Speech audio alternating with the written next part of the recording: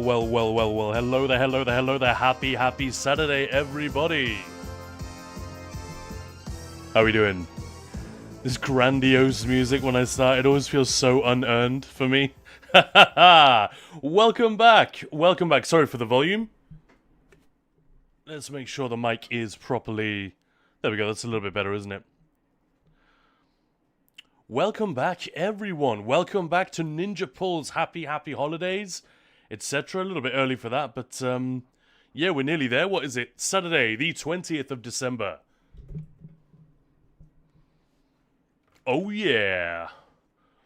Welcome back, everybody. Sorry we weren't around yesterday. That would have been cool, but yeah, too much stuff going on for that, I'm afraid. But yeah, now we are back, and Maya will be here with us a little bit later as well. Let's say hello to everyone very quickly. Welcome. Shapeless first. Yeah, man.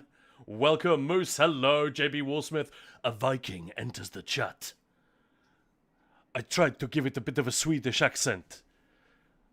That didn't really work, did it? Welcome. How's it going, Wallsmith? Guns N' Raiders, hello. And thank you so much, Guns N' Raiders, for the donation on Ko-fi, you absolute legend. Thank you, my man. Really kind of you. Appreciate it. Happy holidays. And Lily Dryad, hello. How are you? I'm doing all right. Chinchilla's here as well. We are blessed. Hey, Maya, hey, Kaan, Ted the Boss, and Doggo. Chinchilla, Maya is not here. She'll be here in about an hour and a half. So you haven't got long to wait. And Ted has been very unwell. But... pretty sure he's recovering. I just fed him another massive can of very expensive cat food. He's like eating better than anyone else in this house because he's an old man. He's getting all the special food and all the special supplements and everything, joint care and all of this stuff. So I swear he's like an astronaut good health. In some ways, but in other ways, he's just getting old and sketchy. But yeah, he's absolutely chowing his face just across the room from me right now. So, thanks for the greeting, Chinchilla. How you doing?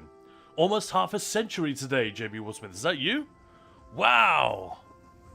That is going to be an amazing milestone. Belorda, hello. Ahelt is here as well. Wow. What a pairing. How you guys doing? Welcome, Moose. Hello to everyone. Lord, hello. Long time no see. Exactly. It's not been that long, but yeah, it feels like it. No Swedish, please. I'm Danish. Don't understand a word of that IKEA talk. Well, in that case, goddag, or as my granddad would say, or would have said 10 years ago. He's still around. I should be clear, but he's getting old and less playful than he used to be. But goddag, no. Because my grandparents, for those who know, are from Jutland, Jylland, in Denmark. That is the bit that is connected to Germany, not all the all the little archipelago of islands and stuff. That's where my mum comes from. That's where I come from, I guess. Though I live here in the UK.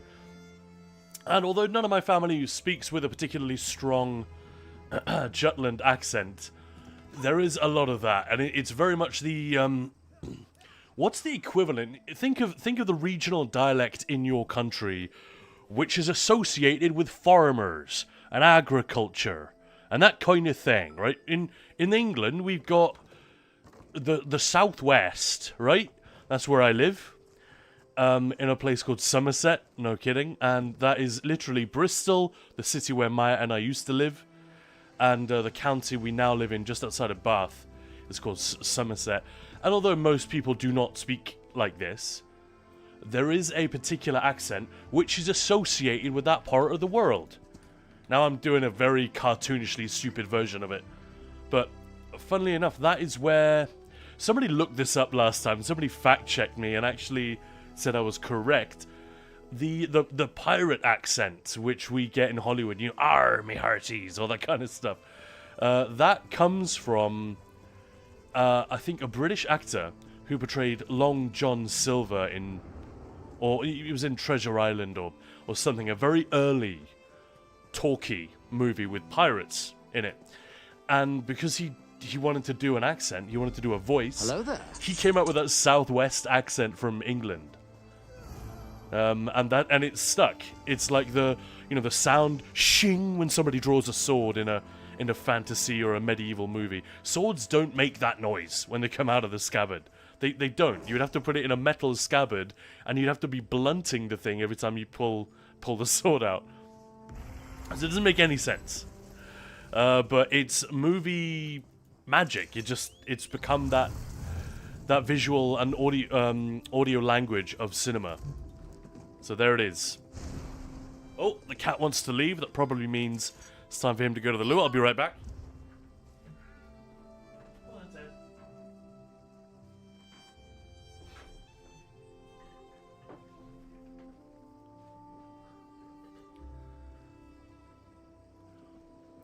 But Lord, on a 35 stream streak. Holy crap, that's impressive. Lily Dryad as well.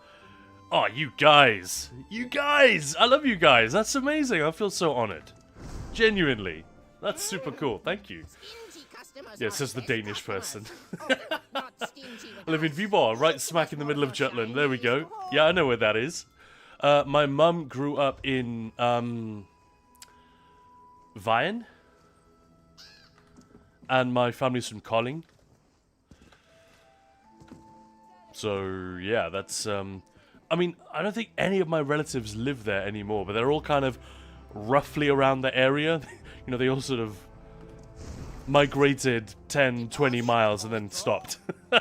So, it's like an arachnophobia where they discover the source of the infestation of all the spiders. They realize that barn is smack dab in the middle. Kolding is a little bit like that for my family. This is a city in Denmark. If you imagine Denmark as the way I was explained as a kid, it is like the face of an old man in profile looking east.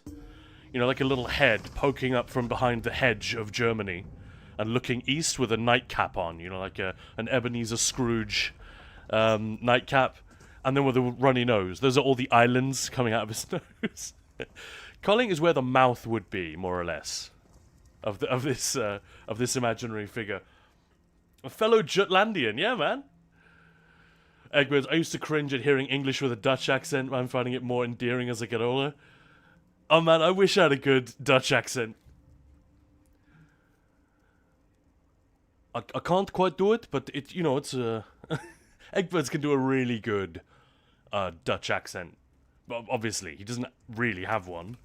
You just have that sort of international sounding accent when you speak. But you do a cracking impression of a Dutch. Are you going to come to the concert? This kind of thing. Like I said, I can't do it. I haven't had enough exposure to that particular accent. But yeah, I'm with you. I think it's quite endearing. It's a very friendly sounding accent. Yeah, you can give it a go when we do the road trip. Nice. Hey, Greycoat, giving Floofs a treat. Alright. Alright, the dog is right here. Let's do a bit of doggo ASMR. Eggbirds, hey, likes to play catch. Hey, Kaan. Hey, chat. Hello, catch. How you doing? And Warsman saying, southern part of Jutland. My sister and mother both live in that area, only more towards the west. I'm supposed to be calling, which is the eastern part. Yeah, so like near Esbjerg, I guess. Which I know very well because we would always... I've flown to Denmark when it's like a short trip, but usually if we're going for one of our big, long, for weeks or like months at a time, we would take the ferry. We'd sail from Harwich in the UK, in England, to Esbjerg on the western coast of Denmark. Very cool beaches around there. Like, it's not particularly warm, but incredibly long, like, deep white beaches. And those tussocky sand dunes are like white sand. You could easily shoot there in summertime and make people believe it was like, I don't know, the Cape in South Africa or some shit. Somewhere much more exotic than Denmark. Good surf as well. Good surfing. Famous surfing around there. Yeah, Bramming. Ah, there we go.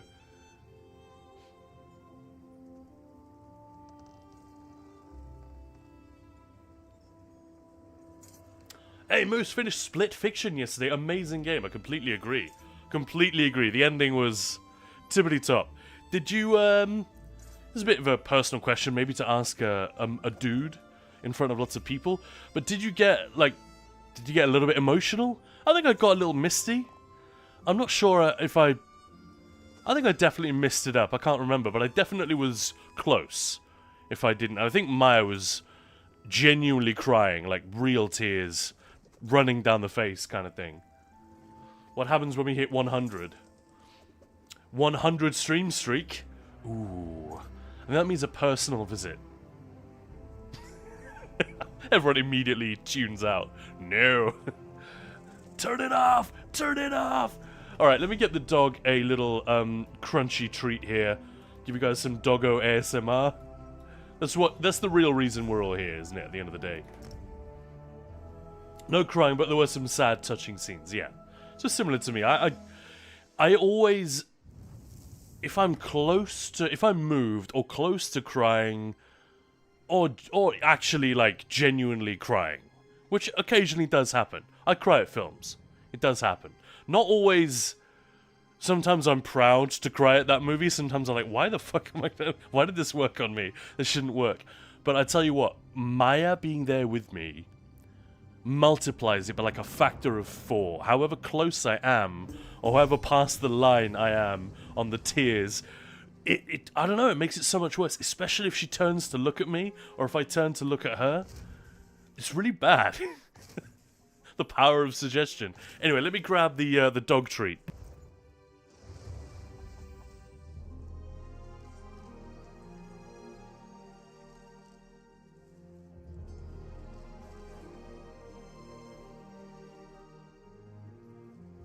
Alright, heads up everyone. This is going to be weird and a little bit loud, but this is the dog having her crunchy treat from Greykirk. Thanks, man. Hope you're listening.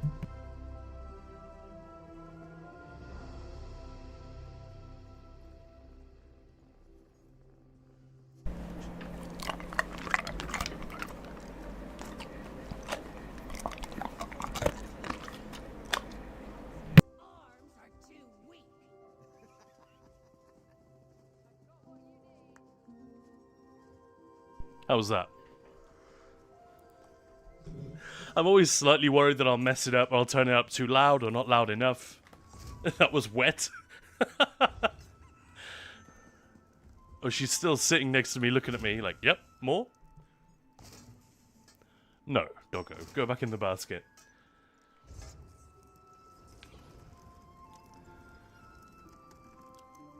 And Moose saying, apparently there is a secret level. Don't know what it is, but I've looked up how to start it. We're doing that tomorrow. Yeah, I think there are a few things that we missed. I think, like, you know, there are all these hidden bonus... well, slightly hidden. In the same way that secret bosses in ESO dungeons are, quote-unquote, hidden. I think there are a few bits... I think we got all of those, but there are some optional encounters, and there's one mysterious achievement, which I haven't looked up, but which is apparently so incredibly difficult, or, like... either difficult or extremely specific that only like a handful of people have it.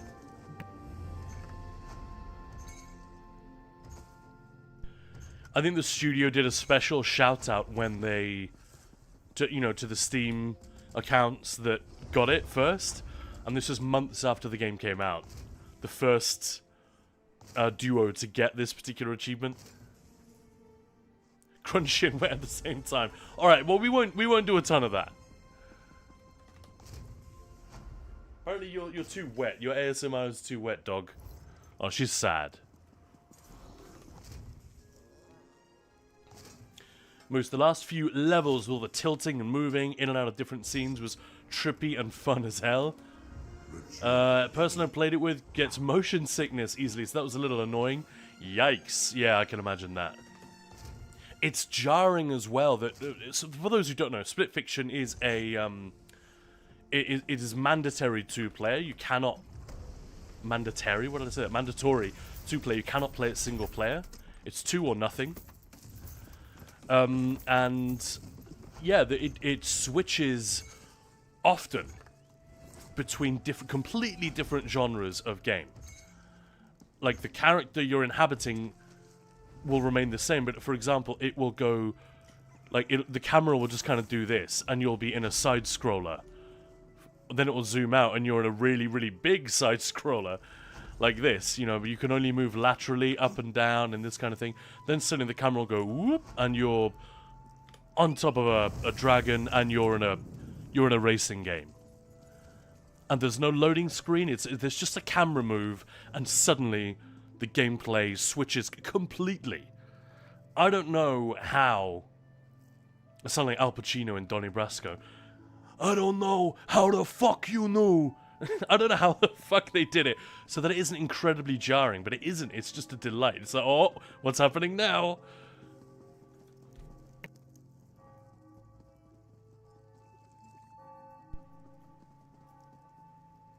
Don't insult the doggo. Grey Kirk not complaining. That was wet. I'm not complaining. I don't know. I guess any context in which someone says to me, that was wet, I'm thinking, that's a complaint. If a client in any of my jobs that I've had over the years said to me, hey,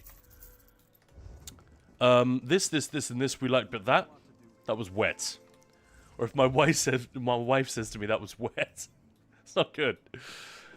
So I guess I've been conditioned to interpret that as a bad thing.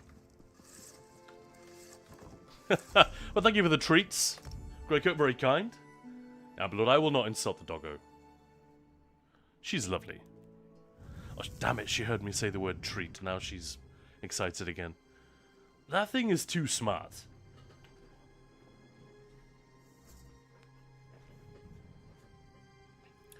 Welcome on in, everybody. Welcome, welcome. We've got a massive stream today. I'm going to be going for 9 hours, probably more. And Maya is going to be here for much of that as well. That is partly to make up for the fact that we weren't around the last couple of days so much. And drops are on as well. Like, we absolutely should be here. The one time you do not want to take a break is when drops suddenly arrive in the category where you spend all your streaming time. So that was dumb, but it's real life. Real life is usually dumb, in my experience, right? Smart doggo equals good doggo, yeah. That's true. And Wild Saber, hey, how's it going? Visceral Maya. We actually tweeted at Blurp, the people who make those, you know, they make the widget that does all the sound effects on Twitch, and they could not believe how many times that particular blurb has been used. Something like 12,000. And we only made it in October. And they were like, what the hell? That's a lot. So the people who actually made this stuff and look at the metrics, we were kind of blowing their minds with this shit. So thank you guys for using that on so heartily throughout the year. And while they were saying, Ninja found the greatest place to ever exist in Indiana. There is a fudge factory and a gift shop called, and I kid you not, it's called Uranus. No way. They make everything with a butt joke, and when you get your fudge, they ask you, were we gentle with you? Did you get your fudge packed? Wow. For real. I remember when I was like 13 years old or something, and my sister referred to somebody as a fudge packer. And I didn't have to, but my mum was asking, she was querying what on earth that could possibly refer to. And yeah, I explained to her what that meant. That was a vivid moment. Just seeing my mum processing the realization of that colourful idiom deployed by teenagers. That's pretty funny, Wild Save. I'd be down with that. Bit of harmless humour. Which, that's not how you pronounce Uranus, though. Because we love Maya. And you too, of course. Ah, thank you, Guns N' Raiders. Wow, we love you too. Thanks again for the Christmas gift on Ko-fi. It's very kind. A Theron row, yeah.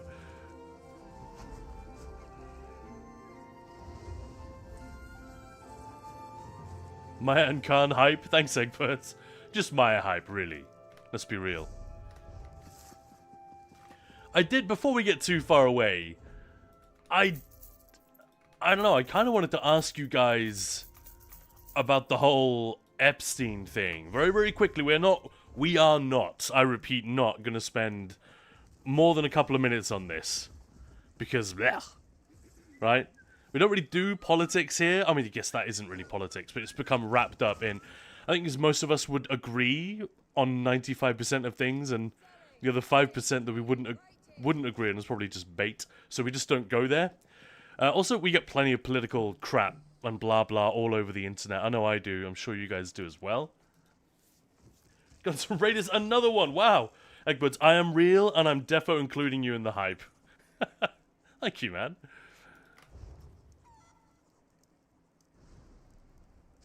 It was a joke. I had saying, yeah, too many documents apparently still left unreleased. That's what I thought. I just thought this is an opportunity to, like, actually have some fun at the expense of something sort of political and dark and quite irritating. What's the best thing to do with things that are irritating and political? It's to make fun of them, right? I thought we could do a little bit of that, maybe. Like Splikatch, we heard you were giving us all Crimbo presents. Archmage Azdara, they showed us what they wanted to see, not what's the real thing. Exactly. You guys are all over this. But it seems like you've all seen enough to know what's up. I have not spent a lot of time looking into any of the specifics, but yeah, like the broad strokes are exactly that I've seen are exactly what you guys are repeating here. Like, what a joke. What the fuck even is that? Oh, hang on, I didn't do my I didn't actually hand in the alchemy one. What? I don't have imp store, that's why. Oh, really? I have to go shopping for that? You know what? Abandon. Forget it. Forget about it. Yeah, I love fully redacted papers, right? Yeah, I mean, it feels...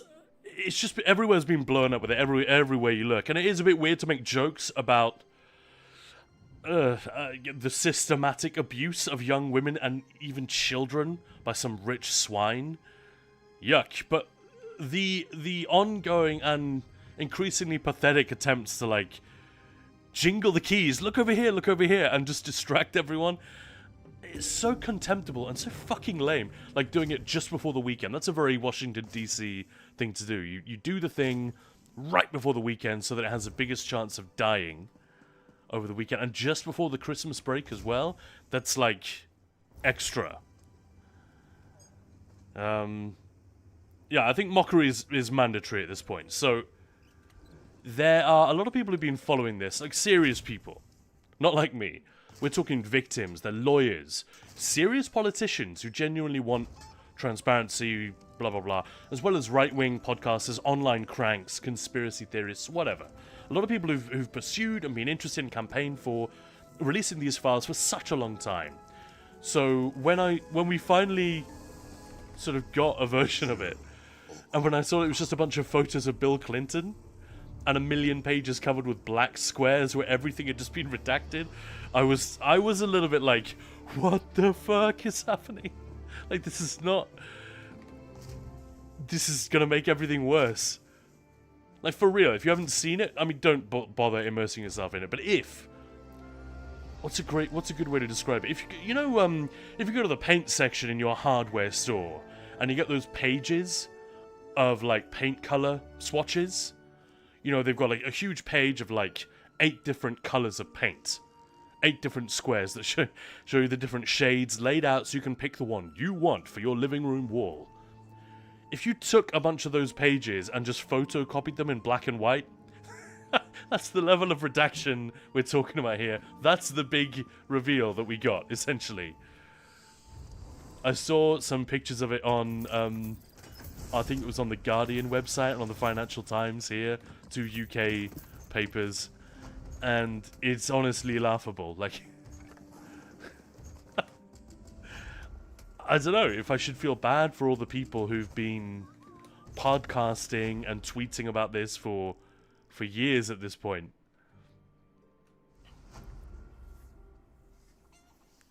Egberts, were they released? wait, you haven't heard about this? Guns Raiders, you do get 100% of Kofi. We do indeed, yes. And I have 100% crashed as well. Look at that.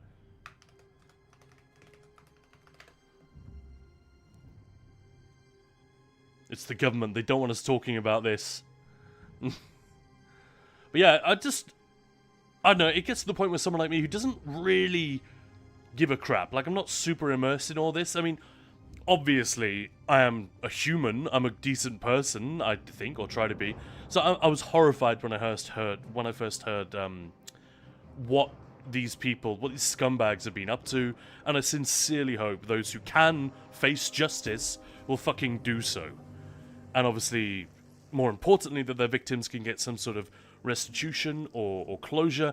But ultimately, this is not the sort of news or analysis that I tend to spend my time on. It's not where I live, you know? I expect that's true for many of us. So initially I was like, come on, why are we still talking about this? But it's just so shady. It gets to the point where even someone like me begins to be pulled in, and we're wondering like, what are you hiding? Like, what it reminded me of was when, if your wife asks you, what were you and that blonde lady talking about for so long? You don't say, hey babe, so do you prefer Marvel or DC? That is not an effective way to deter further questions. That's what I'm saying. And that feels like what they're trying to pull here. Do you guys know what I mean? Like, but I haven't really kept up with the news for the last 2 weeks. Yeah, I mean, good for you, man. It's good to disconnect sometimes, and I know you've been super busy. Not really a DC thing, more of a specific... Yeah, that's true. Different type of DC now. We're talking about Washington, DC. But yeah, like... A lot of people have already come out and said this, that this is a very typical Washington move. Theron Road daft, question mark, yeah. Edwards, I love the fact that I'm hearing this news in an ESO stream. Well, it's not so much news or politics. I just wanted to make a couple of jokes at the expense of what appears to be some really, really horrible people, and those who are covering up for those horrible people. Like, something shady is going on. We don't even need to get into specifics. That's not our job, thank fuck. But yeah, another thing it brought to mind was, at Christmas time, I remember one Christmas when I was a kid, a family dog managed to get the Christmas goose down from the kitchen counter.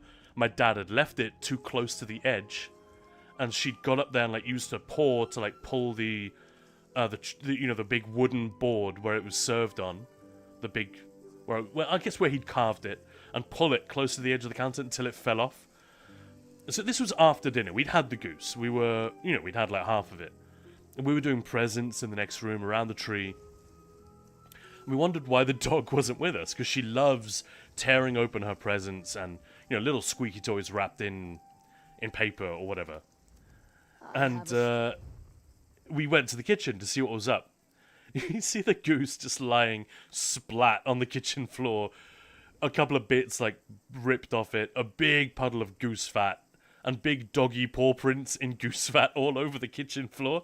And then the dog itself is like sitting in the corner as far away from the goose as possible, doing everything in her limited power to look innocent. Like, it wasn't me. It was this dog came in and did this awful thing. And that... Obviously, that was just a funny little family anecdote. This is deadly serious subject matter, but you got to chuckle at the absurdity of such a grand political institution basically trying the same tactic, the same move that my dog tried to pull on Christmas. Nope, nothing to see here. That's the level we're talking about. I just thought it was funny. And you got to laugh. Like, I remember reading a really, really a disturbing and frightening interview with someone in, I think it was in Kabul, sorry, during, while the war was ongoing, and they could die like any day. There was death everywhere, bombs are going off, it was awful. But they gave this really beautiful little speech about how you have to find humor. It's not even a thing that humans have to figure out how to do. It just happens. We just do it instinctively. We begin making jokes about the awful truth all around us.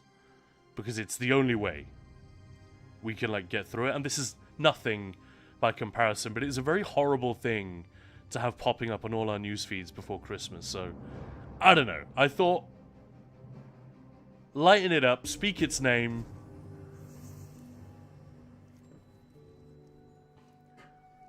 JB Will-Smith, doggos need to go out for a bit. Fair enough, fair enough. And Guns N' Roses is perfect, because I would rather you guys get the 100 and you guys give us 100%. Oh, thank you, man. Well, that's exactly the point. That is why we have the Ko-fi thing, because some people, I don't know, they don't want to spend $4 or $5 on Twitch, especially if half of that isn't even going to the streamer. You could, on Ko-fi, it could be $1, it could be $2, whatever, and all of it go. That way, you guys can give us less, but we still get more. And sort of, whilst Twitch obviously needs to make its money, or, you know, all this goes away, and we have to find some other way to broadcast our nonsense to you guys, and support, you know, the YouTube and the Discord and all the other things that the guild does. Yeah, we don't want to cut Twitch out completely, that wouldn't really make sense, but that is kind of a win-win when you look at it that way, so thank you. And Ahel saying, will some people face consequences? Yes, hopefully. Will the people who are too important to face justice? Highly unlikely, exactly. Same old, same old. Archmage Dara, hey, jingle, jingle, look, another random thing related to Alien. Ooh, scary, ooh, jingle. Yeah, exactly. Jingling the keys. It's a great political tactic. And I tried to come up with a gaming analogy in the, like, 5 minutes before I started streaming today. And I thought, what is a comparable thing that people have been calling for? Release the files for so long. What is the gaming version of this?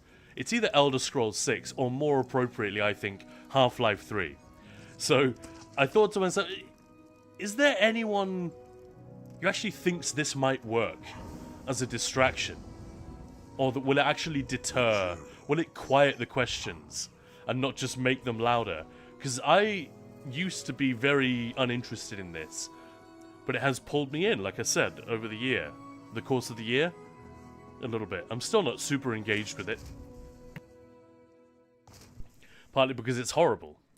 It's very dark subject matter. It's not where you want to spend your time sort of pondering. Very difficult, very difficult. Maybe I've got more of a... Maybe it hits differently for me, because when I was very young, I just started my first job after my master's degree. My first real full-time office job that wasn't, you know, just to make money while I was a student or a kid or whatever. I was 1 week into it and I had to go on jury service, so it really sucked. I was worried they were going to replace me. I tried everything to get out of it, but it was fine in the end. They were cool, and, you know, I got the week. I think it was 8 days in the end. But the particular jury service I'm on, I'm not allowed to say, obviously, any details. But it was about the sexual abuse of an underage girl by a family member. And it was really, really... It was just very disorienting and strange to go through that. Obviously, I had no sympathy for myself. My sympathy was with her parents in particular, and obviously her, throughout this thing. But it was kind of an awful thing to have to confront, and it made me think massive respect for the people, social workers, who... This is their, like, entire week dealing with this stuff all the time. But maybe that's made me a little bit more... I don't know, a bit more sensitive to these things, but I thought, like, what would it be like if Gabe Newell decided one day he was fucking done with the Half-Life franchise? He comes storming into the offices at Valve one day and he's like, "Right, listen up, bitches. I'm sick and tired of all these online demands for Half-Life 3. The internet is driving me crazy. We're shutting it down. Everyone just wants us to release the game, so let's just pretend to release it, and this will all go away, right? It'll work. It'll work. No one will notice." So they release it, everyone goes crazy, it's like, oh, new Half-Life game. We all download it on Steam, and then we gradually become insane whilst playing through a really frustrating playthrough of a game where most of the textures are missing. The middle of the screen is redacted with a big black block 80% of the time. It fucking sucks to play. And whenever the scene is fully visible and playable, I guess we're just swinging we're swinging a crowbar at Bill Clinton. We're just beating up Bill Clinton with a crowbar. No one's going to experience that and say, oh man, we finally got Half-Life 3 and it was awesome. They're going to say, oi, Gabe, what the fuck? Who are you trying to fool with this weak shit? When you do what you said you were going to do.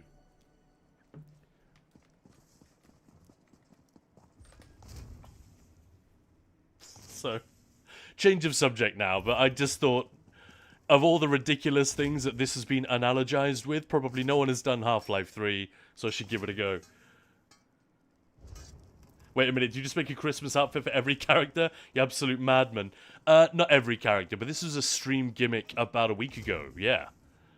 We did a Christmas outfit for most of my characters. Well, not most, like half of them.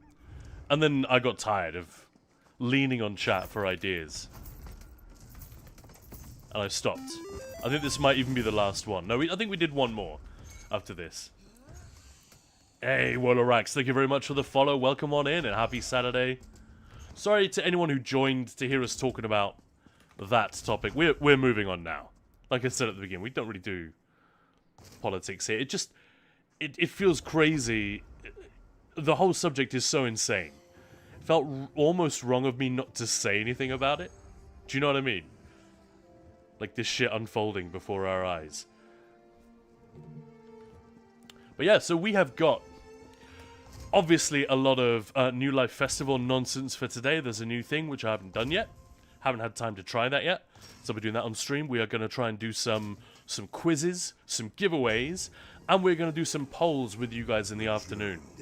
That'll probably be in about an hour, actually. When Maya gets here, we'll do a poll, a series of polls. It's going to be like voting for best ESO thing, best NPC, best this and that, best dungeon, all that kind of stuff. So get your fingers on your buzzers, guys, in the next hour or so. Because we want this to be the definitive. The definitive established Vox Populi. This was good, this was best. That kind of thing. You can get to vote for your favorite Kaan impression this year, or maybe that should be the least shit Kaan impression. And Maya's as well. That should be fun. But yeah, for now, what is up with you guys? And Moose saying, it usually is by a family member. Yeah, when I was little, I was terrified of the random stranger who supposedly was definitely going to offer me candy and quicksand. Yeah. Yeah, it was a very strange experience because it was very unpleasant, but at the same time you don't feel entitled to complain about your circumstance given what you are faced with each day, sitting in that courtroom for hours and hours while they go in excruciating detail over what allegedly happened. Yeah, very nasty. If Half-Life 3 was released as a Half-Life 2 DLC. Oh, that wouldn't be as bad as what I said. But that would... I think people would tolerate that, but they would only tolerate it. Lily Dry, there were translation issues again. The new quests were in English for those that play the game in German. Yes, I saw that. And Belorda and Gilly were talking about some funny mistranslation. Mudman. Something to do with that. Eggbirds, I'm posting my Christmas cards as we speak. Oh man, you're an actual person that does that. Good for you, man. Then head to the city centre to do some shopping for Christmas gifts. So sort of lurking. I'm not really able to check chat often. No worries, man. I think we are all done for Christmas shopping. I think. I took a risk this year. My dad and I usually buy each other a bottle of whiskey. And it's often just the same bottle of whiskey that we'll give each other. One called Aberlour. But the reason is, my dad's mother, my grandmother who died quite some years ago, She was Scottish. And when he was very little, this stopped even before he was a teenager, like when he was under 10 years old, they used to go up to a town called Banff in northern Scotland every now and again to see family and, you know, stay in a little house, a holiday house. This is way back. And he'd often talked about wanting to go back there. And one Christmas, like 10 years ago, I said to him, hey, I think it was literally 9 years ago. I said, so this is before I was a streamer, when I was a yuppie with lots of money. I said to him, why don't we go? This is near Duffton. Well, not really, but if we drive up, I'll drive you, and we'll do like a boys' trip up to Edinburgh, and we'll keep going north. We'll see Aberdeen. We'll go to Duffton, which is like the world's, the home of Scotch whiskey. It's pretty much Whiskeyville. Like, there's so many distilleries around this small town, and it's lovely country up there. I love Scotland. It's great. The weather is appropriate, is the nicest thing you can say, but the landscape, the people, are just the greatest. So yeah, we did this trip, and we stayed in Banff, and we had a lot of whiskey. And since then, we have often given each other the same exact bottle every year.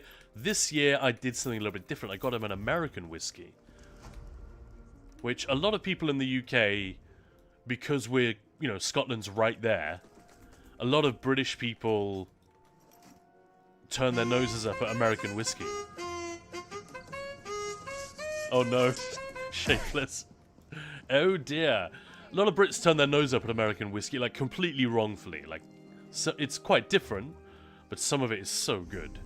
And because they're so different, they don't really compete with one another. I'd say Scotch and Japanese whiskey compete more over, like, they've got more in common. But like bourbon and Kentucky firewater and stuff like that, these don't have... I feel like it's a different thing. Almost. So anyway, thought we'd go for that this year. We saw a really, really expensive American whiskey, like heavily reduced. It's like 25% off. So we went for that. Most of the other comment or fix those translated change German skill descriptions. They weren't on the live server, were they? Or they weren't supposed to be. I think they did. Yeah, it all burns going down, Ashma. Yeah, I guess so, yeah. I mean, the really nice stuff kind of doesn't. But I'll tell you what, this whiskey tour, of course, if it's the whiskey capital of the world, it's called Dufftown. It's pronounced Duffton, but spelt to Dufftown, as in Hilary Duff. If anyone knows, I'm just showing my age. No one knows who that is.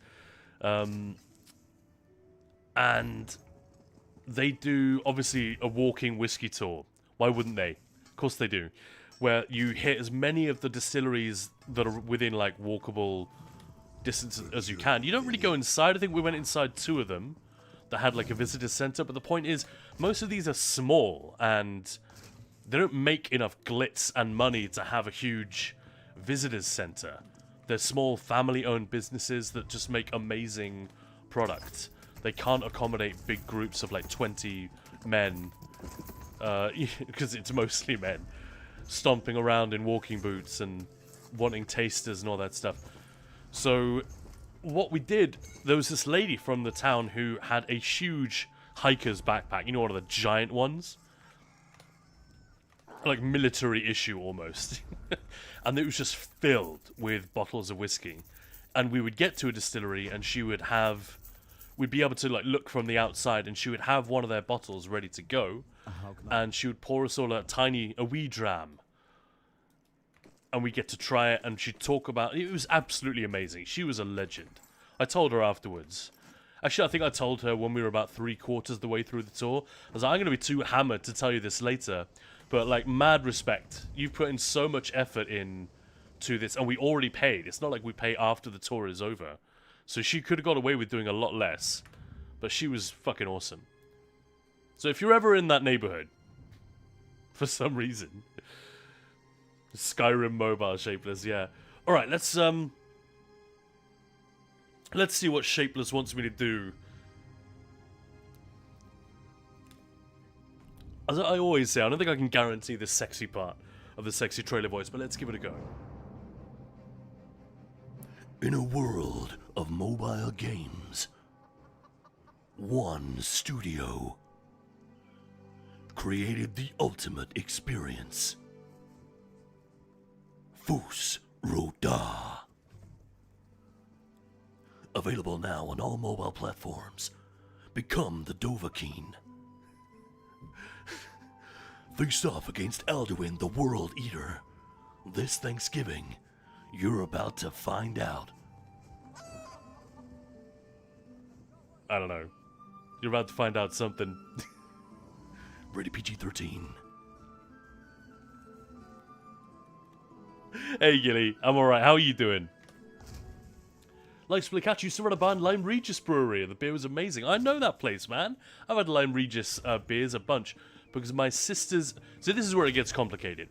My sister and I are Danish, but live in England, right? She lives in Berlin, and is married to an Italian man whose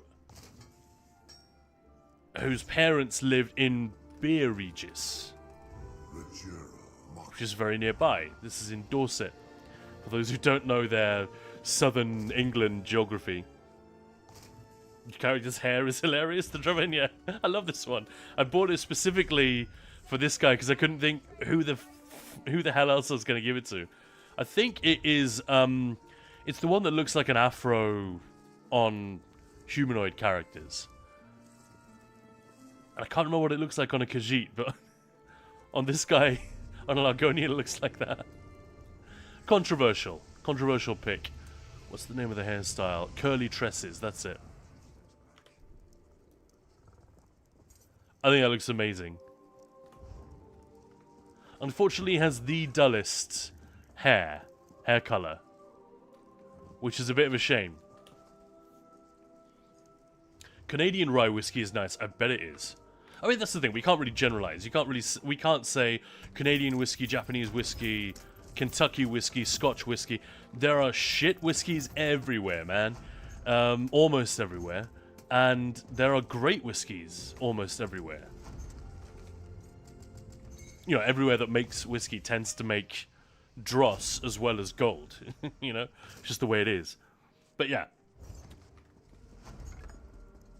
I'm just down. I'm down to try whatever. I think the World Whiskey Awards, a Danish whiskey actually won first prize this year. How wild is that? That industry's only been around for like 20 years in Denmark or something. But maybe I'm wrong about that. Maybe it's been longer. But I hadn't even heard of it. How are you, Gilly? I'm good. That's a lot of feathers. Yeah, I forgot. Laugh doesn't work here. It's alright. As long as... If you're laughing at home, that's good enough for me. But yeah, I love the hair on this guy. Good fun. So I'm actually looking forward to trying that the new New Life quest. That's a weird thing to say. Yeah, because Gilly, you and Belorda were talking about it. I've heard a couple of other people say, oh, I love the new thing, and yada yada. I haven't even tried it. I know almost nothing about it. So we'll be going to do that in a little bit.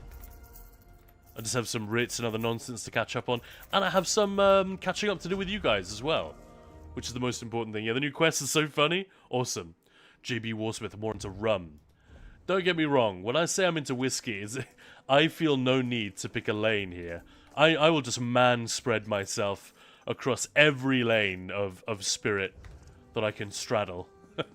That is a horrendous metaphor. But yeah, rum, tequila, even vodka, to be fair. Vodka's less interesting, like, inherently, because it is more used as a mixer a lot of the time. It doesn't aim to be as flavorful and interesting as, like, a rum or a whiskey, typically. But yeah, Maya and I are suckers for rum. I think if I had to choose and just have one... If I had to choose one category of spirit, oof, I think I would go with tequila. Because No, I'm already regretting that. No, I don't know. Don't know if I could choose. But I love all of it, basically. I don't drink anywhere near as much as I used to. We used to have friends over and make cocktails like all the time. But now we don't live in a city centre. So many of our friends have kids or have moved further away. You know, it's when you're in like early 20s or whatever and you have a bit more money to splash around with and your friends are in the same position. That's the kind of vibe. And because we didn't live in London, we had sort of London-style jobs, but in a much cheaper city. We used to have a lot of fun. And also, I should say, when I got my master's degree, I made money so I could afford to do that by working in a wine merchant, an independent wine merchant that had this amazing lady who taught me so much about spirits in particular. She was just a legend. Shout out to Rachel. What a fucking legend. Anyway, there we go. Look at this. We just got raided on YouTube by Not Pure. How's it going, Not Pure? Welcome on in and happy Saturday.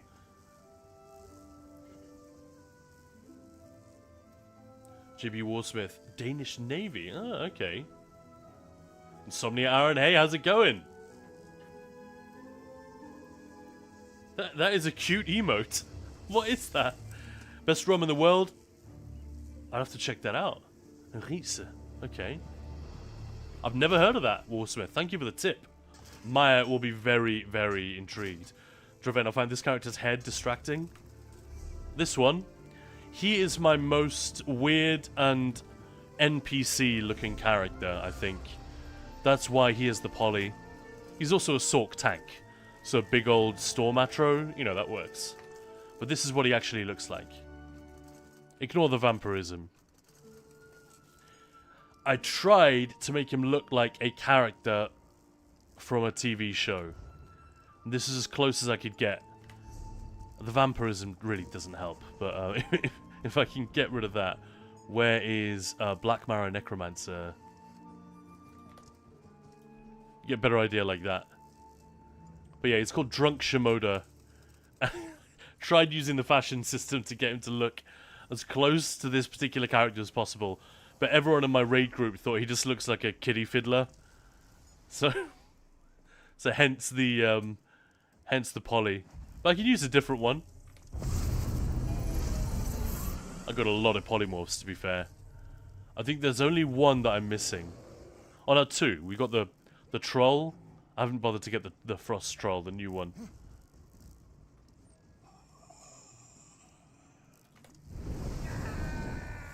There we go. See? It's a user-friendly stream. We have accessibility options. I'm distracted by your character's head. I will change it. No worries. Looks more like John Cleese to me. It does a little bit, yeah. Not tall enough. John Cleese is enormous. I'm quite tall, but I walked past him unknowingly. I didn't realize it was him until it sort of hit me 10 paces later, who I just walked past. He's a very tall guy.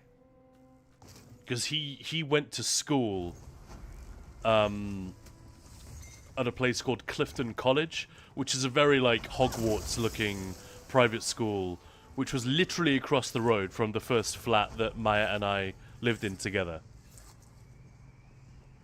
And there was a famous story about when he was at school, I guess this would have been in the early 60s or something like this, a very famous cricketer from the England cricket team came to that school and, you know, did a little bit of friendly batting against some of the boys there, and John Cleese, this really tall, athletic young fellow, apparently bowled him out twice in a row.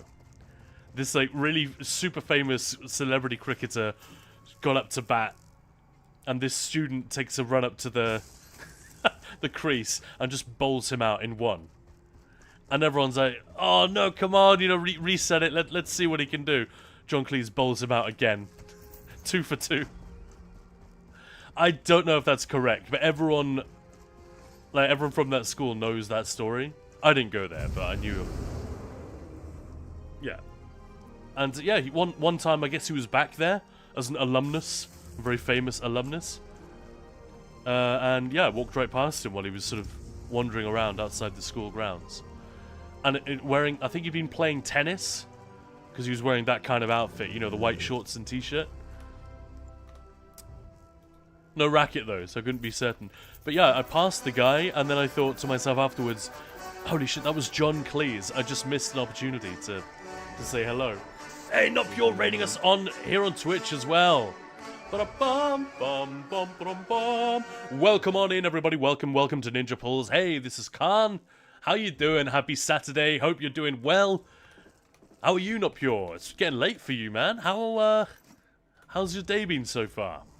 And welcome in, everybody. Gilly-chan said, oh my god, he reminds me of a Vampire Stibbins. Yeah, that's true as well. And JB Warsmith, he's just changed the name to Old Saint Croix. Okay. Saint Croix, maybe? You can still find bottles in stores with the old name. Okay. Yeah, Duran, no worries. And Runa, hey, Freaksome, Not Pure, the Chugman. Is it the Chugman or the Chugman? It's a bit like Batman and Spider-Man. How you guys doing? Welcome on in. Hope you're having a terrific weekend.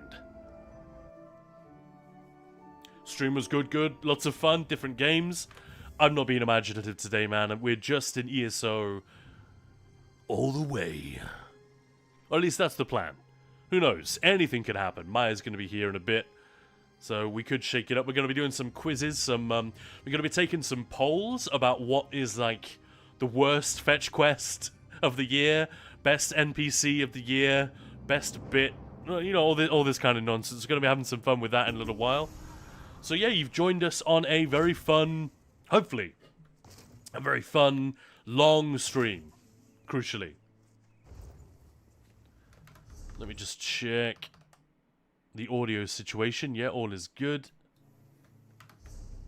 Sorry about that. Draven Khan, here's a hard question for you. What costume is that Argonian merchant wearing? Please, this one here. Ooh, that is a good question. That's a very good question. I want to say Blackfin Legion. Let's have a look. I'm not sure that's a costume. I think that might actually be outfit style. Let's have a look. Maybe I'm wrong. No, it's not Blackfin, is it? It's similar though. Nuts. What other Argonian ones are there? Ah, Moose got the event house. Nice. Not pure. Thought I would send people in on YouTube and Twitch to get some drops and chill. And Margot JB, how you doing? Welcome on in. Thank you guys for all the emotes. I love that. Great community you got there, Not Pure. I dig it. Making a lot of noise when raiding someone else, it's like... It's one of the funniest things to me. If you do a raid and everyone's just freaking out in chat. It's so funny. Like when we do a giveaway, one of those guess the number giveaways. And chat just goes completely insane for a couple of minutes. Congrats, Moose. What are you going to do with it? Or are you just going to let it sit there like I do? Draven, yeah, I love it. I wonder where it came from. Thank you for indulging me. Now I want to find out. This is what I'm like. If you ask me a question like that and I don't have the answer or know the answer, I will then want to know. You will infect me with that particular curiosity. So let's see if we can figure it out. Moose, gonna do absolutely nothing with it. And hey, we've got 2 Not Pures here. One on YouTube as well. Send the peeps in here as well, mate. Hope it worked. Yeah, thank you. But yeah, I like how it all looks. So, for those who haven't seen it yet, maybe we'll take a quick look at the house. Where is the event stuff? It's outside of the city, isn't it? In Skingrad. That's some weird shit. Why'd they do it that way? It's oddly far away in this place. Sup, bitches? How you doing, Xenia? How's married life treating you? Are you done with that shit yet, or? Just kidding. So is it a week ago today? Nice to see you, man. I hope you're having a good day and you've had an excellent week. But yeah, so this is the wild-grown chapel of Julianos. I did wonder on stream before if this was anything to do with Julian Le Fay, because we've known he's been quite ill for quite some time. For those who don't remember or know who Julian Le Fay is, he is very much the father of Elder Scrolls. He didn't create it by himself, but he and Ted Peterson basically are responsible for this franchise. And they worked on the first couple of games, at the very least. And yeah, he's been quite ill for some time. We lost him a couple of months back. And I did wonder if that was a little nod, because Julianos, I should perhaps say, the god Julianos, the god of logic, is named after him, because he was very much the organized coder, the programmer type. Ted Peterson was the creative, and Sheogorath is named after him. After one of his in-game characters or nicknames. And this house was built, we know this, because LCI Yorochi was here. LCI Yorochi. It's a great name, but I always manage to, like, fumble it as I'm saying it. She is the housing lead on the ZOS team working on ESO, and she built this one personally. So there are a couple of reasons, just on paper, why it's super cool. And then in practice, obviously, it's one of those floating houses, so you can build upwards, you can build downwards. It's not exactly a blank canvas, but there is quite a lot of funky stuff that you could do in here. And this is the free house that we're getting from the final morph of the collectibles this year. Fun stuff. Yeah, I just wanted to call that out. It's pretty cool, right? Yeah, 2 weeks ago now. Time flies. Wow, it does, yeah. It's already 2 weeks. Apologies. And there's the shrine, the altar to Julianos. Cannot be used while previewing a home. Scandalous. My condolences, yeah. Ah, thank you for the stretch. Katakor. Ah, thank you for that. Do a couple of shoulder rolls while we're at it. Got to keep those traps working. Moose, if I was into housing, this would be my favorite house. Yeah, I think it's a really strong one. Because you don't need to do anything to it. It's already... boom. It's already pretty fun. And they were smart enough to give us that, you know, open space near the entrance with a bunch of things that you can remove. If you want, you can move all this stuff.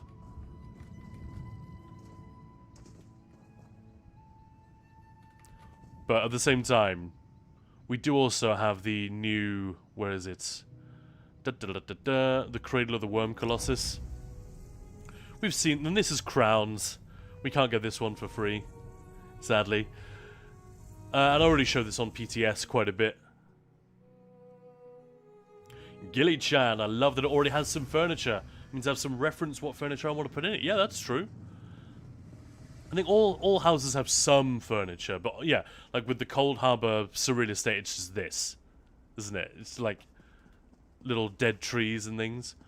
But if you want something a bit more thematic, a stronger theme, I absolutely love this playset. I love that they just went hard on horror, gothic, HR Giga, all of the... like, you could argue it's not super original. I wonder if they watched Event Horizon as well for some inspiration. Yeah, the sort of slightly uncomfortable gothic, but also somehow industrial-looking architecture. I really dig it. I think it's really well done. I love this playset. And the fact that it comes with a target dummy. which I cannot attack because I'm just previewing the house. But yeah, that's a furnishing. You can move it. You could put it in other homes. You could use it as a decoration. And it is really... I don't know, it's kind of a celebration of this year and the Writhing Fortress in particular, I feel like. But I don't usually buy crown houses, so...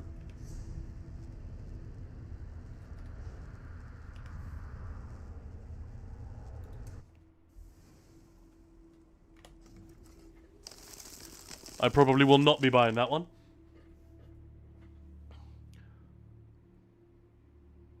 You can tell if the shrine works. I saw it light up. Yeah, I don't think you can change skill lines and morphs on it. Does it not do anything?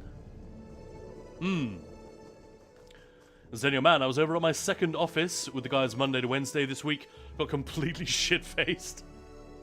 Hey, I love a story like that. So apparently I did this while I was under the influence. They insisted to buy drinks for me all night because I got married. 13 pints of Guinness? Or, hang on, are these pints? Like half liters? 13 Guinnesses, then one colleague suddenly had 4 eyes, and it was time to sleep. Colossus is bugged, doesn't give synergies and buffs. Oof. Maybe it's not supposed to. If it's a 6 million dummy, that's the point. It was bugged for different reasons on PTS, so I didn't really mess with it. But it could be a 6 million. Most of the furnishing dummies that we get are 6 million. Like, I've got the Thoat Replicanum one, and on the one hand, it's useless to me because it's not a trial dummy, it's not a raid dummy. But on the other hand, it's so freaking cool that I don't want to, like, destroy it for gems. Can't bring myself to do it. I can't quite get there. Gilly-chan, the Cold Harbor House looks cool, but it's not my kind of home. Yeah, I can... From what I know of you, Gilly, I can see that. That tracks, yeah. And Moose, I'll be finishing Golden Pursuits today as well. I thought you said fingering there for a moment. I'll be fingering my Golden Pursuits. Huh? Bizarre. Sorry about that. The description says it is supposed to. Well, there we go. Yeah, it's 21 mil. There we go. Yeah. Yeah, I assumed so. So that's something they'll fix then. Bit of a shame. What did I just pick up? Woodworking. Yeah, there's a forum post about it. Kevin responded about what... yeah, okay. Good shit. I'm not as up on these things as you guys. I usually lag a little bit behind.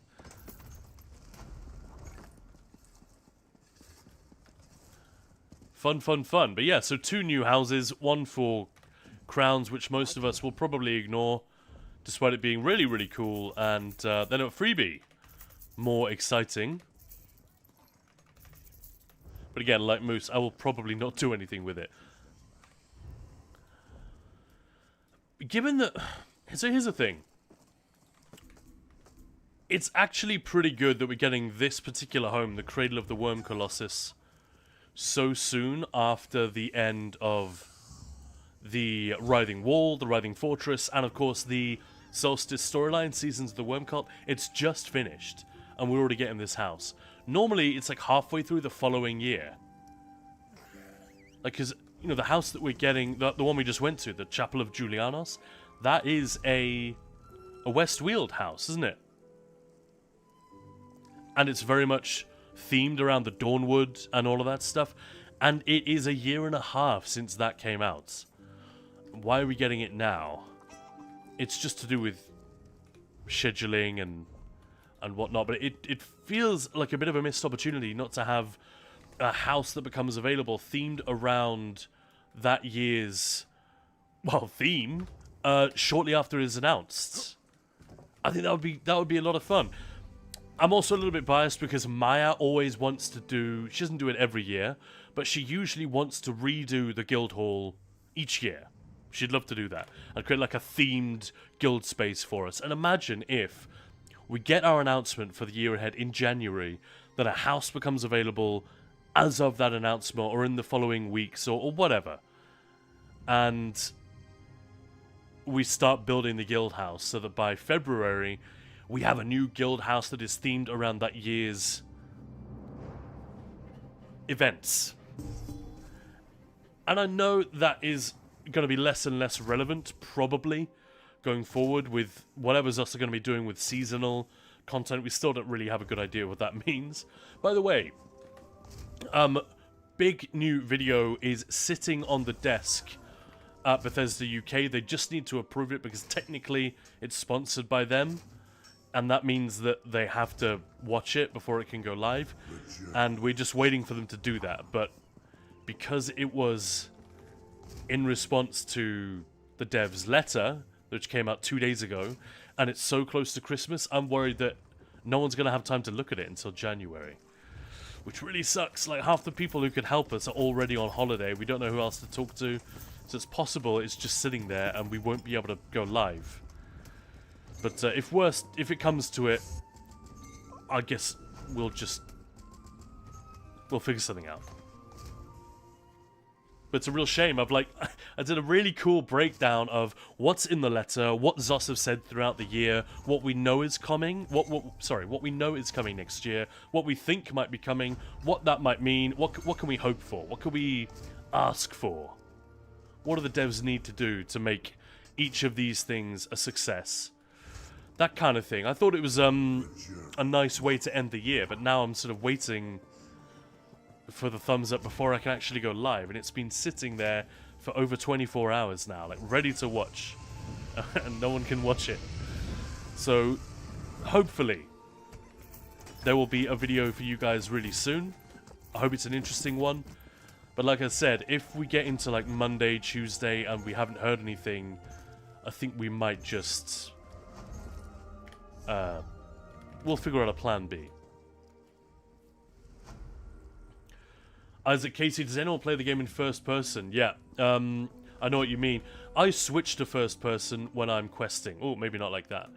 Maybe I will go into camera and field of view, put that in the middle there on 100. If I'm questing, I have a hotkey for like turning off the UI and going into first person. And just to take in, especially the towns. They look great. And if you're just taking your time doing story content, doesn't matter. Then as soon as I'm in combat, obviously, the UI comes back. I zoom out. And play the game as normal. But yeah, don't do dungeons, trials, PvP, or anything that involves real gameplay. Moment-to-moment gameplay and reaction times. Don't do it in first person, because it just doesn't work. People have tried. We met someone on the Discord just a few weeks back, and they were really struggling to get through normal Maelstrom Arena and stuff like this. And people were being very, very encouraging. You know, don't worry about it. You can do it. And they were on a healer for a start, heavy attacking everything. And it's like, well, why don't you just give it some damage gear? Like, if you're already spec'd into spell damage and max magicka, but this person didn't want to do that. I don't know. Maybe they were too new to the game, didn't feel confident moving things around. But then it turned out, after much discussion, they were playing in first person. And it's like, oh, right, now we know why you're struggling so much. Because you can't see what's behind you. You can't see what's under your feet. You can't track conal AoEs, whether you're in or out. You just... So much of the gameplay is completely contingent on you being able to read in a, you know, like a tactical overview of what's happening to your character. Whereas you're playing like this, that's a nightmare. I'm taking damage from somewhere. Where is it? I can't see it. Whereas if I'm here, I can immediately see this thing behind me and to my left is attacking me.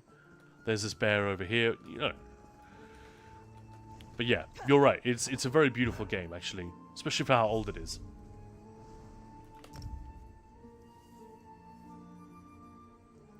Thanks, Lily Dried. Yeah, Zos apparently already knows they're working on it. I'm sure they know.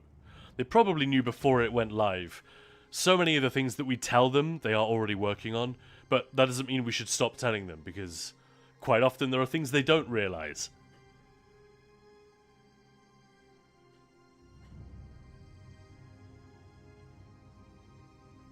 fact, I've got a pretty funny one for you guys. I'm just going to show you this. This is very unfortunate. If you're sensitive, you might want to look away. Alright, where is it? I just got to find it. It was in a Discord. Yeah, here we go.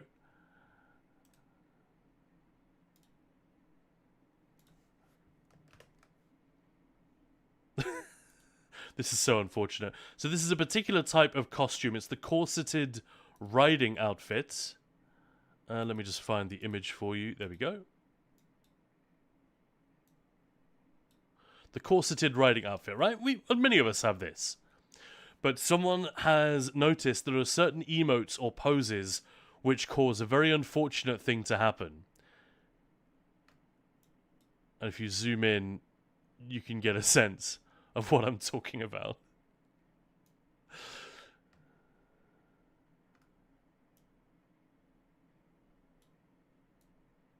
I think we can all agree that is unfortunate, to say the very least.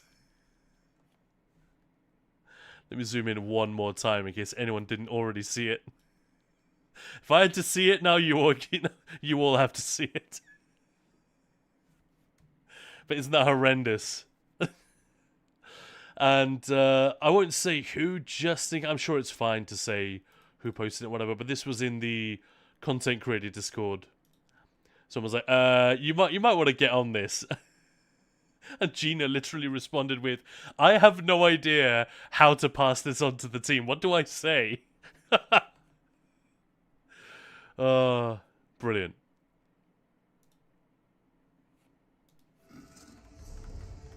So anyway, there we go.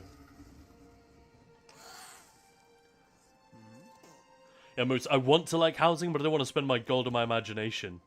And my imagination is terrible, I see. See what you mean. Oh man, I bet you'd be fine on the imagination side. But yeah, the gold thing and the time, that's no joke. Gilly Chat, I like the Doomchar Plateau. Just haven't done much with it yet. Yeah, another very cool house. It's like got a very strong feel and vibe to it. But it's quite open and flat, and you get a lot of freedom. Blank canvas is the term. Man, I keep seeing characters rocking this outfit. I kind of want it. Not just for the boobiness. It looks great on all characters. This is the one in the new crown crates. Just the flared trousers at the bottom are really fun. I guess it's kind of like an Aladdin costume almost, isn't it? Got some of that vibe to it. Lily Dryad trying to get the furnishing pack on World Crown Exchange, but no one has replied yet. I often get better results when I DM people who are selling. Yeah. But it's different. I usually buy a huge amount of crowns in one go.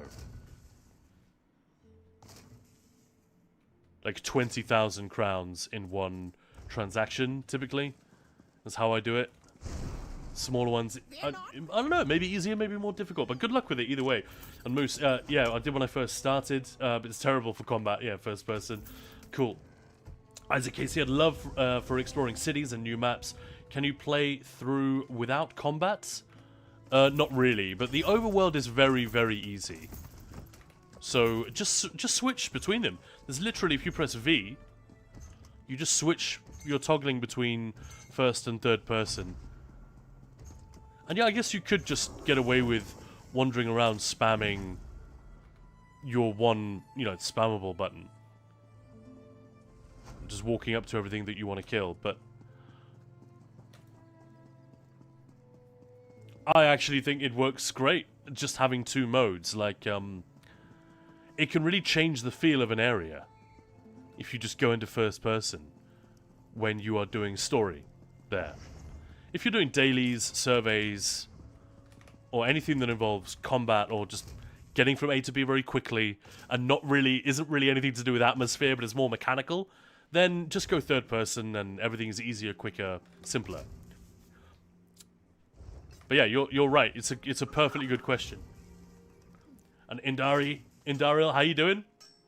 JB Watsmith, two tired puppies next to me right now. Aww. Schnacks, thank you so much for the sub. That audio didn't pop up for me, or either that or I missed it. Thank you so much, man. Welcome on in. How you doing? Lovely to have you here. How many Lebkuchen have you had so far this month? I've probably had more than you. Maya discovered that the local supermarket has quite a nice... You know, that is still... There, we're in England, you know. It's never going to be anything close to... Like, the best Lebkuchen we get here are probably quite weak sauce compared to the worst Lebkuchen you'd get in Germany. But anyway, whatever. They're actually not that bad. So she's been buying a couple of bags. And we've been having them with our morning coffee. But thank you so much for the sub. Absolute legend. That is the first one of the day. Woo! Dig it. Really appreciate it. Moose, the main quest will require combat. Group content is combat. Many zone quests will require combat, but it depends what you want to do, yeah. Tell them to hurry up with Elder Scrolls 6. Cheers, big bro. Alright, Isaac, I will get on the phone with the T-Man right now.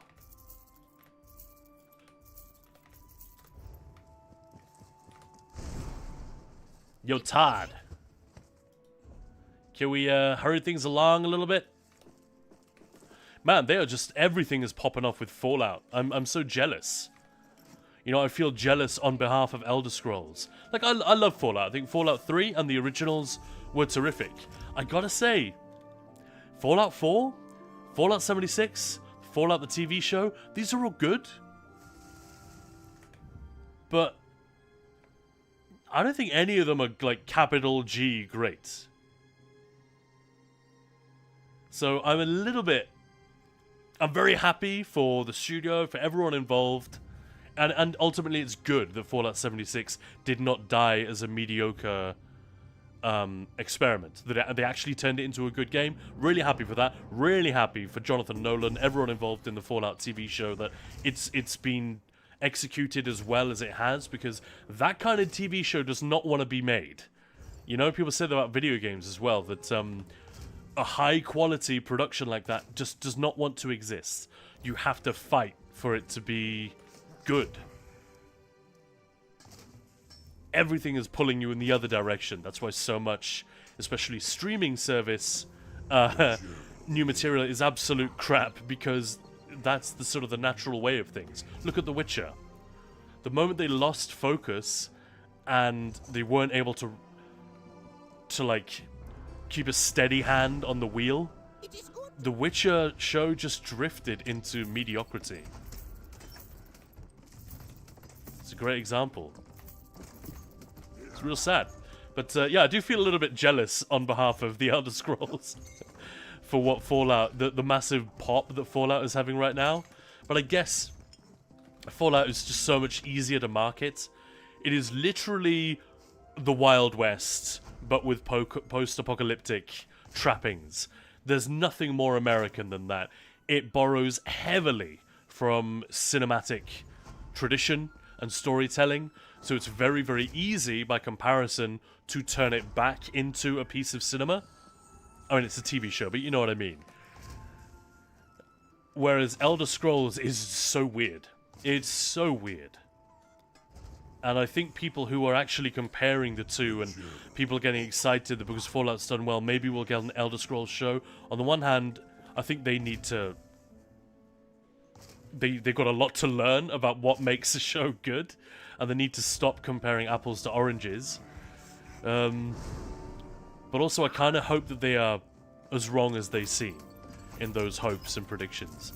I'm not encouraged at all by the Fallout show that we should get, or that anyone should try to give us, an Elder Scrolls movie or TV show. I think it has the chance of success is so low. Just don't bother. Don't besmirch the franchise any more than you need to. You know what I mean? Yeah, Schnack, I'm sure you had more than I did. Awesome. Crowns are on sale, Baba Vega. Yes, they are indeed.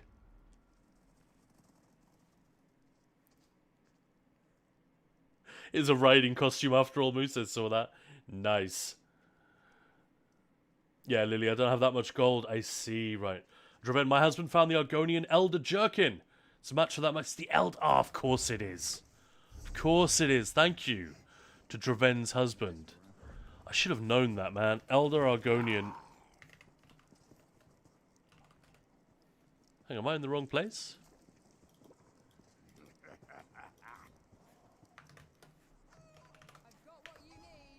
Yeah, I'm looking at set items, duh.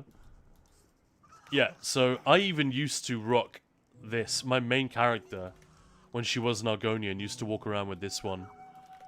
So yeah, that's the one we're talking about, the light. Of course it is. Good work. I got distracted by housing stuff. But I'm glad you found it, that's cool. And the awesomest ruler, funny to join the stream and here in Germany, first word. Hello from Germany. Hello. Yeah, we were just talking about, I'm aware that Schnacks is of the German persuasion. He just subbed and I was asking how many Lebkuchen he's been having this month compared to me, and I've definitely had more. Because Maya has been buying them. They have a similar kind of stuff in the Czech Republic.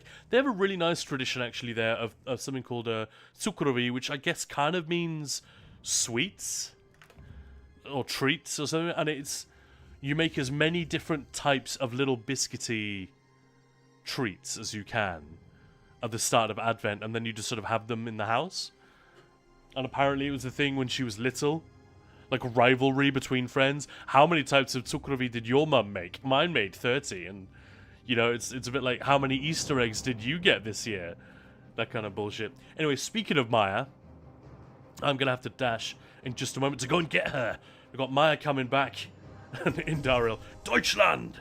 Will the furnishings still be available on Monday? Yes, I believe it will be. Gilly, I don't remember when I started playing ESO, saw a dolmen anchor falling down for the first time. I was terrified. Now thinking about that thought is funny to me. But yeah, when I started, dolmens were scary. They are scary! Like, visually, and the sound.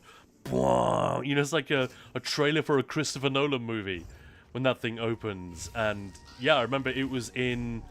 I'm pretty sure I was in Stonefalls. And the first one I actually saw drop was this one here. I think that may be the very first one I actually saw. And it opened, and I was like, holy shit. There were other players already there, so I just jumped in. 70 days, Lily, thank you. Elder Scrolls series needs to come to Prime Video. Yeah, so... Obviously, lots of us would love to see just any more of this franchise. It's a really fun world. It's a place I like to be, but I don't know, man. I'm very skeptical of the idea of any kind of screen adaptation. A Darkblade! Hey dude, I'm loving the Skyrim together gameplay mod showcase. Brand new player here, they are terrifying. There we go. Otter Senyuk. Thank you for that. So Gilly, it's not just you. And Lex Blake Couch saying I'm purchasing the dummy, so if I'm able to gift it, then we can do a little mates rates deal.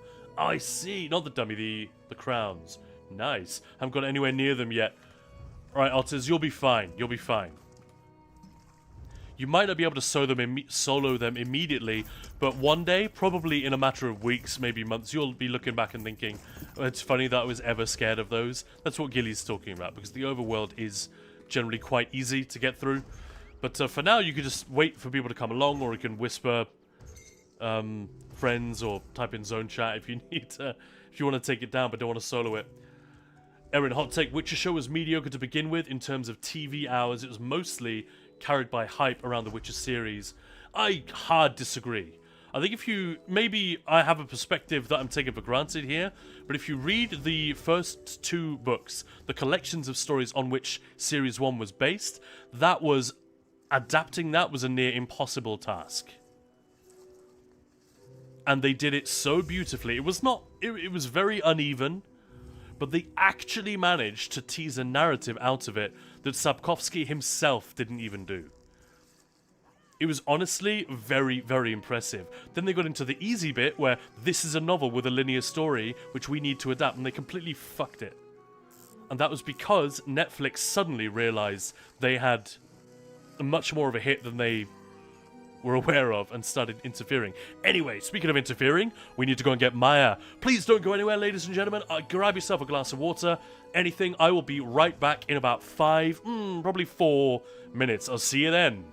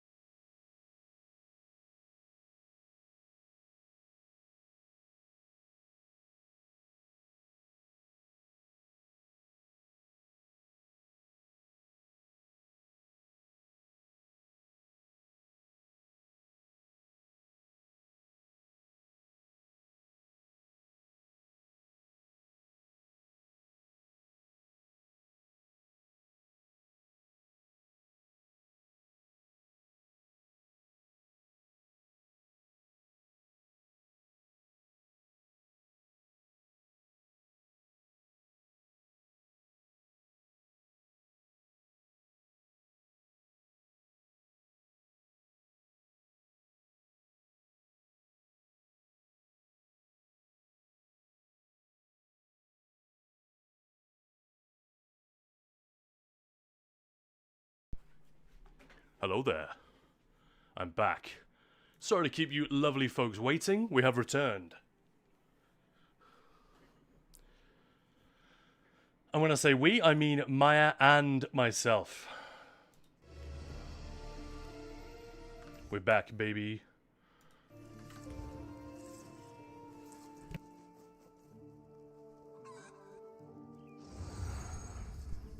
But yeah, going back to what Aaron was saying about The Witcher, I see your point. I definitely see the point. I don't quite have the same view of that first season.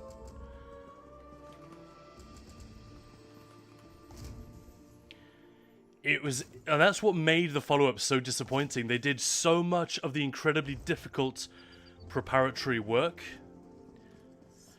Presumably because it was in the hands of a relatively small number of creatives, like Lauren Hissrich really broke that entire season, as far as I understand it, with relatively little help from outside. I'd love to know more about it, actually, but the more people that get involved, the more you get these production priorities or marketing priorities or corporate strategies that don't line up with what it means to tell a good story or to tell this story in the best way possible. And that's why shit gets dragged sideways. That was sort of the point I was making, but yeah. Thanks, Lex to Play Catch. That's really kind of you. Lily's down. Moose, I'm at 24 out of 25 for the Eastern Solstice public dungeon fragments.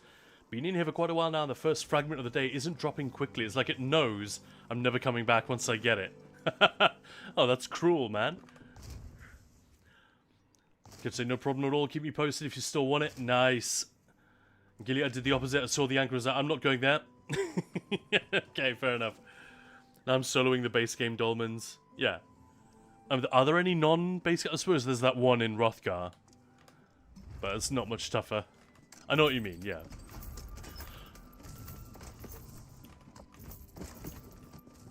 Fun stuff.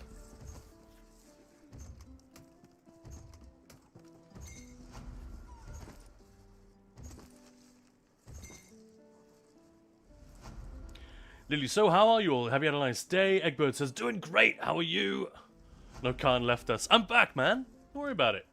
Also doing pretty good, says Erin. Awesome. I'm glad to hear it. I want you guys all to be having a great week with good news and upward movement in every direction. Every area of your lives, I suppose. I'm sure there's a bad version of upward movement somewhere, but nobody correct me. Don't fact check me on this one.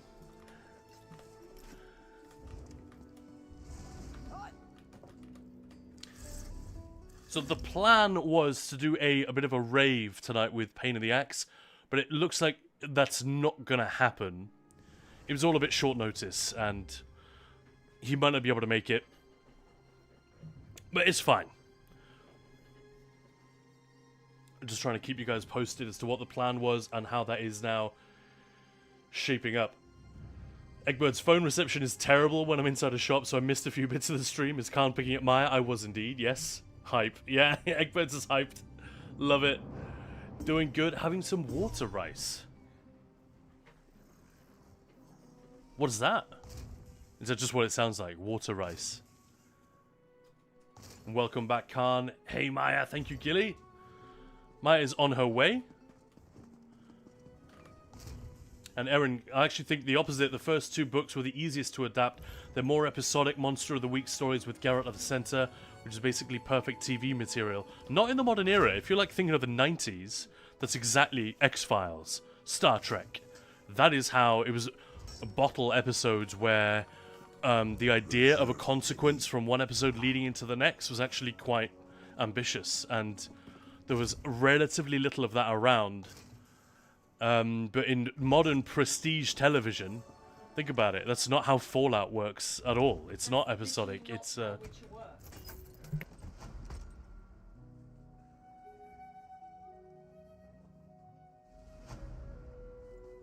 I'm just going to hop into voice. It looks like Maya is either already there or ready to join. Very exciting.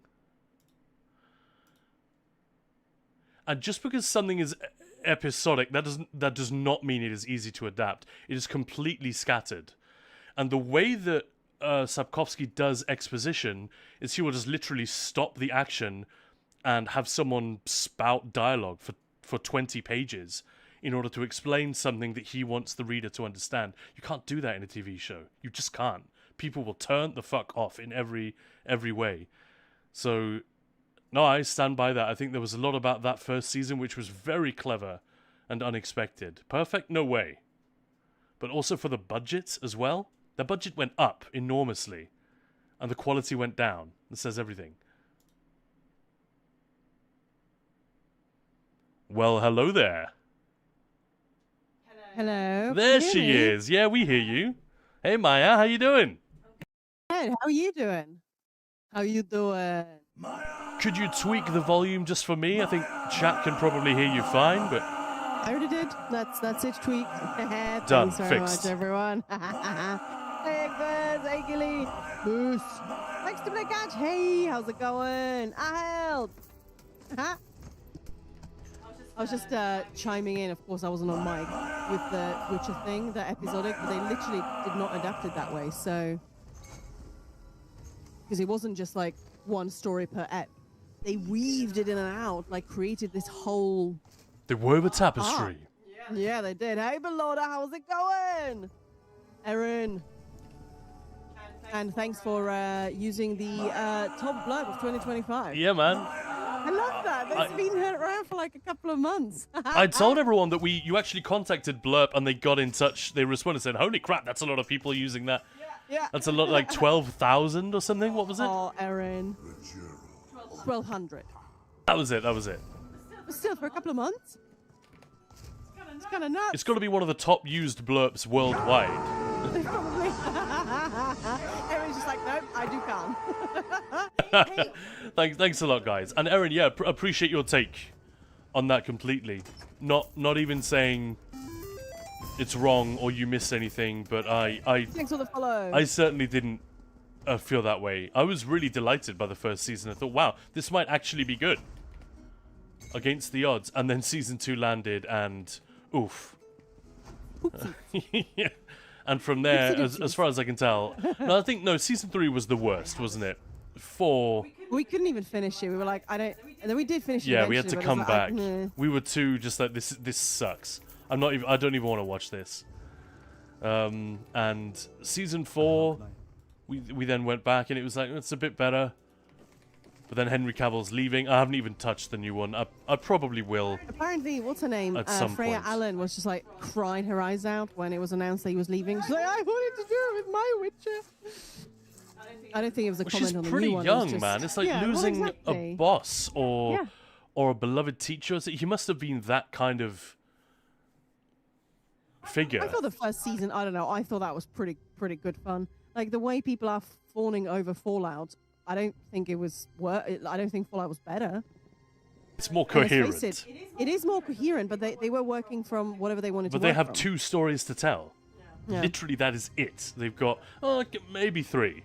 They've got the past story with Cooper. They've got the present story But book adaptation, as Lucy. opposed to let's just have some fun with creating some funky characters, is very different. But yeah. And Sapkowski, the world is very compelling, but he's got to be excruciatingly difficult to adapt. Because while Tolkien had all these genealogies and all this backstory, Sapkowski doesn't fuck with that so much. He just has a million things going on all at the same time. Whereas with Tolkien, it's like there's one very important thing that is happening, or 1 or 2, and a handful of characters you need to know about who are at the center of it all. Very much that old classical type of adventure story, you know? Whereas Sapkowski is a modern day storyteller. He's cutting around, he's jumping all over the place. There are so many dead ends and conflicting reports, and yeah, there's a real like complexity to the books, which I think is extremely difficult to replicate. Dare say I need some guidance. Is it worth buying a banker or armorer? If it doesn't give anything really good for everyday play, I wonder if I should just get more character slots instead. I just can't decide. I think Kaan would say the first one he got like on an A and everywhere is banker. Yeah, banker. Forget the armorer. That's free. You get Yeah, a exactly. furnishing in your house for free. If you go to the Crown store and just type in armory, remember it's American, so they can't spell. It's armory without a U. Just kidding. Yeah, so armory with no U, and that. What am I talking about? Assistance. Furniture is the one you want. Sorry, this is the one you want. The armory station. That is free for anyone in the game, and you can put that in any of your all of your houses. I think it's a collectible, so you can place it in all of your homes, I believe. Yeah. Yeah. But yeah, if you need to use the armorer on the fly, I do have it. But honestly, I do not use it that often. Once a week, maybe. It's not that big a deal. Whereas the banker, I use, oh my god, like 50 times a day. I will use that thing. So, personally, if I were to lose all the others and get rid and keep one, I think it would be the banker for me. What about you, Maya? I like the dude you can sell to. Full Moon Rising, hello, welcome in, thanks for the follow. But let's face it, the banker's pretty freaking useful. I do have the armorer because I'm a lazy cow, but it's definitely not needed. It's not lazy. Most people have the armorer, but if we're talking about either or, Yeah. if you're playing the game like a year from now, maybe you'll decide, hey, I'll get all of it. I'll get some more character slots. I'll get the merchant. I'll get the banker. I'll get the armorer. Give me all of the things, maybe. But if you're if you've just got an X number of crowns or whatever, and you're just trying to think what is the best use of what I have, yeah, personally, I've got to say armorer. Banker? I got to say banker. What does everyone else think? Because it's just my take. You know, it's not necessarily a universal opinion. Hey, thanks for the follows! Banker, merchant, and rack picker. Oh yeah, rack picker, holy cow, yes. Actually, that would be my thing, probably. Love it. I just got Lily Dryad's follow-up. Just flavored water, frozen. Water ice. I sort of compacted the word water rice. Aw. So what is that? Is that a type of rice? Is it like salt rice? Lava foot soup and salt rice? What? Lava foot soup and water ice. Can we have that, Maya? I have no... What? Didn't we have that last New Year's? We had lava foot You soup and requested salt that. rice. Yeah, absolutely. Man, I want that at some point. You order it, buddy. You get it. That sounded weird. If only that were how it worked. Sorry. All right, well, we've got a poll for the year, haven't we, to come? Let's make sure we've caught up with chat real quick. Gilly was saying, not seen The Witcher, but I do know a fun fact about it. One of the witches, I think Eskel, is a Swiss actor. Normally Swiss actors go to Germany if they want to reach a bigger audience, but he went to England. Normally Swiss actors go to jail. Yeah, and Aaron said the later books get so dark and grim, there's no way they were ever going to show the stuff as it is. What happened around Ciri? So I don't really give the show much credit for nailing the early books. They were the low-hanging fruits. Talking Turnip saying, personally, I will save them until there's an offer, but I often play with people who have banker merchant deconstructed. Yeah. Yeah, that's the other thing. Yeah, there we go. Yeah. Nemesis, interesting question. How confident are we in the new leadership in 2026? Funnily enough, there's a video coming up soon that Kaan made specifically about that. I think, in a nutshell, like a shakeup, unless the other people were crap, is not a bad thing. Because if you have bad leadership, having to replace them, you might be like, oh shit, we need to find someone ASAP. But like the people that left or went to a different role were all very, very good. So it's just, moving things around, shaking things up, and they have promised that 2026 is going to be huge. And I don't think they would say that if they didn't have something pretty great, like the class refresh. Like, I'm really excited about that. I think that's something that's been needed, not just because of subclassing, but for a while, because power creep and all that. Let's just have a look at them, make them, I don't know, look, feel just more awesome. So I will see. Obviously, what was it that there's a brilliant line that kind of says, win is not a win until it's a win kind of thing. Yeah, win. We'll see. Nothing's a win until it's a win. There we go. I I- said I it really already- badly. I- Kaan said it nicely. No, I already mentioned this video and the slight frustration that we have to wait for the thumbs up before it can actually go live. It is sitting there on YouTube and you're just not allowed to watch it yet. It's been up for 24 hours already, but fingers crossed we will hear back. It's just Yeah. awkward timing with the letter from the studio. It always comes see. at the beginning of New Life, but it also means that the people who need to say, yep, you're good to go, which literally they just need to see the video. Yeah. And there's no way they'll have any notes or edits for us. It's just Yeah. go. But no one is there It's to do Christmas, it. yeah. Well, no, I'm sure there are people, but they haven't been told. Not like they have promised a lot in the past and didn't deliver. Yeah, but that's sort of the point. It's now, they're changing up the format of how they're doing everything. And I think the way they've been talking in the last sort of few months, they know they've got to deliver. So I think they know there is a lot on the line. AKA Bethesda MMO. I'm guessing you mean the ZeniMax one, and that's got nothing to do with ZeniMax or Bethesda. That was just cancelled by Microsoft. So But that's the MO, like modus operandi, I think. Oh, sorry. You're thinking, I just misread that. crime drama. Oh, no, Their it's MO really- is not that good. Oh my god, I'm such an idiot. Yeah, no, that's fair enough, Nemesis. Oh, come on, you didn't like my Pacino quote? God damn it. Sorry. We need to watch that again. Maya, you down over the Yeah. Christmas Oh, yeah. period? I'm down. Man, sometimes, when your brain just takes you once somewhere and then you look at it and you're like, how did my brain take me there? Why am I so dumb? All right. Yeah, it's not a Bethesda game. It's ZeniMax Online Studios. Very, Yeah, very, exactly. very different type of organization in a lot of ways. But they do talk with each other a lot. Bethesda, if you look at all the credits for every chapter for this game, lots of people are specifically name-checked at Bethesda. Not just, the Pete Hineses, the Todd Howards, but loads of people in the team will have their names called out specifically in the special thanks. And Bethesda Game Studios is always there, just generally. Because they're the ones who allows us to do this with their IP every year. And much like we're waiting with our YouTube video, they have to give the thumbs up and the go-ahead and maybe some notes here and there It was on... a lot more complicated with the law one, but let's yeah, not get into that. when Rich Lambert shows up and says, hey, we invented a new Daedric Prince.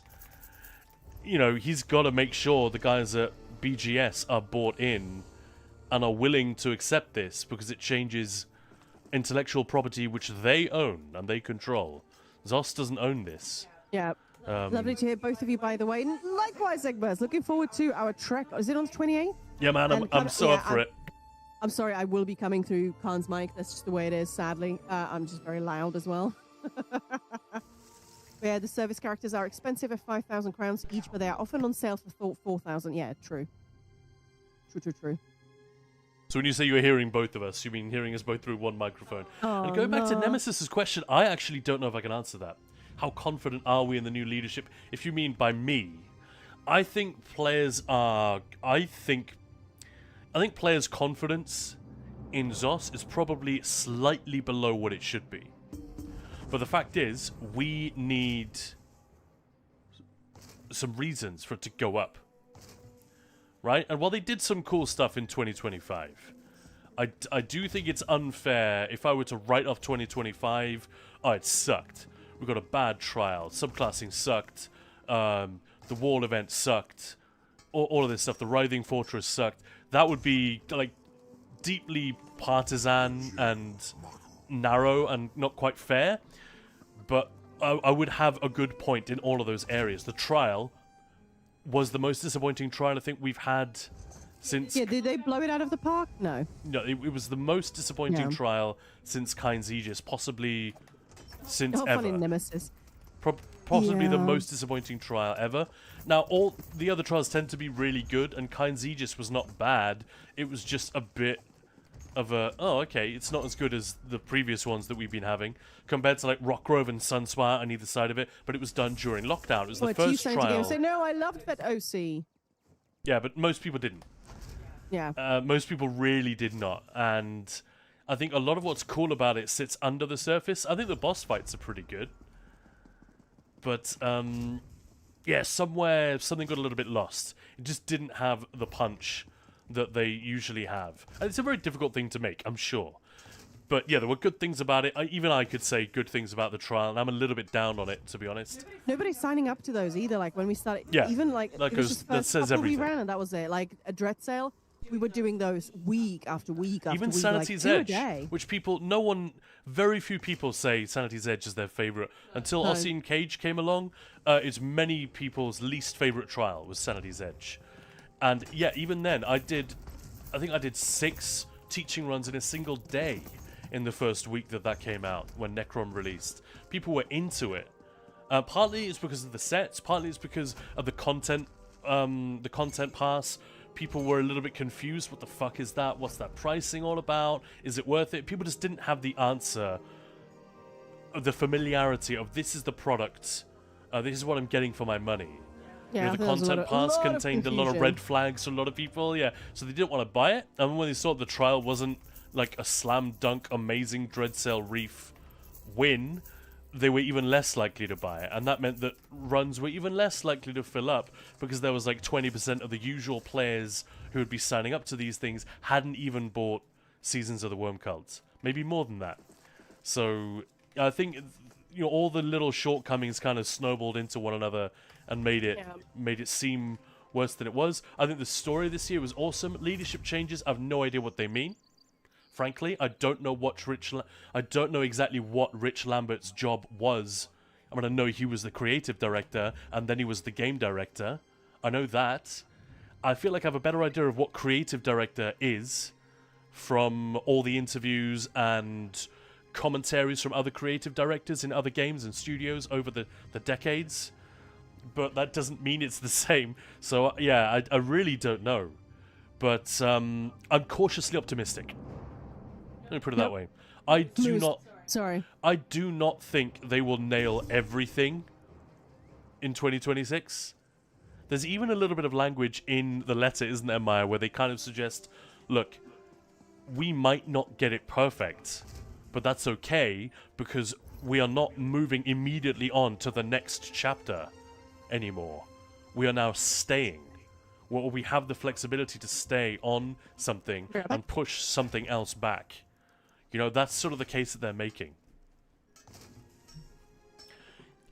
Again, it's just their word we've got, but I don't know, man. I'm definitely interested to see what they do. The theme of this video that we've got sitting on YouTube is that change seems like it's coming. That doesn't mean we'll like it. We might hate it. The DK changes that are coming, who the hell knows? I might hate them. Some of you might love them. And we don't know, but we know they're going to be changing. And I feel like it's reasonable to expect a few changes next year. I certainly hope so. It'd be nice to shake it up.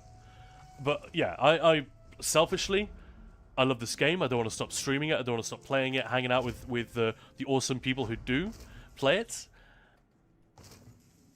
So I wish them every success, honestly. Just for the player, the community, I want people to be enjoying themselves here in 2026. But yeah, confidence is a great question. Great question. And I've waffled for 5 minutes without even really answering it. But I did say, I don't know. And Steve Otep find banker, merchant, deconstructor essential, but I don't use the armorer very much. The armory workbench is free and can be placed in any house you own. Exactly. Yeah, great call. And Nemesis, I'm just afraid the class refresh will take way too long. 2 years, yeah. I don't think that is required to save the game. I think if the DK is good enough, that will do a lot of the work on its own, because we won't care. We will be playing DK. I'm hoping if they get it right, we won't feel like we have to play DK, but a lot of people will, because it'll be fresh, interesting, and it's going to be good. And it'll maybe be a pure DK, maybe a DK with one subclass skill line.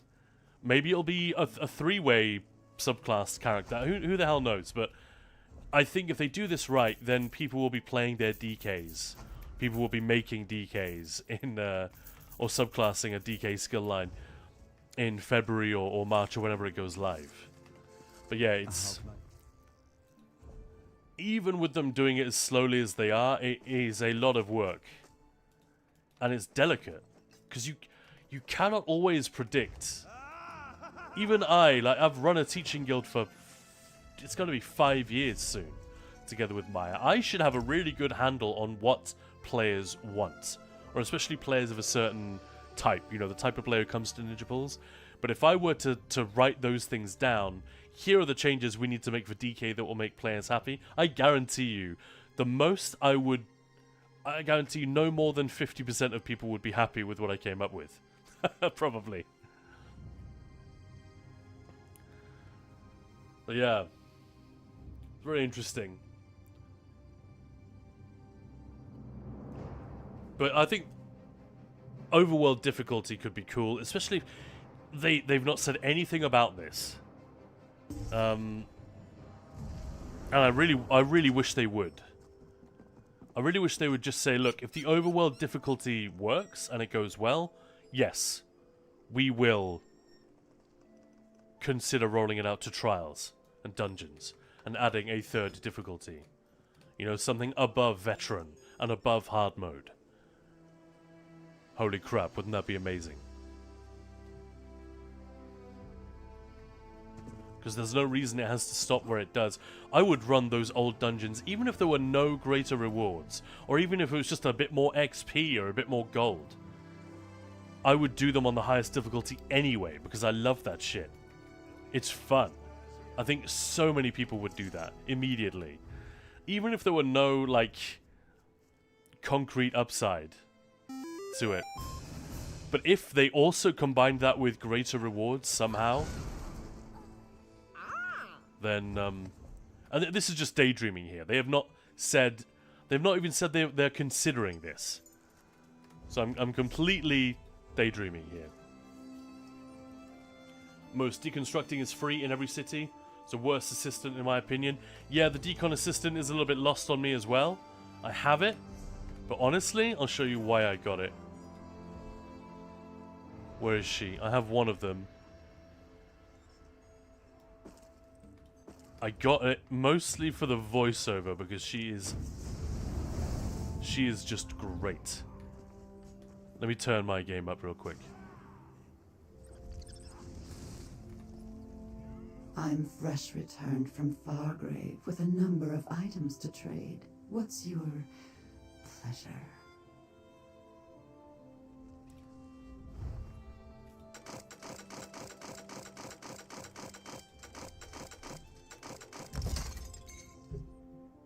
I'm never in a position where I need this chick. Never. I literally never use her, but I decided she was too cool not to buy with crowns when she was briefly available.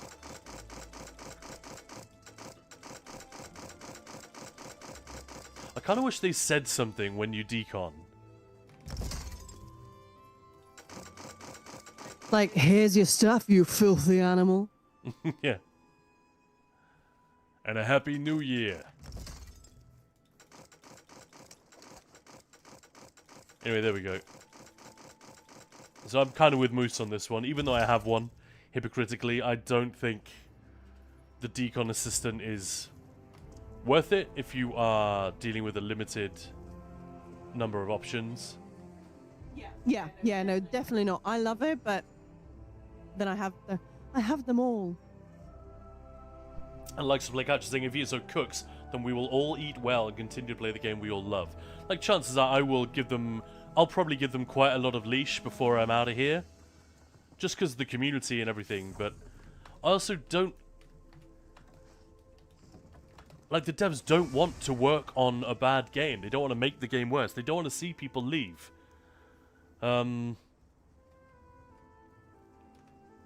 any metrics that we're seeing, they've seen first, I expect.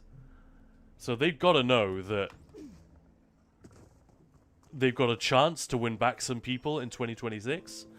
And if they don't, then it's an opportunity that's probably gone.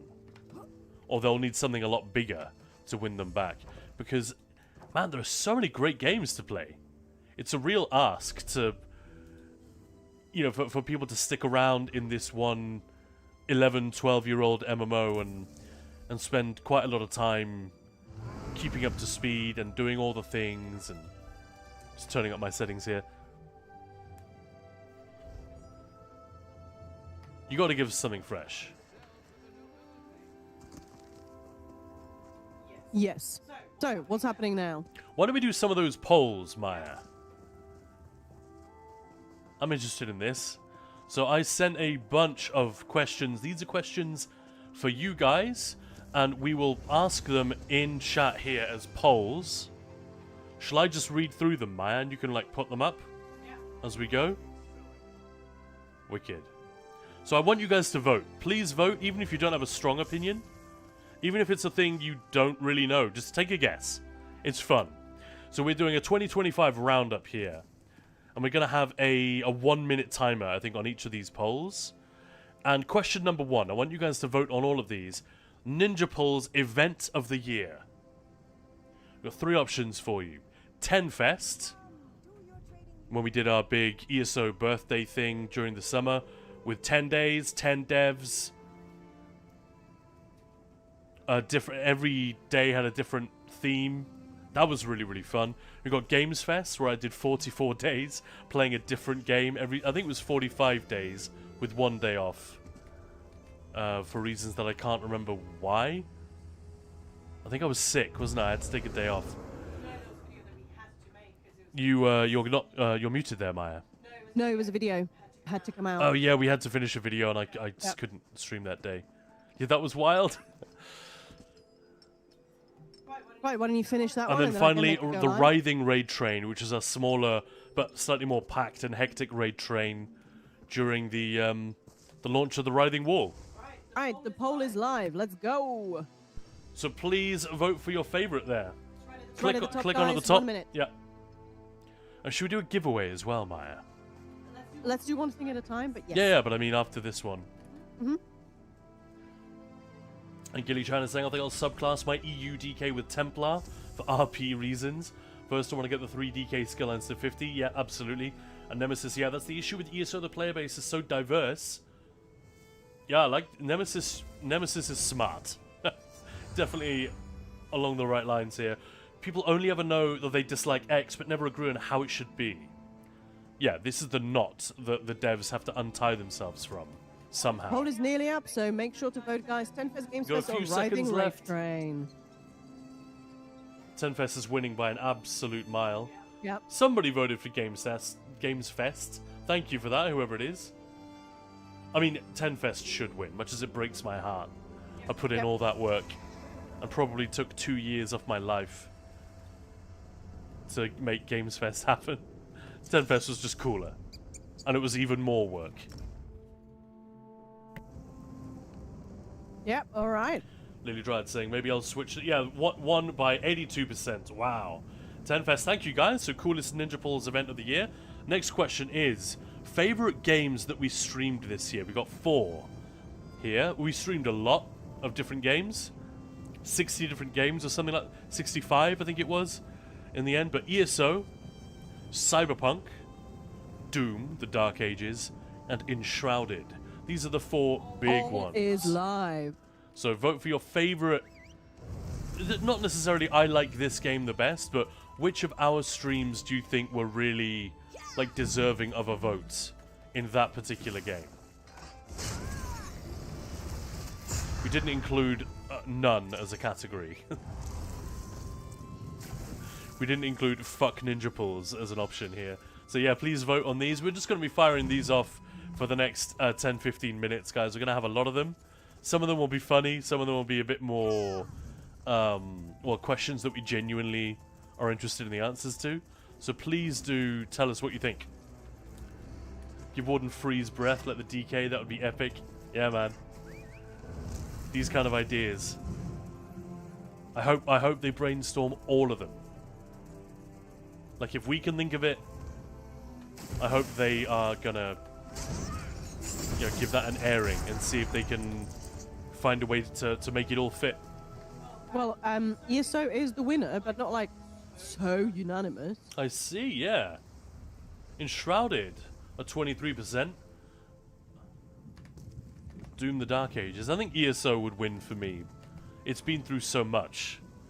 And even though we got bugs and events that were a little bit coolly received by many of us, and like there was disappointment that, oh, it's just a bunch of fetch quests for 2 weeks and all, you know, all that kind of stuff. No need to relive that.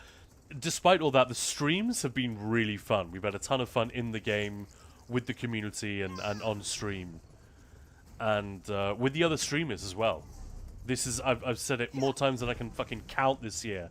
This category is loaded with really, really cool creators and good people. And that's always, always fun. Whereas Cyberpunk, Enshrouded, Doom, we don't know that community the way that we know the ESO one, so comparisons are difficult. Mace to the face, thank you very much for the follow. Alright, not pure. Night night all. I've got to sleep. 2 AM now. Sleep's time. Have a great one. Good sleep and a good day tomorrow, man. Thank you again for the raid. Double raid. Lily Dread saying maybe I'll switch Daedric summoning with Earth and Heart if the changes are good. Yeah, maybe.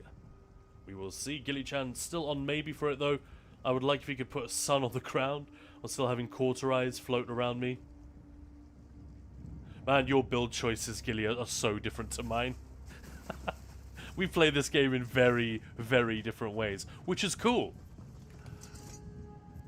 I'm not one of those people who is confused or annoyed by that.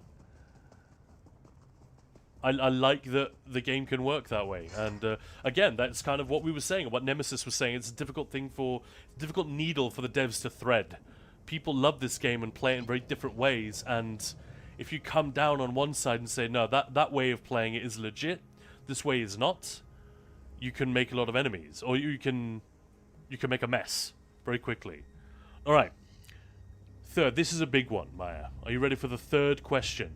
Dungeon of the Year. I want you all to vote in this one. We've got 4 dungeons we got this year. It was a great year for dungeons. They're all pretty good. Exiled Redoubt, Lepseclusa, Naj Kaldish, Black Gem Foundry. Now, a quick reminder, Exiled Redoubt is the one where an Imperial family is kidnapping soldiers from all over the 3 alliances because one of their kids died in the war or some shit like that. And we have to, like, work our way through the dungeon and unravel their horrible plans. Lepseclusa is the Elder Scroll that's been kept on that Moth Priest island. It's been invaded by those same soldiers from the... Oh, what are they called? The deserters from the 3 alliances. I've already forgotten. That was a very cool story, you know, with the Griffin and all that stuff. Naj Kaldish, the Argonians, are the Necromancers in the Zanmir, and Black Gem Foundry, the Cold Harbor Foundry with all the Soul Gems, where they're trying to make special enchanted weapons and armor for the Worm Cults. I'm going to struggle to pick a favorite there. That poll should be live. You ready for the poll? Yeah, let's go. I was ready before you even started. It's just you were talking, so I didn't. Oh, I thought you'd post it while I was just giving my little reminders, the little blurb for each one. Which would you pick, Maya? Right at the top. No, poll just started. There's a new poll. Oh, this poll ended. What? Did you put Follow. 1 second or something? No, you don't do that. It's just got 1 minute automatically. Strange.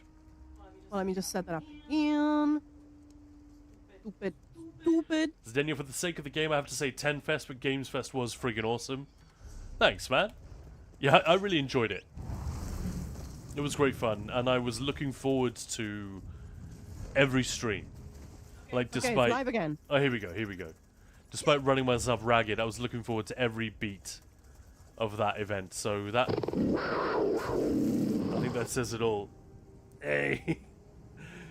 Jezzy redeemed Maya does the Khajiit voice. Brrr.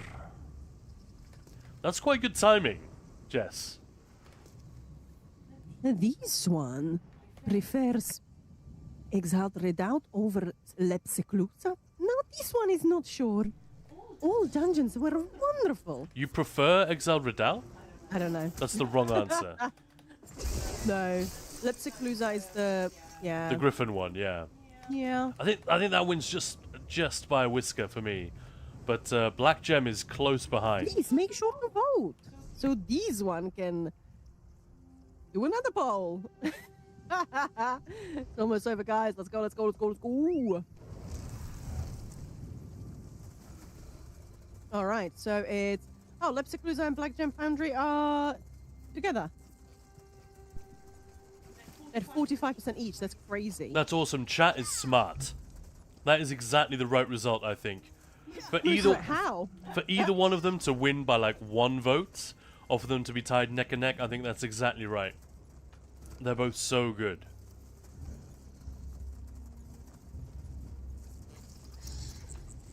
And it makes you wonder about Aussie and Cage and why it wasn't a bigger hit, because the team definitely haven't lost it. You know what I mean? Yeah. In the year where they churn out those 4 dungeons, like, holy crap. Seriously good.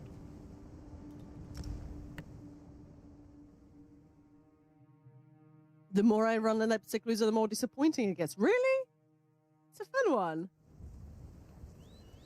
And the bosses are kind of nuts. Well, maybe and that's something I can't really argue with. Well, not that you wrote it there for me to argue with, Moose, but you know what I mean.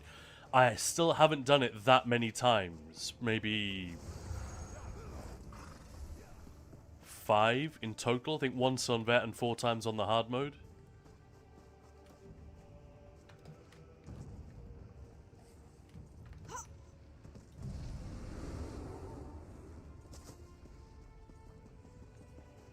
But Black Gem I've only done twice. Well, 3 times. Once on vet, twice on hard mode. Although the last one we didn't actually clear the hard mode. We were in execute over and over, so I'll count it. And Eggbirds, yeah, just remembered made a new follow notification sound for 10 Fest. And Baba Vega had to flip my phone to see the poll. I see. Couldn't vote, didn't come up Twitch for on phone cash. is weird, Yeah, that could be weird. Somehow, so it was in the top seller list on Steam. So it's like 570 weeks. Wow, really? That's interesting. Yeah, I'd love to know what that's about. Is that just game sales, or is it, you know, crown sales and all of that jazz as well? Who knows? Yeah, Black Gem Foundry by a mile, Moose says. Nice. Gillia clicked on the only one I've done so far. Yeah, well, that's exactly the way to do it. It doesn't have to be like super, super perfect polling. We just want a quick snapshot of what people are into. Alright, shall we go for the next one? Everybody's saying no, Kaan. We did Lepsiclusa on vet somewhat recently, together with Belora and Schnacks, I believe. Yeah, that's what I'm saying. I've done it on vet once and hard mode like 4 times or whatever. Yeah. And then we spent a lot of time in there on normal filming. Oh shit, yeah, but we didn't complete. No. We just messed around on boss 2.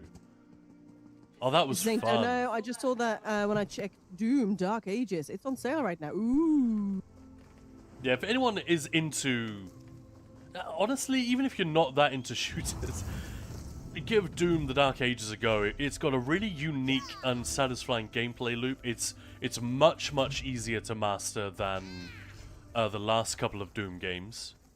Like a Nightmare difficulty clear really is not that difficult. Whereas on Doom 2016, I was pretty tough. And on Doom Eternal, a Nightmare clear is like high 5 territory. Like you really did the thing. Whereas Doom the Dark Ages is much more chill. In a good way. For the most part.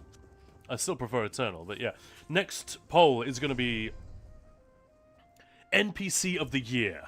Again, if you haven't played the story, who cares? Just vote anyway. So Jeetra, that's the new Argonian lady. Darian Gautier, or Gaudier, as the American voiceovers say. We all know who Darian is. Prince Azar, who was pretty much responsible for the Fellowship and their victories on Solstice. Manimarco, come on, the big bad. And Varna Scalarian, because they gave him a little more character. Alright, poll is live. And he's, you know, he and Manimarco are kind of at the centerpiece. They're sort of the Luke and Vader of this year's story, aren't they? Yeah, exactly.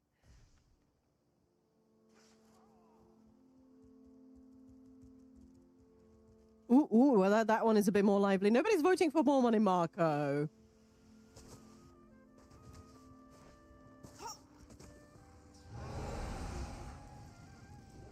reckon Money Marco has just come and gone so many fucking times?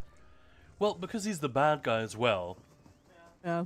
he gets a lot of backstory, which is really interesting, but his actual on-screen dialogue, well, it tends to be villain monologuing. Ha ha! You have, I have sprung my trap and captured you. Ha ha ha! This kind of Mr. Bond. Now let me tell you exactly how I'm gonna kill the world.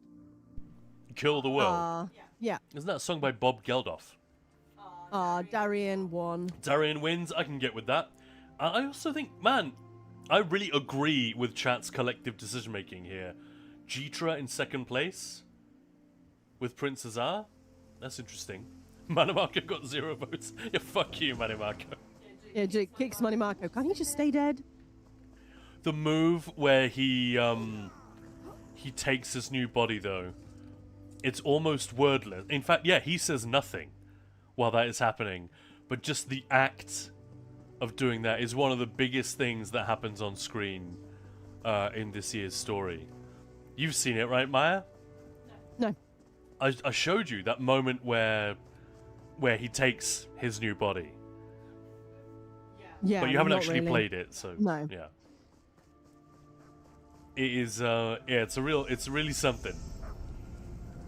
Alright, so the next poll is a good one. So this one is Kaan's impression of the year. You got 3 options, guys. It's either sexy trailer voice, Hi Kinlord Rillis, that was weird, or Statham Khajiit. And it's live right now. Cast your votes, let's see what we can do more of. And if you want a reminder, so the trailer voice is, in a world of streamers, only one was stupid enough to do bad impressions every stream.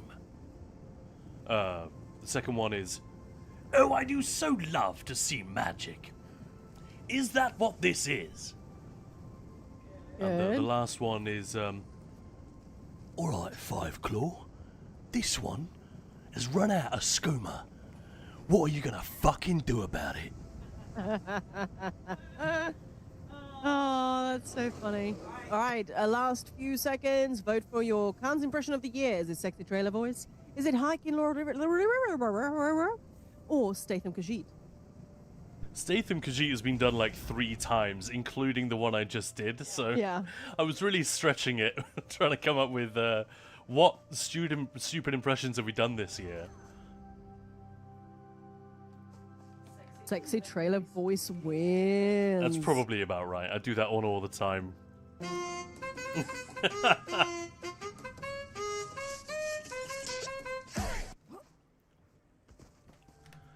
Oh man. In a world of Nightblades, only one Dunmer was able to pull off this outfit with the appropriate aplomb. Now, this New Life Festival, find out what happens when she makes her way to Eastmarch and meets Wood Elves, Khajiit, and Breda. Rated PG-13. One of the problems with that one is that it isn't just an impression. I have to actually get creative and come up with a mini narrative on the spot which has jokes in it and all that shit. I don't have the brain for this. I feel like that's the problem. It's the blessing and curse of that particular thing. I need like a minute to write down some material before I can actually do it. But I never have that. I always have to do it on the spot. Speaking of doing things on the spot, why don't you give us some of your impressions of the year, Maya? We've got another poll coming up right now for Maya's impressions of the year. First of all, it is the Khajiit voice. Go.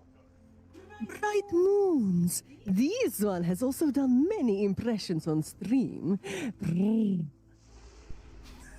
The Uwu voice. Oh my god, you guys are so cute.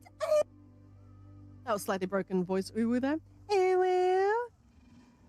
And, of course, the one that's actually going to win, the Lusty Argonian. Polish your speed, my lord. But it is huge. It could take me all night. Alright, the poll is live. See, that one was cutting in and out for me, but I hope... Oh, shit! I think stream would have heard it properly. I hope so. Otherwise, we can get Maya to back off from the mic a bit and do it again. Oh, there you go. That poll is live. Which way is it the best that I embarrass myself? Wow, last year I got 0 votes. Thanks. Thanks for that.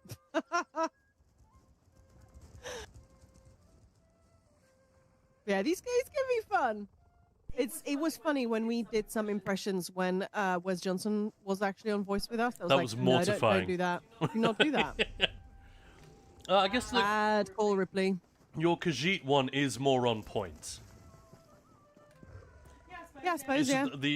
the circumstances surrounding the deployment of the Lusty Argonian, that's funny every time. And that's why I thought that one would win. Otasenyuk heard it. There we go.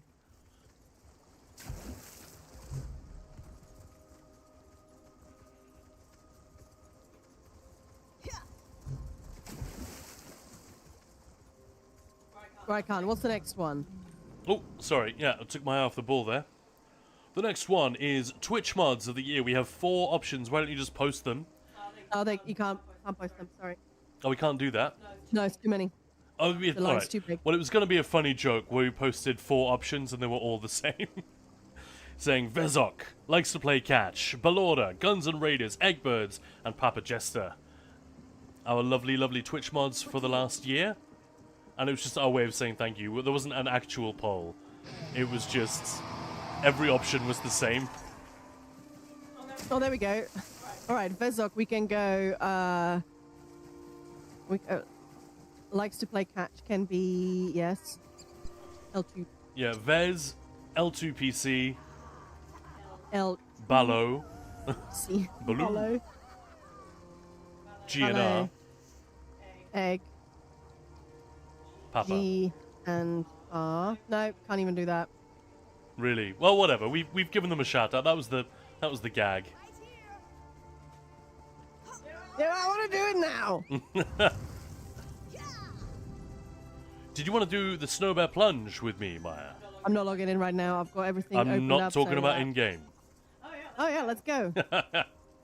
Give Floops a treat. Thanks, Daenerys. Oh, thank you. Oh, well, never mind. Okay. It was just a. I've got it here. I've got You've it. got I've it. got All it. right. I've left someone out. I'm so sorry.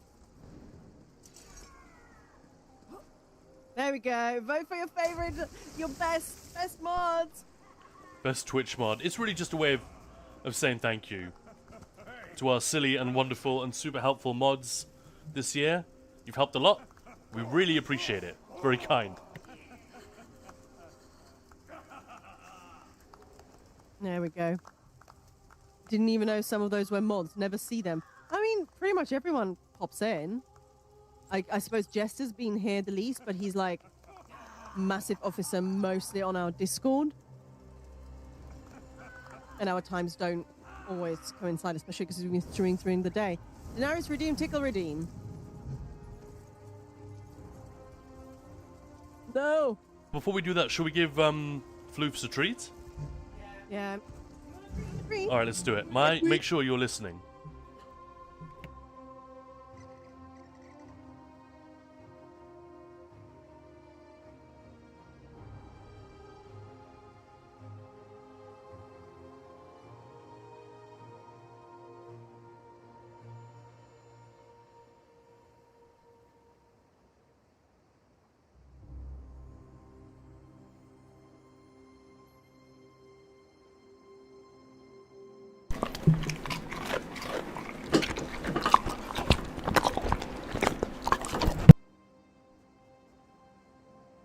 Did them come through? I wasn't quite ready. Oh, guess what? Vezok likes to play catch, Balorda, Eggbirds, Guns and Raiders, and Papa Jester won!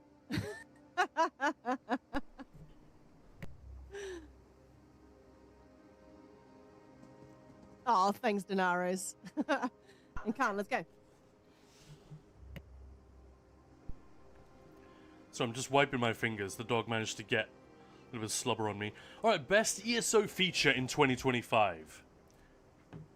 Be polite.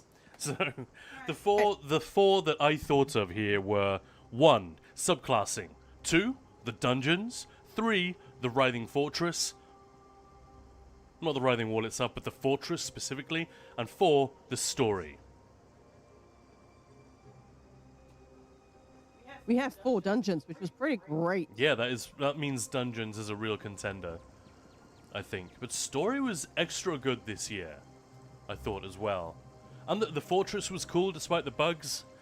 And subclassing, you know, so what you like about, you know, the unfinished nature of it and all of that stuff. But, you know, it's a huge undertaking, and it is a pretty cool feature. I think most people, when they get their hands on it, do agree. So I think all of them could justifiably be voted for.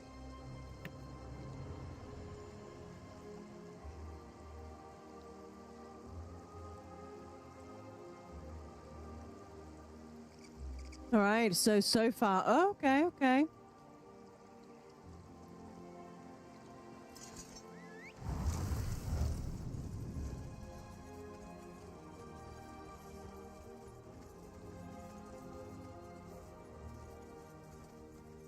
Oh, you're subclassing just out in head. No, you go. No, it's fine. I also vote for swimming mounts. Actually, yeah, that's true. Furnishing Vault, that's a pretty good one. Swimming mounts, loads of people saying swimming mounts. Oh, well. Oh, really? I didn't think that would compete with, like, subclassing. Yeah, subclassing That's like one. best thing from the year? That's really interesting. Well, I'm sorry I didn't add a 5th option. You should be ashamed of yourself, Kaan. Honestly, I thought of swimming mounts. I forgot about the Furnishing Vault. I'll admit to that. That is also a good call. But do they really compare to, like, the 4 dungeons or the story? Anyway, subclassing 1. Interesting. Yeah. Story a close second. Pretty cool. I'm surprised dungeons didn't win, actually. I think I would have gone for story in the end. I'm the only one who voted for the Writhing Fortress. I really liked the fortress. Big time. But it was soured by the bugs, you know? Yeah, no, I know. But I didn't really see any bugs, so I was like, man. Yeah, we saw none of it. And when we had all of our first impressions on PTS, there weren't really any bugs. Yeah, exactly. So we had time to we had a very different experience. We really had time to soak up the whole thing in a very different, slower, more contemplative sort of way, I guess. Anyway, next question. Yep. On to the next one. We still have a tickle reading, don't forget. Thank you for voting, guys. This is really cool. Right, while we're voting for this one, I'll go and tickle Maya. Favorite subclassing skill line. This is personal, right? Ardent Flame. Assassination. Dawn's Wrath. Herald of the Tome. And Storm Calling. Yes, I've gone for DPS lines. And yes, I've gone for the most. I think those are the 5 most popular. So I'm interested to see which one of these wins. Which one of these wins? As a I want that in my subclass setup. Oh no!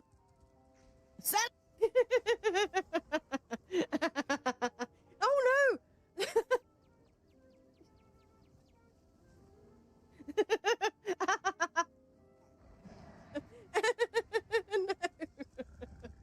The dog's eating the cat treats. She's taking advantage of it. Of the tickle redeem. Anyway, thanks for that. Egbert, sadly, the Furnishing Vault is the content I engaged with the most this year. Dark Elf, Ophelia. It is such a quality of life improvement that we've been waiting for years, though. I think it's one of those things that I would never even consider that coming, so I wasn't really thinking about it, but it's so awesome. Swimming mounts. Yeah, as Gilly's saying, it's really nice not to get dismounted. 100%. Moose Fortress was great, but dungeons and subclassing were even greater. See, for me, subclassing is like, sure, I don't mind it, but like, don't care. Yeah, for me, it's a lot of work from them, and it destroyed our, for want of a better word, business model. Erin was commiserating. Well, I think Erin was trying to make me feel better last stream about not having done anywhere near as much DPS stuff since subclassing came out. I've done like 4 videos or whatever. And we were on this big push to do all of the classes at least once. All 14 classes. We'd also done ZenDK, Zenkosh rather, and we were going to do EC, Necro, all of that stuff. We had all of it lined up. And then subclassing came along and it's like, well, what do I even do now? Nobody will care about any of this. So, yeah, they genuinely lost us a huge amount of money, probably, in the latter half of this year with this feature. That's not the way I look at it. It's not the way to look at it. That would be stupid. Thanks, guys. Yeah, thank you. But you know what I mean? Like, it was. I feel very differently about it as a result. I feel quite neutrally towards it, and I think more about the work it took the devs to do it, and how it wasn't quite finished. But yeah, the truth is, what a big feature, and generally very well, quite popular. But obviously, some people hated it. Some people literally quit the game as a direct result. You can't ignore that. But yeah, crazy. All right, so now moving on to. So, what do you think of the new life quests? I mean, they're my favorite. I think event really always have been. We haven't done the new one though, Maya. That's why I was asking. I see, yeah. Do you wanna hop on? We'll actually do it. Not right now, no. That's because on PTS. Sorry, I'm doing all the polls and everything. That's because on PTS no one was there. Oh yeah. Then obviously it wasn't tested for the amount of people that were on there. 100%. Yeah. All right, the next one, Kaan. The biggest loser from subclassing. So we've got 3. Is it Draconic Power? Is it Dark Magic? Is it Shadow? Poll is live. Who lost the most? Who do you miss the most? Yeah, just to remind you, so that's Shadow right here for the Nightblade. Yeah. Draconic Power here. Oh. What? And what was the final one? Dark Magic. Yeah. Like skill lines that were used a lot, obviously, before subclassing, and now are just not used at all by anyone, practically. I think all 3 of them are strong contenders, but like I want to know what's your pick, and that could be because you think it lost the most in terms of like Dark Magic. Every Sork was using it, now nobody uses it, or is it because you miss it the most, or yeah, whatever. Are you sure you fed them for the L word? Yes. Okay. Like I miss hungry. Twisting Path, for example. Draconic Power won by a landslide, 70%. Wow, yeah. Makes sense. And like I said, I think any one of them could have won for me, and I would... I could have won. I would have won. Yeah. All right, now we've got...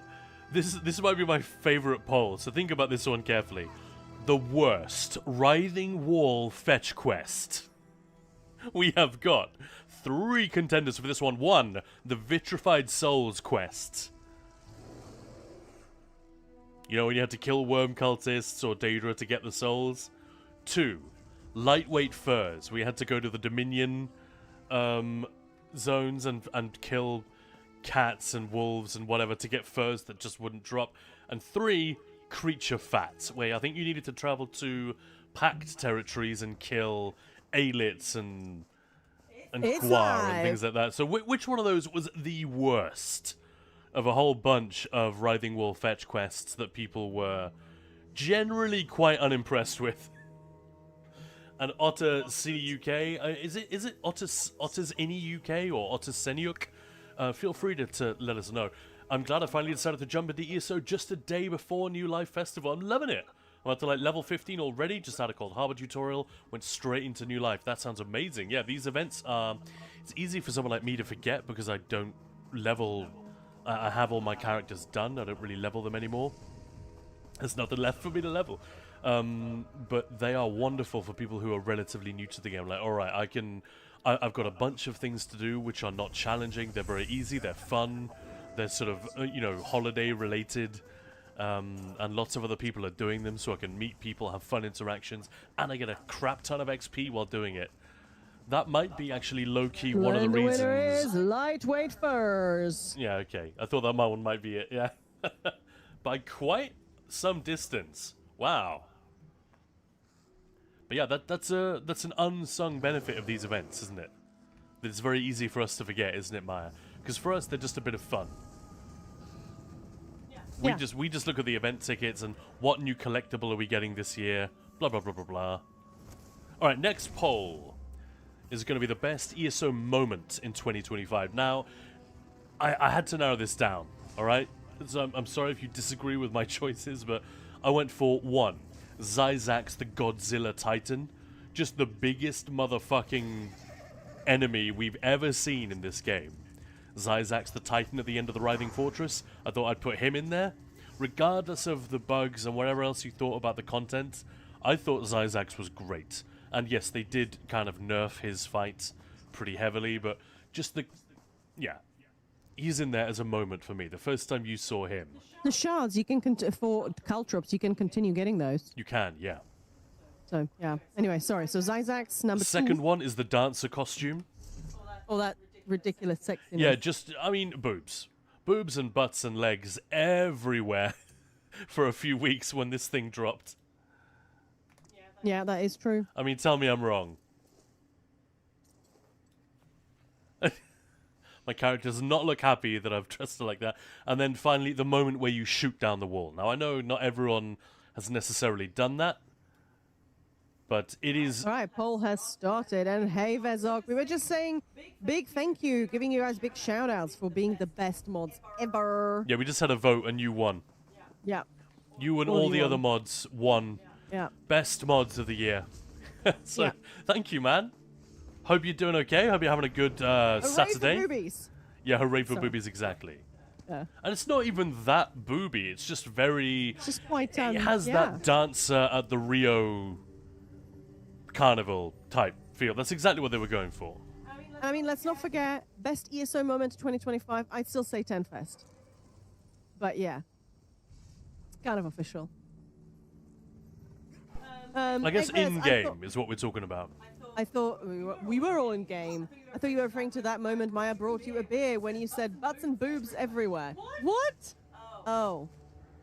Never mind. Now, that's the way we used to clink beer bottles together. We would say cheers, and we would clink the top part of the bottle.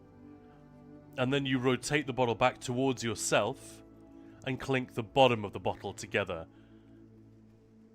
Like a double clink, You clink. also once like I that. did bring you a beer, perhaps not in my full outfit, and I guess I was getting Oh, I changed, see. and you made sure everybody knew about it. Anywho, But I so think- shooting down the wall. I think Maya started saying tits and ass when we would do the clink of the two beer bottles like that. And then it got to the point where we wouldn't even do the clink. You would just say, instead of cheers, you'd indicate for me it's time to raise your glass or your bottle and have a drink with me and clink our glasses. You just say tits and ass. And people around us in the bar or pub or wherever restaurant we were might overhear this and go, What? That's a strange thing to hear. Boobs. Yeah, exactly. All right. So what was the winner Last of that que- one? Shooting down the wall. Yeah, that was a pretty cool 60%. moment. And the final question. Most anticipated feature for 2026. Now, we don't know what's coming, but I think there are 3 things one of them we know is coming. One of them we know it's coming, we don't know what it means. And the third one, I'm pretty sure it's coming. 1, overworld difficulty. 2, seasons. That's the one we don't really know what that is yet, but use your imagination. You know they're coming. And 3, the class refresh. Most anticipated feature. And the it. poll is live. I'm just curious about this. What would you say, Maya? Overland difficulty. Why is that? Because the class refresh could be much more exciting. But do you think that's a safe bet? Because that's definitely going to be good.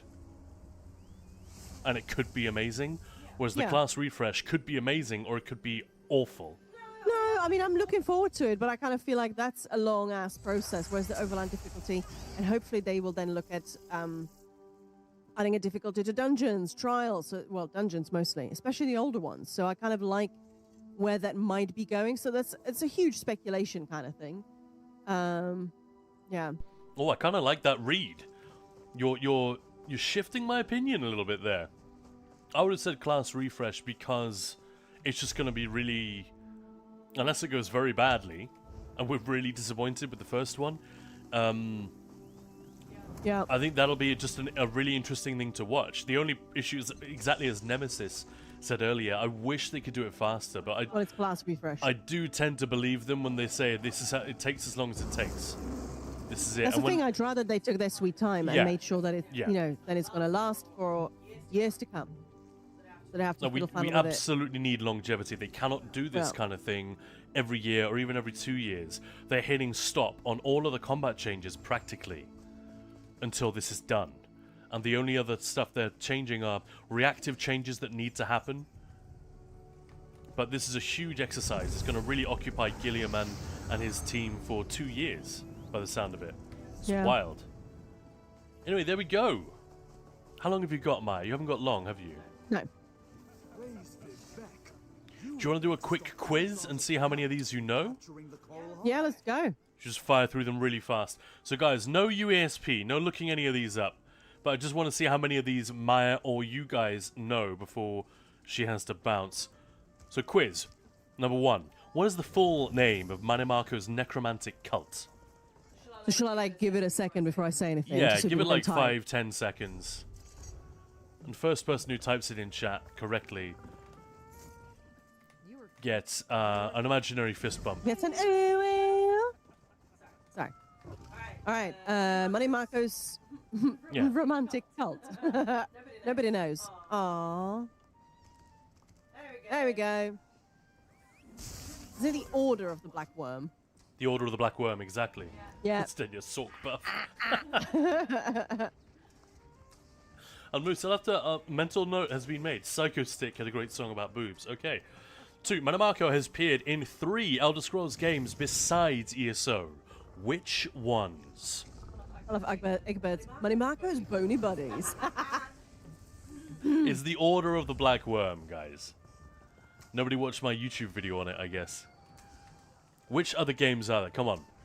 We know one of them. One of them's easy, Maya. Well, Vezok. Vezok's got it. Daggerfall Oblivion Legends, which is correct. Would you have got that? You would have got Oblivion and Daggerfall, yeah. right? Would you have Yeah. got Legends? No. Yeah. I was trying to figure out what the third one would have been. And in case anyone's thinking Arena, he is mentioned in a tooltip in Arena, but he doesn't actually appear. He's just a little tip. Yeah, man.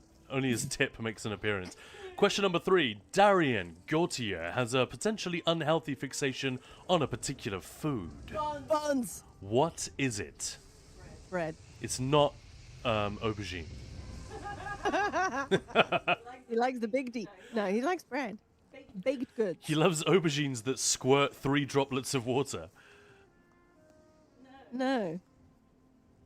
Don't care about Breton, Breton. Sorry. Well, is he a Breton, though? Or is he something else? No, I'm pretty sure he is a Breton. Like an asshole, or Well, we learn a lot about him. He's not entirely what he seems to be. I'm just going to leave it at that. And we learned that in the base game, frankly. And in Somerset. So actually, that's not even a spoiler for this year. Clams. Oh no. Mary had a little clam. Likes to play catch. tacos. It's bread. I think we all know. People are just trolling me at this point. All right, and this is where the questions begin to get a little bit more silly. At some point in the Solstice story, this is question number 4, Darian is tricked by a Daedra masquerading as Gabrielle, who leads him off for a private encounter. And sure enough, when we catch up with him, she is sucking him dry. I mean, his life force. What did you think I meant? His dick. What kind of Daedra? What kind of Daedra is do we find sucking Darian?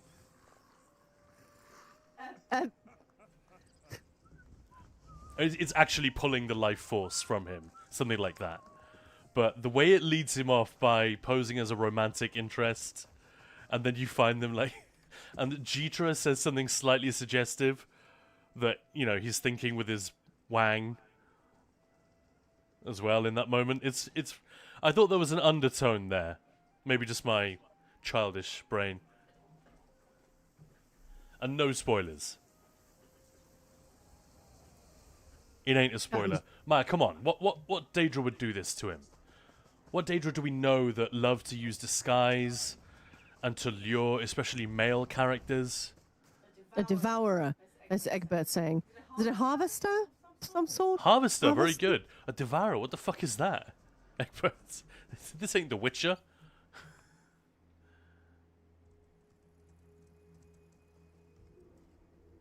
Yeah, it's a dark binder harvester or a bone Bone lord. Lord. Very good, very good. All right. Question number 5. Wrong answers only, please. We finally got confirmation of Razumdar's class this year because he wears class armor from Infinite Archive. Just one piece, I think. Based on this cosmetic, which class is he? I know. Because only a Dragon Knight can wear the Dragon Knight cosmetics and so on from Infinite Archive. And by the way, Otter's saying we can call me Otter. Awesome, I will do exactly that. And Isabella, how's it going? Hey, I saw your video of the beginner of ESO and I'm interested in joining your guild. Well, Maya is the one who made that video. I helped edit it. Welcome to the stream. Join our guild. So hang on, let me post a link. Yeah, can you post that in to YouTube, guild. yeah? Yeah, I know. Sweet. You can read the next. And Vezok and John? Gilly, you're absolutely right. It is Nightblade. Yep. I said it too. You did. All right, this is a quite difficult one. Manamako's lackey, Dark Adept Farinor, the Wood Elf lady, keeps a flesh colossus at her side. Don't ask. And she becomes very upset if it comes to any harm. She even has like lines of dialogue if you damage the flesh colossus. And she's even given it a name. What's the name? I'm just going to straight up give you guys a clue. It is a word that implies butcher in this context, but it's also a plumbing and drainage term. It's a little bit like a cryptic crossword clue there. Hang on, there's a little link to our Discord if you guys want to join the guild. There we go, Mr. Bean. Mr. Bean? Because that's what he flicks for? No, I don't think that's... Ew. Vezok said it, not me. Dave. True. Dave the Colossus. Dave the Plumber. That Dave the Plumber. works. Yeah. Flesh Prince of Bel-Air. Prince of Bel-Air. This guy, Flesh Prince of Bellend. Yeah. Oh my god. What has today's stream turned into? It's sexy time. Welcome to Ninja Pulls. You have joined us for Saturday the 20th of December annual Sexy time. Stupid Cast with Kaan and Maya. Alright, it's gutter, because he guts people. Oh, but it's gross. Gutter's a gross word. She gets genuinely sad if you do anything. Fleshy the best. Alright, now a very important question. How many boobs does Velidreth have? 6. Or at least, how many cups does she have on her weird bikini 3. thing that she's wearing? Oh, 3. Why? No, 3. It's correct, actually. Yeah, you're right, Maya. 3. She's like the alien. I was thinking 6, like Uncle- a dog, but then I was like, that's not right. Uncle Meat. Jesus. How many visible boobs? What the hell are invisible boobs? Zdenya's horny as hell. 14 boobs. How's married life treating you there? Is it 1 boob for every day of marriage so far? Oh dear. All right. It's 3. You got it, Maya. All right. Question 8. Earlier this year, you guys made me read on stream a very sexually explicit section of the real Barenzaya, where she has sex with a Thieves Guild operative right in the middle of a tavern in front of everyone. I'd never read this before. One of you guys, I can't even remember who it was saying you must read this on stream, and I didn't realize what it was as the words were leaving my mouth. What the hell I was... That's a lot of booze, Vezok. So, do you guys remember the race of this Thieves Guild operative that Well, she I know sleeps the with? race, but not the name. Yeah, who remembers what species he is? I do. And does anyone remember the name? There we go, Gilly. Gilly. Gilly's got it. It's a Khajiit. Is that what you thought, Likes to Maya? play catch. Yeah. Because you told me yesterday. Wait, what about the name? Does anyone even remember? No chance. 69, exactly like Isn't to play it? It was catch. 69 the Khajiit, yeah. No, it's 69 boobs. Yeah, I know. Bulma. Bulma. Oh, gross. I mean, what's I the suppose penalty they for would be very necromancy? handsy. They're blind, aren't they? So they would be all about the fondlage, wouldn't they? Yeah, Dinara saying the barbs were memorable. Aha, the dick Yeah, barbs. true. Yeah, that's the bit that makes me remember. They won't see it coming. Goodness I me. only know because I read the USB law article about Berenzaya some time ago, yes. There we go. Merwin, thank you so much for the Well, follow. no one remembers the name, or no one's outing themselves. Bezok knows it. Look, screws many queens. That's it, yeah. Although she was a princess at the time, but yeah. Whatever. Screws many queens. That would be an Argonian, wouldn't it? The name was Theris, and I guess people either didn't know or they were smart enough not to out themselves as having read that section enough times to remember the name. Question 9. Who played Morrowind? Give yourself a sweet roll if you said yes, you are a true gamer. Now, who remembers the mage that comes falling and screaming out of the sky near Seydanin? I should port as I'm doing this. I know the name. Oh, you actually do? That's fun. Yeah, yeah. Eggbirds. I'm a great streamer. I need to fuck off, so let's finish it up. Yeah, mine's got like 2 minutes left. So, yeah, without looking it up, who remembers his name? Just while we're waiting, there's a ton of cool stuff about that character. The dev who created him named him after the North Carolina sports team, a rival sports team from when they were at college. Oh, that's brilliant. It is possible to save that character by casting a slowfall spell over the area. But then if you speak to him, apparently all he will say is, I don't want to talk about it. And the scream when he is falling actually comes out of you. It comes out of your character, I guess, to make sure that the player always hears it. Nice. It's Tar Heel is his name. Yep. It's the North Carolina Tar Heels. Anyway, final 3 questions. Which actor voices Martin Septim in Oblivion? Oh. Nice one, bro. Have fun. And thanks for the hangout, Jess. Have a nice look. And you too, bro. LeBro. Boromir. Sean Bean. Yeah, exactly. Sean Bean will do. Sean fucking Bean. Right. Next, who voices Queen Irene in The Elder Scrolls Online? Wes Johnson. Shapeless, thank you. Hi. There's of me. Come on, what's the name? Rowan Atkinson. All right, we're just getting sillier and sillier now. Raz, inappropriate. Rowan Atkinson. Let's get you back in sale. There we got it. And finally, let's see who gets this first. Who voices the orc males in Morrowind? Pelinal Whitestrake in Oblivion. Yes. The Announcer in Legends. Yes. Ard Kadak in ESO. The Emperor in Skyrim. The City Guards in Oblivion. Lucian LeChance. Sheogorath. Wes fucking Johnson. Wes Johnson. Yeah, absolutely. All right, and with that, guys, gonna have to leave you, but I'll be back in a couple of hours. So don't go anywhere. And I will be back in a couple of minutes. Yep. Just give us a moment. I will be right back with you with more fun and nonsense. Yeah. And we are streaming all day today. So when Maya finishes work in a couple of hours, we will still be here. Moose, I think he did say that, but I was shouting over it, so sorry about that. I may have said the Emperor in Oblivion. I meant the Emperor in Skyrim. If I did say that. Oh, I It's see. Skyrim. Emperor Titus Mead.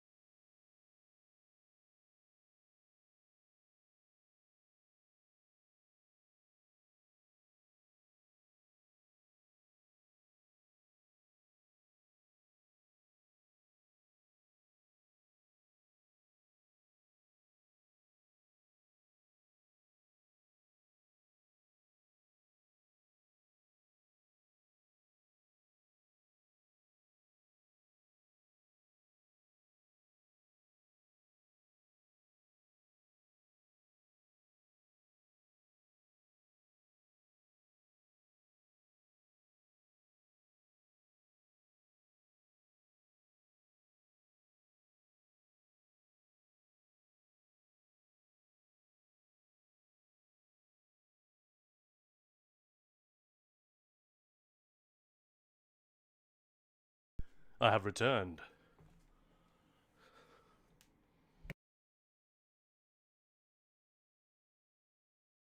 Sorry to leave you without any music or anything, actually. That was a little bit unnecessary, maybe. What did I miss?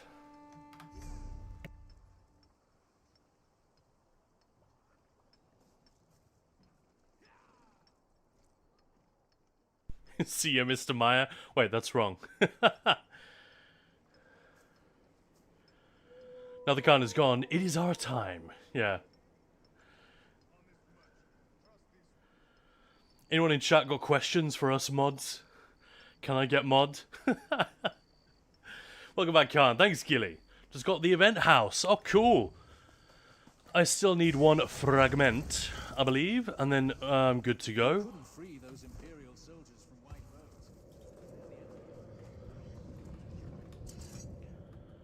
There's a lot of stuff to keep up with in this game, isn't there, in terms of making sure you've got all the latest stuff.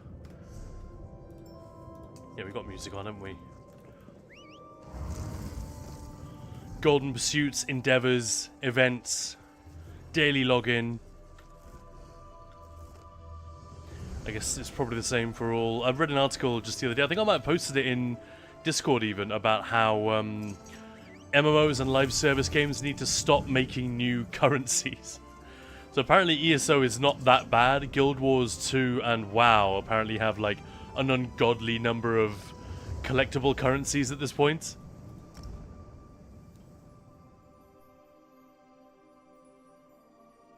You left us in the darkness alone, forgotten. Okay. Jump scare of the year, your return just then? I've returned. I'm so sorry, beautiful barbarian. How can I make it up to you?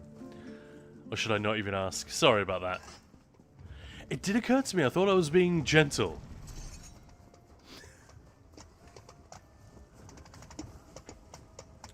I thought that was a nice chill... I have returned. Nice to catch. I need 2, but I think after today just 1. Cool. Alright, so this is the one I haven't done yet. New stuff. Hang on, this is triggering me. Let me empty my inbox real quick. I'm trying to press T to take all. But, whichever add-on it is, I guess... Ripworthy is just... or Dolgabons is just trying to empty it manually. Each zone gets a new currency, but it's still okay. Guild Wars 2. Okay, fair enough. Just you saying gentle makes up for it. I thought I was being gentle. Hey, Alexera, how you doing? So peaceful without Maya, and not in a good way. Yeah, man, that ain't that the truth. A5 Doxies, how you doing? Dolgabuns got it.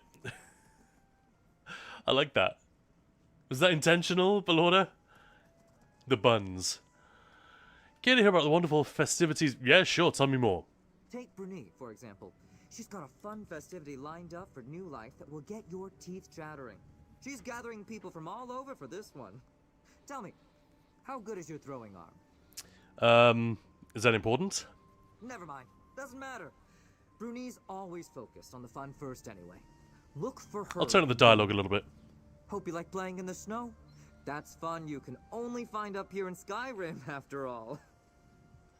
His voice does not sound like you would expect, based on his appearance. It's quite a sort of a beefy Imperial type, but he's got a really jolly, upbeat... Normally, like, the Bretons or the Elves have more of this kind of voice.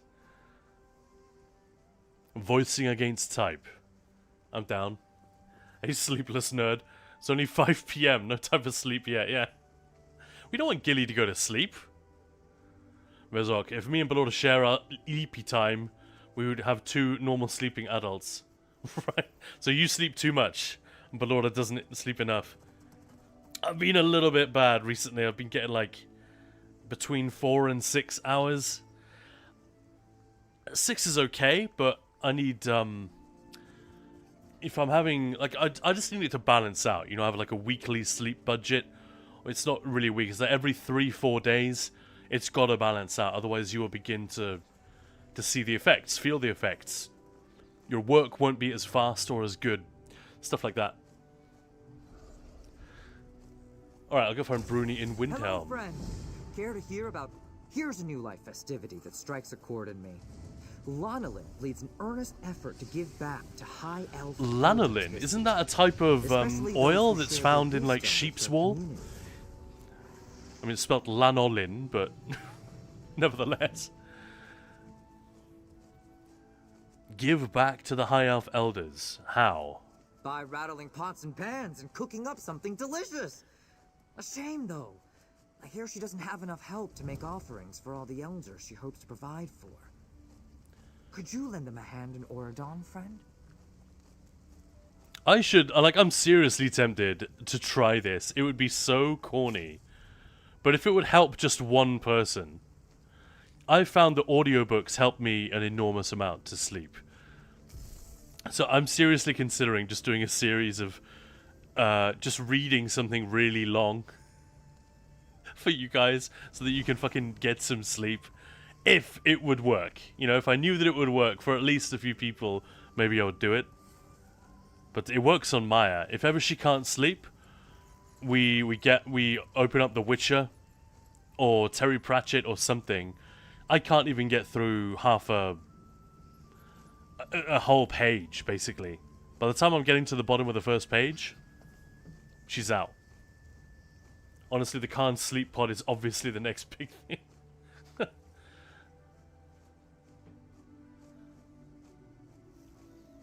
Gilly-chan, yeah, I do not get a lot of sleep, but I don't know how much it actually is. I see. 3 to 4 hours every day, but Lord, see, yeah, it's definitely not enough, is it? That ain't enough. That oil is flammable as hell as well. Alright, so I was right. 10 to 14. Wow. Yeah, between the two of you, you've got it covered. Well, hit me up, Barbarian. We'll sort it out. But yeah, the last time I read a bit of story time for Maya, I think it was the part in The Witcher where Shikiru and a bunch of people are being burned alive in the Wicker Man the druids have made. And even though these are bad, these are enemies, we don't like them. The description of them dying in agony in the flaming hot inferno, yeah, it's not exactly nice, but it sent her to sleep like a baby, so whatever, it works. Kaan's Cozy Corner? Yeah, but with 3 Ks. Hang on, wait, what? No, that would be unfortunate. Moose, that is way too little and may genuinely come back later and cause serious problems. Yeah. Gilly-chan, I listen to music when I go to sleep. I think currently got some Riverdance and Good Omens soundtrack in my CD player. Man, I love these choices. Eclectic. Hello, friend. Care to hear And about Stenya, all the yeah, wonderful it can very festivities easily taking place at the New self-combust. Life Festival this Many season? places here in Sweden burn down every year because of messing with that stuff. Lanolin, well, I guess if it's oil, yeah. But I'm right, that is... Lanolin is the type of oil you can find, is it used in some cosmetics and stuff like that? I seem to remember it being difficult for my sister to get a face cream when she was a teenager and started doing girly things, looking after herself and having a skincare routine and all that stuff that men either ignore completely or don't do until much later. And yeah, she had to be careful because I think she's allergic to lanolin, I want to say, and it finds its way into quite a lot of cosmetics. They make paint with it? Okay. Has the goat burned yet? Wow. Alright, tell me more. I hesitate to mention due to the danger, but you seem the daring sort. A wealthy Khajiit in Rolka. Wow, so there are loads of Gold things? on the line. If you can overcome its guardian. What's the Guardian? New life is about surprises too, my friend. Right, so is he Here's a just new talking life about... festivity for those who love a challenge. Is he just referring to the existing quests with all that stuff? He is, isn't he?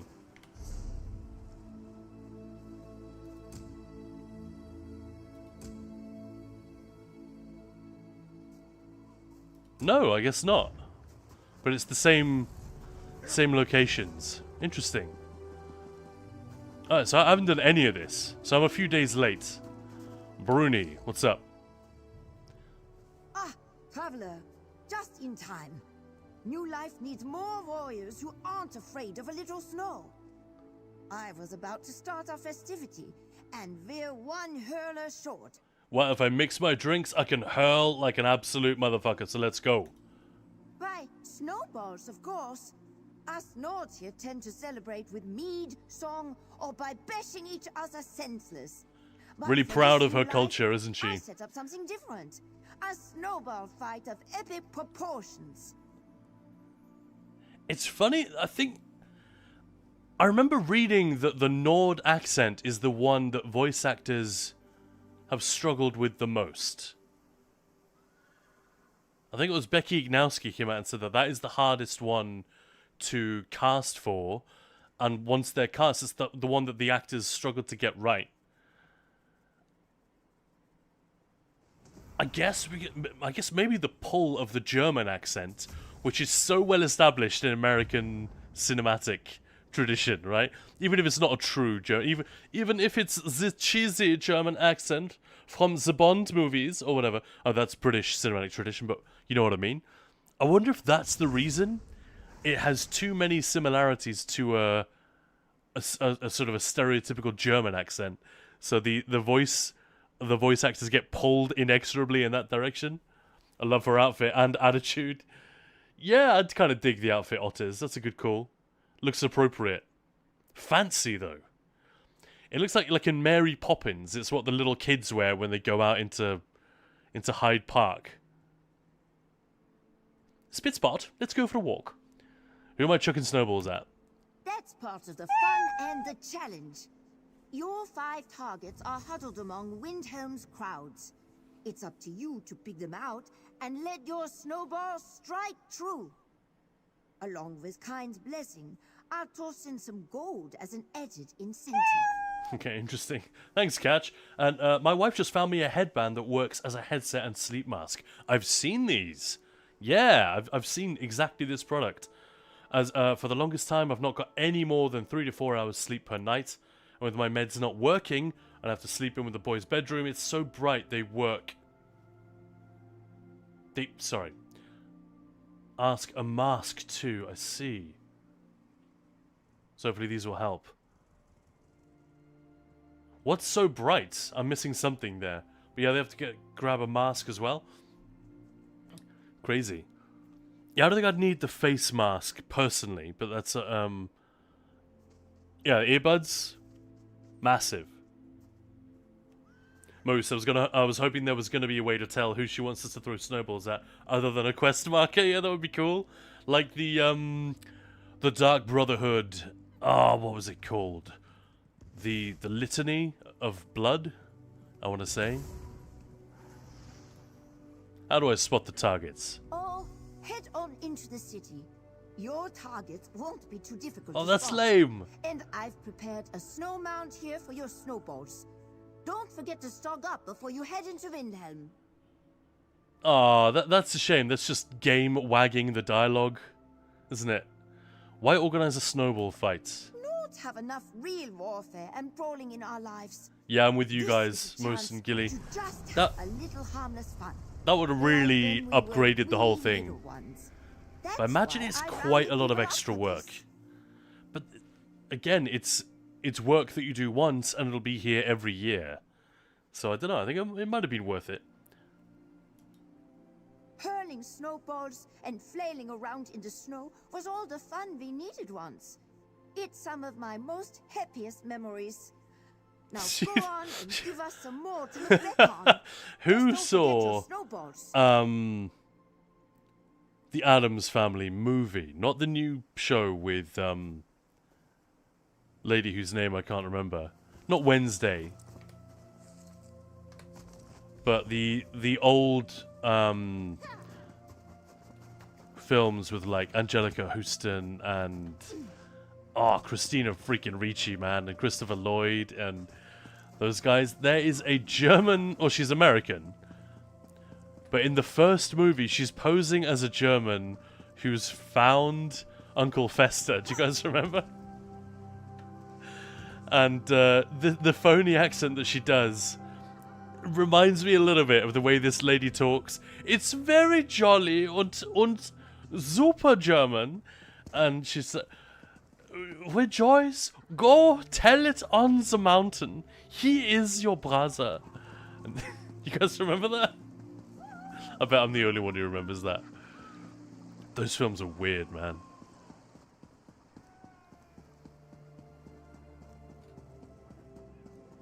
Although I seem to remember they were on TV. Either that one or the second one. When I was very little. I guess it was a few years after those movies came out. And Christina Ricci as Wednesday Addams had quite the effect on me. Surprised I didn't develop a thing for goth chicks after that.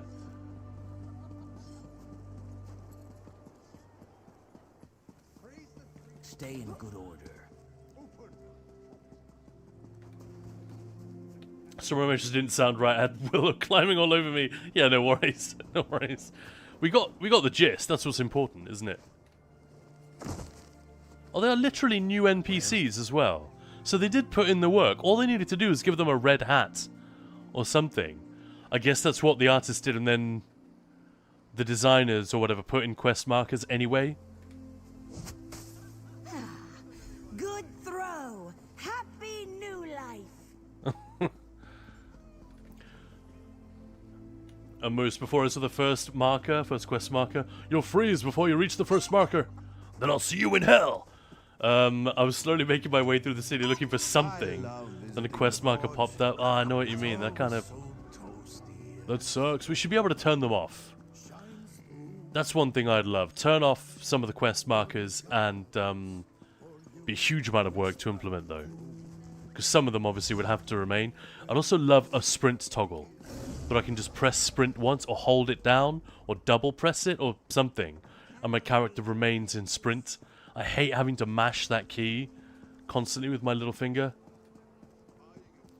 Same with crouch, you know, in games that don't have a crouch toggle. Always bugged me.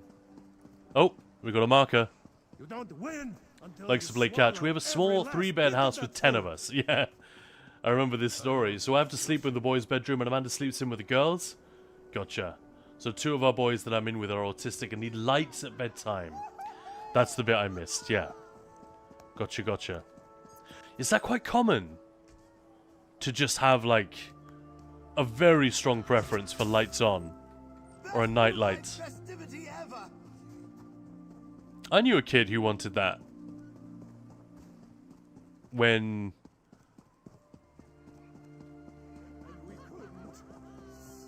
I don't know, when he was beyond the age where it was quite normal to have a nightlight, you know? It was very, very conventional for kids to have a nightlight, I felt like, but this guy had one for much later. It definitely wasn't autistic. But I often wondered what the deal was there, if he was just afraid of the dark or... Theanor. You got me! Happy new life! We can't actually talk to these guys, no. I'm always pleasantly surprised when they introduce fresh things. Because I guess they don't have to. But it's nice that they do. The only thing is this is quite a lot longer than some of the New Life quests that I can think of. Happy new life. I wonder, what are these guys doing it for? These are like the dads that show up at that, like, village fair where they stick their heads through that. There'll be like a King Kong, you know, like a 2-dimensional thing with like a hole cut through. And they just stand there with their faces poking through the hole, waiting for you to chuck pies at them or something. That's the equivalent of what these guys are doing. Well struck. Happy new life. Alright, Bruni, what's up? Likes to play catch. It's a safety feeling that if they wake up in the night, they know that I'm there. I see, yeah. Yeah, so if you're asleep, doesn't matter. But if you wake up and then it's super dark, yeah, makes a kind of sense. Welcome back, friends. Were you successful? Did you spread new life cheer with every hurl of your snowballs? I mean, I hit all 5, yeah, if that's what you're asking. I knew we could count on you. Cold, fun, and moments to remember from this new life festivity. When your arm longs for another hurl of the wet, cold stuff, I'll be here throughout new life. Hope I see you again. A hurl of the wet, cold stuff. This is interesting writing.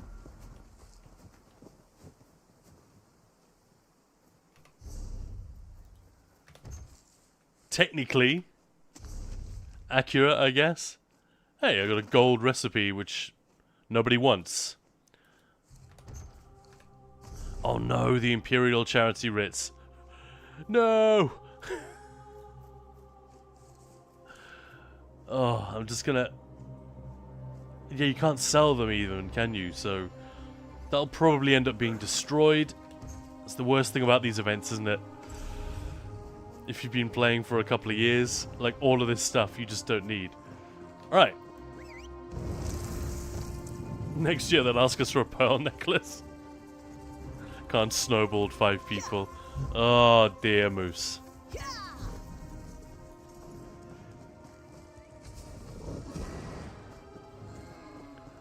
Not to quibble, but can you snowball someone? Or surely snowballing is something you do with another person? Maybe let's move on.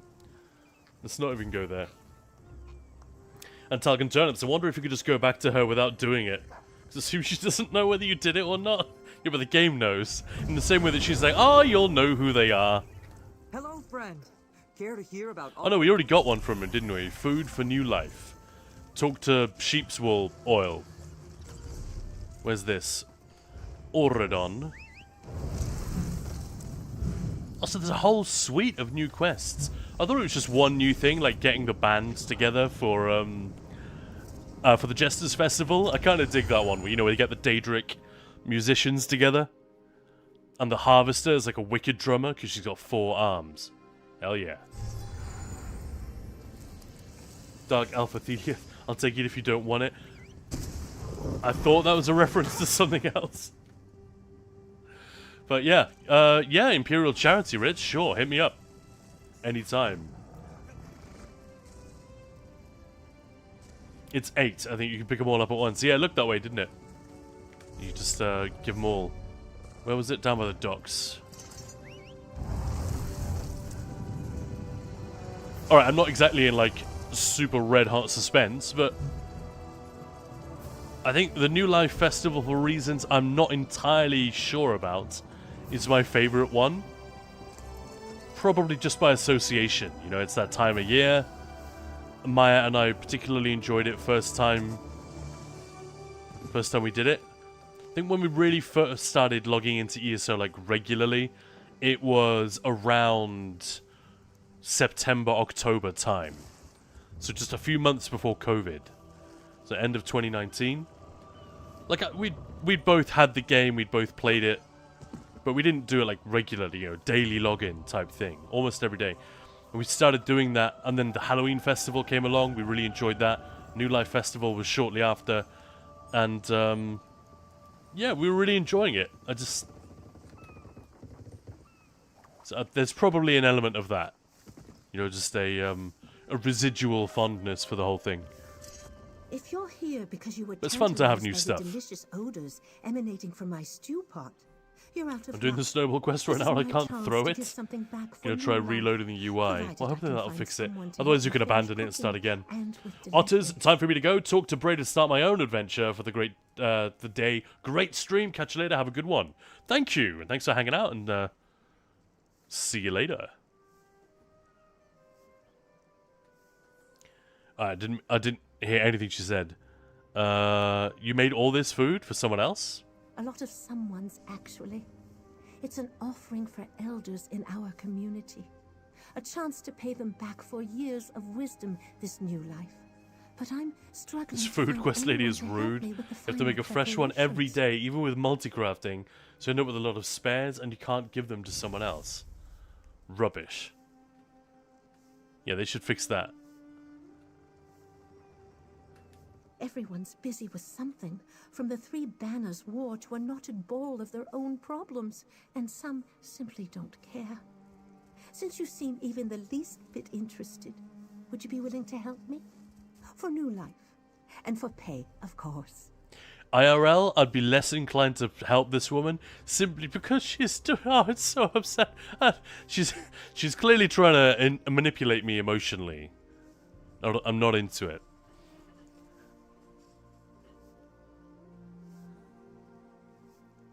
I don't like it when people put a tremble in their voice.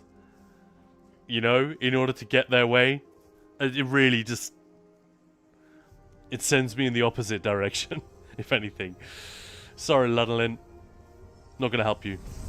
Nah, I'm just kidding. Everyone's I'll help. busy with a stranger offering to help. It's a new life miracle. Giddy, I'm so This stupid. note Forgot to pick up the describes a snow. meal for an You elder can't snowball and without need any to snow. deliver. That's true. Just cook it up and get it to them. And Talcon Turnips. I actually The left that nearby snowball one groceries initially. I and couldn't taverns quick can slot it. provide Didn't know how to recipes use it. and Asked cooking in zone and files no one if you need responded. them. I see.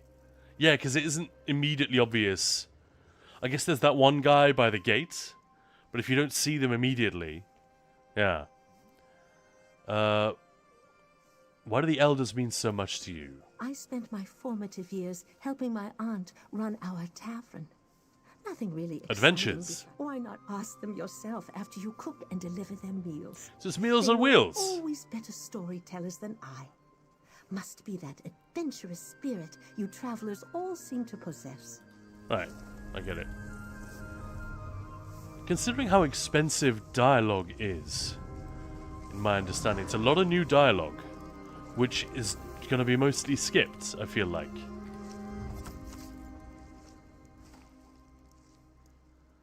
So now I have 4 carrot soups, and you say 3 of them are going to be like, unusable. Hey, Gartek.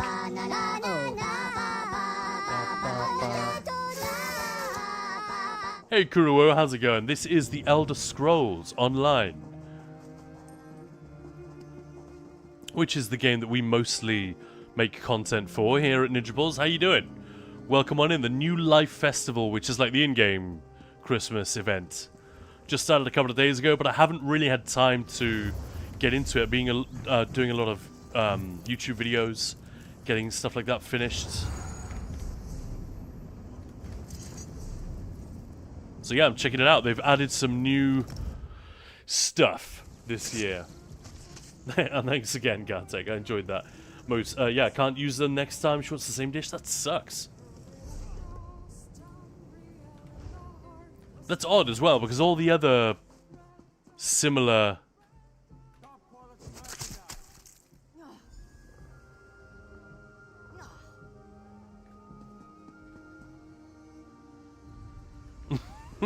all the other similar quests where you have to craft something like that, if you have some in your inventory already, it will just register that, won't it? A little bit frustrating.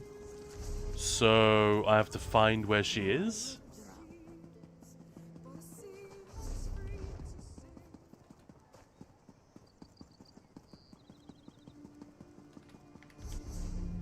Or should I go to the other one first? I'll just do it in the order that the quest recommends. It's probably a bit more foolproof, isn't it? We are an Elder Scrolls stream? I thought we played Fortnite. Yeah, man.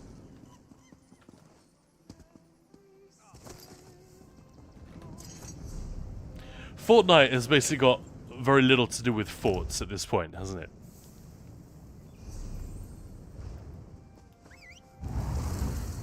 I'll admit, I'm almost 100% out of the loop My tired when it knees comes are to that getting game. Too old for all this bending.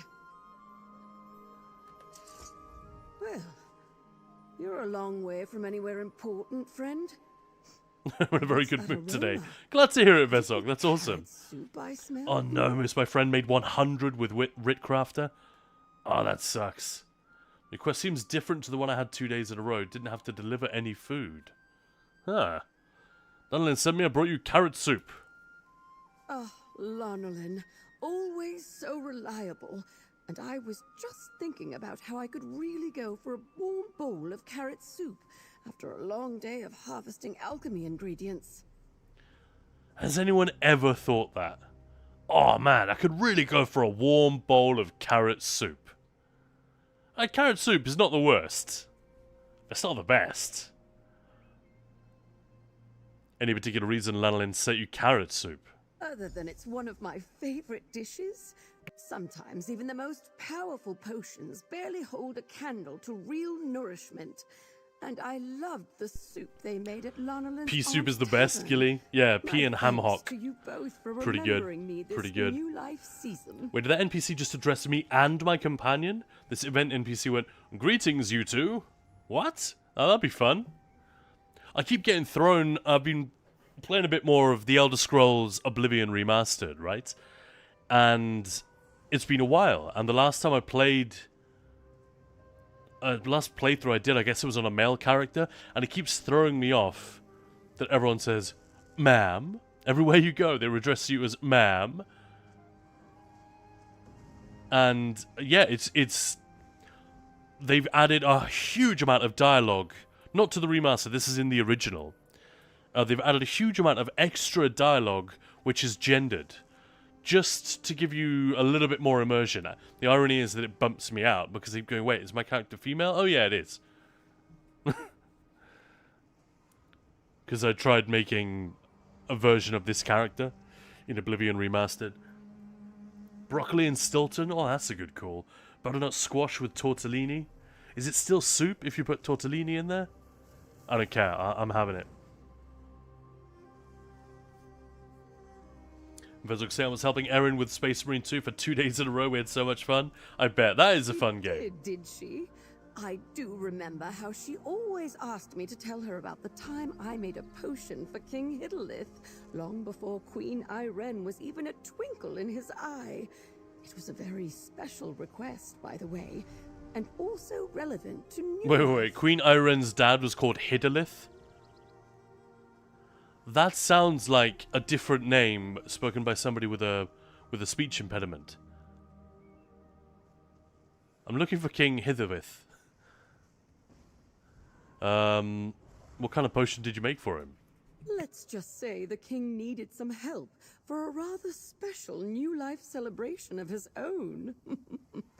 From what I learned later, everything worked out splendidly and he was extremely satisfied. I served as his personal alchemist for a time after that. Jesus. So she made him a stiffen your carrot potion. So he could, presumably, conceive the princess. Yeah, the blue pill.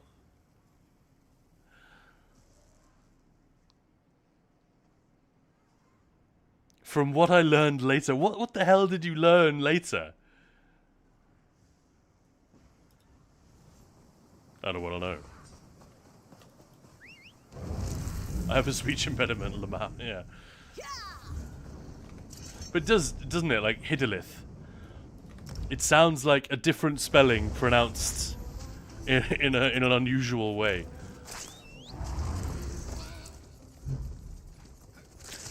When I was doing my master's degree, I mentioned this already today. I was working in an off license, like a wine merchant, and there is a popular spirit in South America, particularly Brazil, called cachaça. But we had a girl come in, like a distractingly beautiful girl, as I remember, come into the shop and ask for cachaça. And I had no idea what she was saying to me. It was cachaça, but she said cachaça like 4 times, and eventually I said, "Oh, sorry, you're talking about cachaça. Sorry, I'm fairly new here. I gotcha." And I wasn't sure. It was such an exaggerated. It sounded like she'd been dared to go in and ask for this product whilst feigning a lisp, you know. But I think I rallied. I managed to get away with not like embarrassing her or myself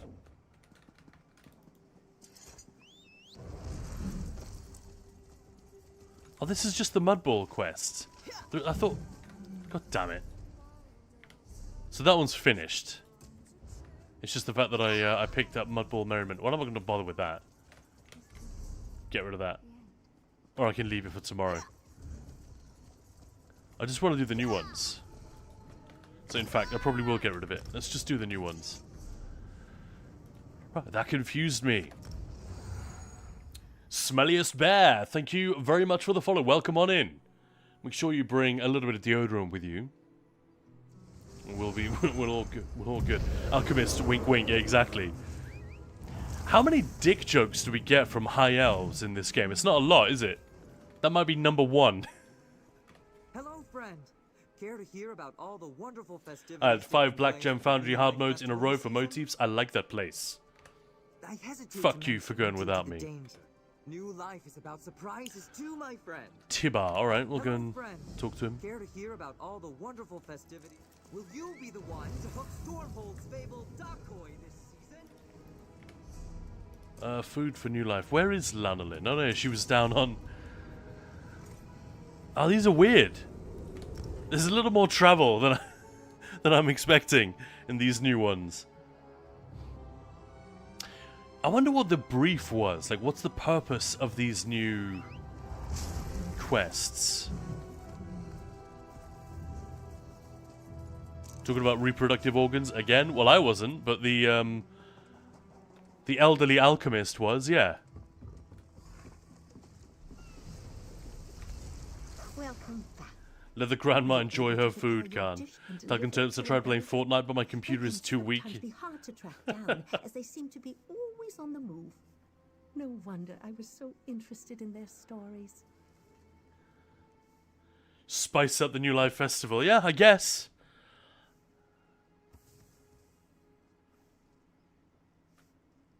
I prepared the offering and delivered it. Oh, thank you so much. I would have been heartbroken if they didn't get something for new life. Now, allow me to offer you my gratitude. I hope this helps you on your journeys ahead. Return soon, and we'll make another meal to offer for new life. She's a bit nicer when she's smiling. Like most people. Alright, food for new life. Where's Tibar? This was Rolkar, right? So they're pretty similar to the ones that Breda has had this whole time. I wonder, does this mean that like next year they'll delete Breda and like update them all, or what do you guys think? Because I don't really understand the need to double up. I don't think these quests they don't so far seem to be much more interesting or different in structure. I don't know.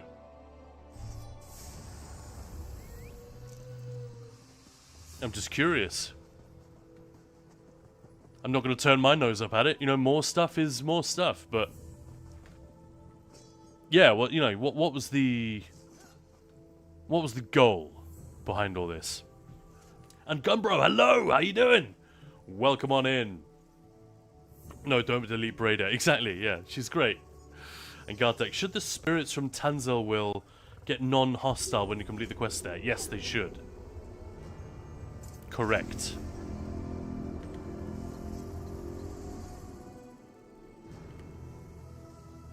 Some fun-looking characters here. Look at these two.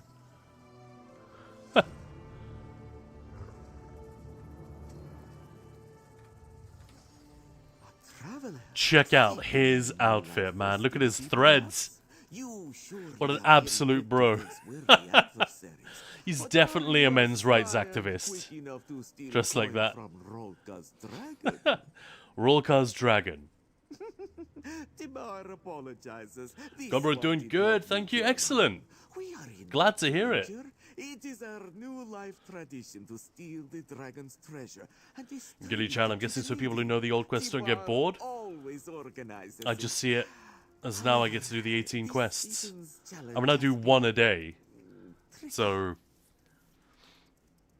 And, yeah, that's another thing about the new life ones. I've never got bored of them. In however many years. It's been so many. Tricky in what way? Now That would spoil the fun. God's like, yeah, I asked because I did the quest, but they're all still red. It might not happen immediately, or it may bug out. You may need to, like, leave the area, come back. Tibar promises a portion of the gold will be yours to keep.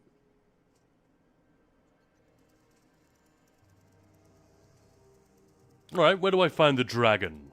The lair of Rolka's dragon rests inside a nearby cavern. The lair rests inside a nearby cavern? Come on, Tibar. You need to work on your fantasy game lingo.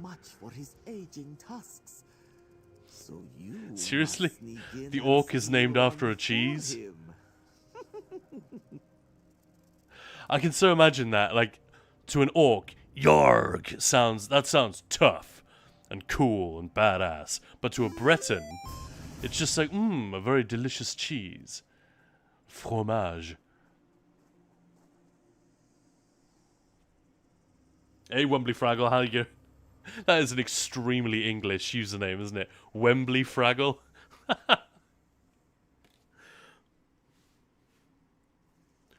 Although I suppose Wembley Womble would be more British, wouldn't it? The Fraggles are American. What am I talking about? Well, welcome on in, either way. Belorda, 5 times BGF and 1 time Cradle of Shadows to get the no death for me. Still hungover and so tired. 3 hours sleep last night. Why don't you go to sleep? Let's just ask the question that is on everybody's mind. Go to sleep. We're like, we love your company, but you know, we can take it from here. We'll try not to burn the stream down or kill the game. Like, the moment you're tired, you should hit it. Yeah, go to sleep, man. Because I can't sleep or get nightmares. But if you're knackered, but you can't sleep. That is quite unusual. I guess I've had that a few times, but very rarely. You mentioned you always organize this New Life festivity. Right, let's go. Of course. I'm getting distracted. Tibar's family owns moon sugar plantations across elsewhere.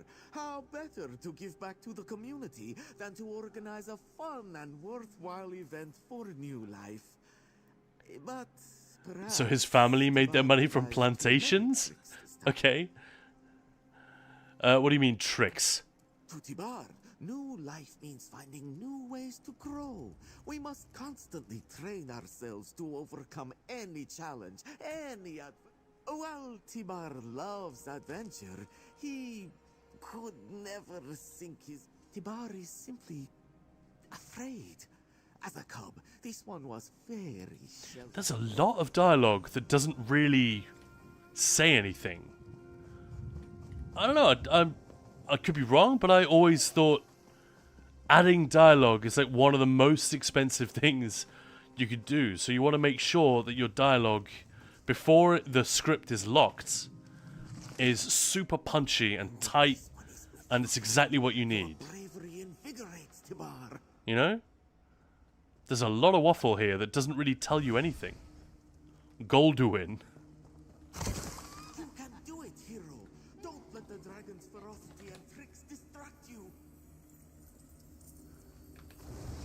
The dragon's breast friend. Tibar will meet you outside after we return to New York. Just want to kill this clown. What the hell is happening here?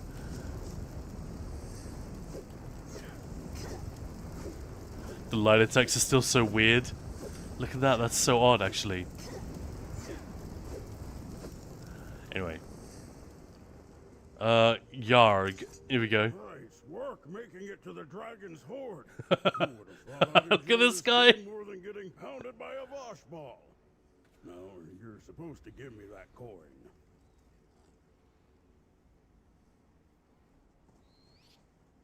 Who's in get more sleep, or you will die at 40 with that little sleep. Yeah, no, so I'll be dead next year. Jeez, dark. Dark, Belorda. Shuttle Legion could just be internal staff voicing them to cost less. There's no way. It's possible. But it's still the time in the studio and all of that stuff. It's not even the voice actors. I wish it were. I mean, some of them are very expensive, obviously. And it adds a lot of these games that are absolutely gigantic in install size. Sure, the voice lines are not the bulk of that, but they often contribute a significant amount. Just saying. Are you really a beggar, Yarg? That's a rather personal question, but since you He's kind of quiet, isn't he? The cat found me licking my wounds after a beating. Thought I was a beggar and talked about his new life game. And now I'm here, winning every time. I love his face. This guy just looks awesome. Yeah, likes to play cat, just like we're twins, separated at birth. Yeah, Gilly-chan. Yeah, I feel that. I've been anxious the last few days. Got a headache from clenching my jaw. Oh no. That's how I know it's anxiety, and I can't fall asleep either. Yeah, I have a friend who needed to get a mouth guard for sleeping because of like grinding the teeth and clenching the jaw. That could be bad, can't it? Sorry, Gilly. Gumbro, I love Yarg. Yeah, man. Same. IO Stacks, are you just doing dailies right now? And do you think it's worth doing them? I'm just doing a couple because I've not seen these new ones before. But no, it's not worth doing them more than... Like, if you're curious, like me, I just want to do the new ones. Old ones I've done a million times. They're great fun. But unless I'm hanging out with a couple of friends and having some fun, I will generally just do one for my tickets and then I'm out of there. That's it. But yeah, if you're just curious to see what's up, no, they don't drop any particular rewards or XP. I mean, there's double XP everywhere. But no, I'm just doing it for fun, and because it's new content. You know, when if you're streaming a game and new content drops, doesn't really matter what it is. I'm gonna check it out. You know what I mean? But yeah, IO Stacks, don't worry, you're not missing out on anything huge. I would go through them all, but chances are by the end of the event, you'll have seen almost all of them anyway. And at least with this one, it sounds like you can pick them all up and then choose whichever one is quickest. So that could be cool. So you're deceiving Tibar. Hold on. I play fair. We agreed that I'd take Have I done small Riften share yet? and As in the donate zone? rest at the end of each season. Many years ago. But Better if than you're talking dealing about with the... bruises. And the coin isn't bad. Speaking of which, thanks for Is this there one. a... Now I expect Tabar will want another word. Is there a quest in Riften? Like a New Life quest? I'm trying to think. There isn't, is there? Don't think there is, so I guess you just meant the story. Oh, the new quest from the bloke. No, haven't done that. This is the... third one I'm doing?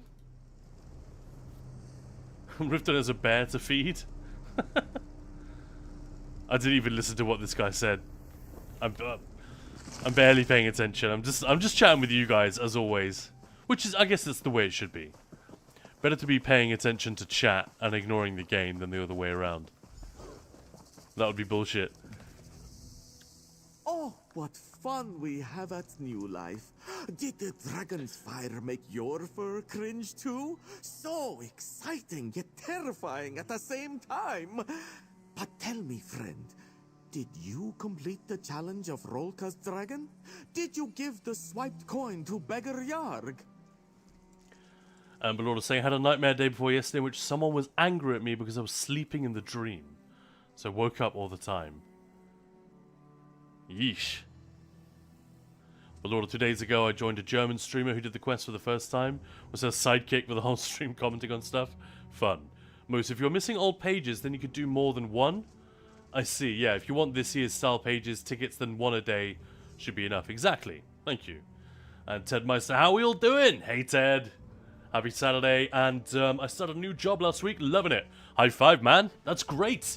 Despite the really early mornings. Although it's going to be good. You'll get used to that part, and you might even grow to love it. Like, given the choice, I naturally gravitate towards staying up late and then getting up as early as I can. So, like, going to bed at 1, getting up at 7. Going to bed at 2, getting up at 8. That kind of thing. But if I'm forced to do early mornings, I fucking love them. I think especially coming from Scandinavia to England, early mornings are much, much earlier in Denmark. The Brits, to Danish people, they're just lazy. Of course, it's not that simple, but that's kind of the cultural connotation of that. And so if you get up nice and early, the roads are just empty. Everything takes no time. It's awesome. But, yeah, plenty of people hate that. I definitely know people who are not, quote-unquote, morning people. I used to work with a guy who would try not to talk to us first thing in the morning until he'd had at least one coffee, because he had developed a track record of being just a grumpy ass in the morning, and he knew this about himself. He wasn't trying to be rude, he was trying not to be rude, if anything. Yeah, Hermit Quest, there's one in the Rift, gotcha. Gumbro, I like the new Shadowfen one, or the old Shadowfen one sucked.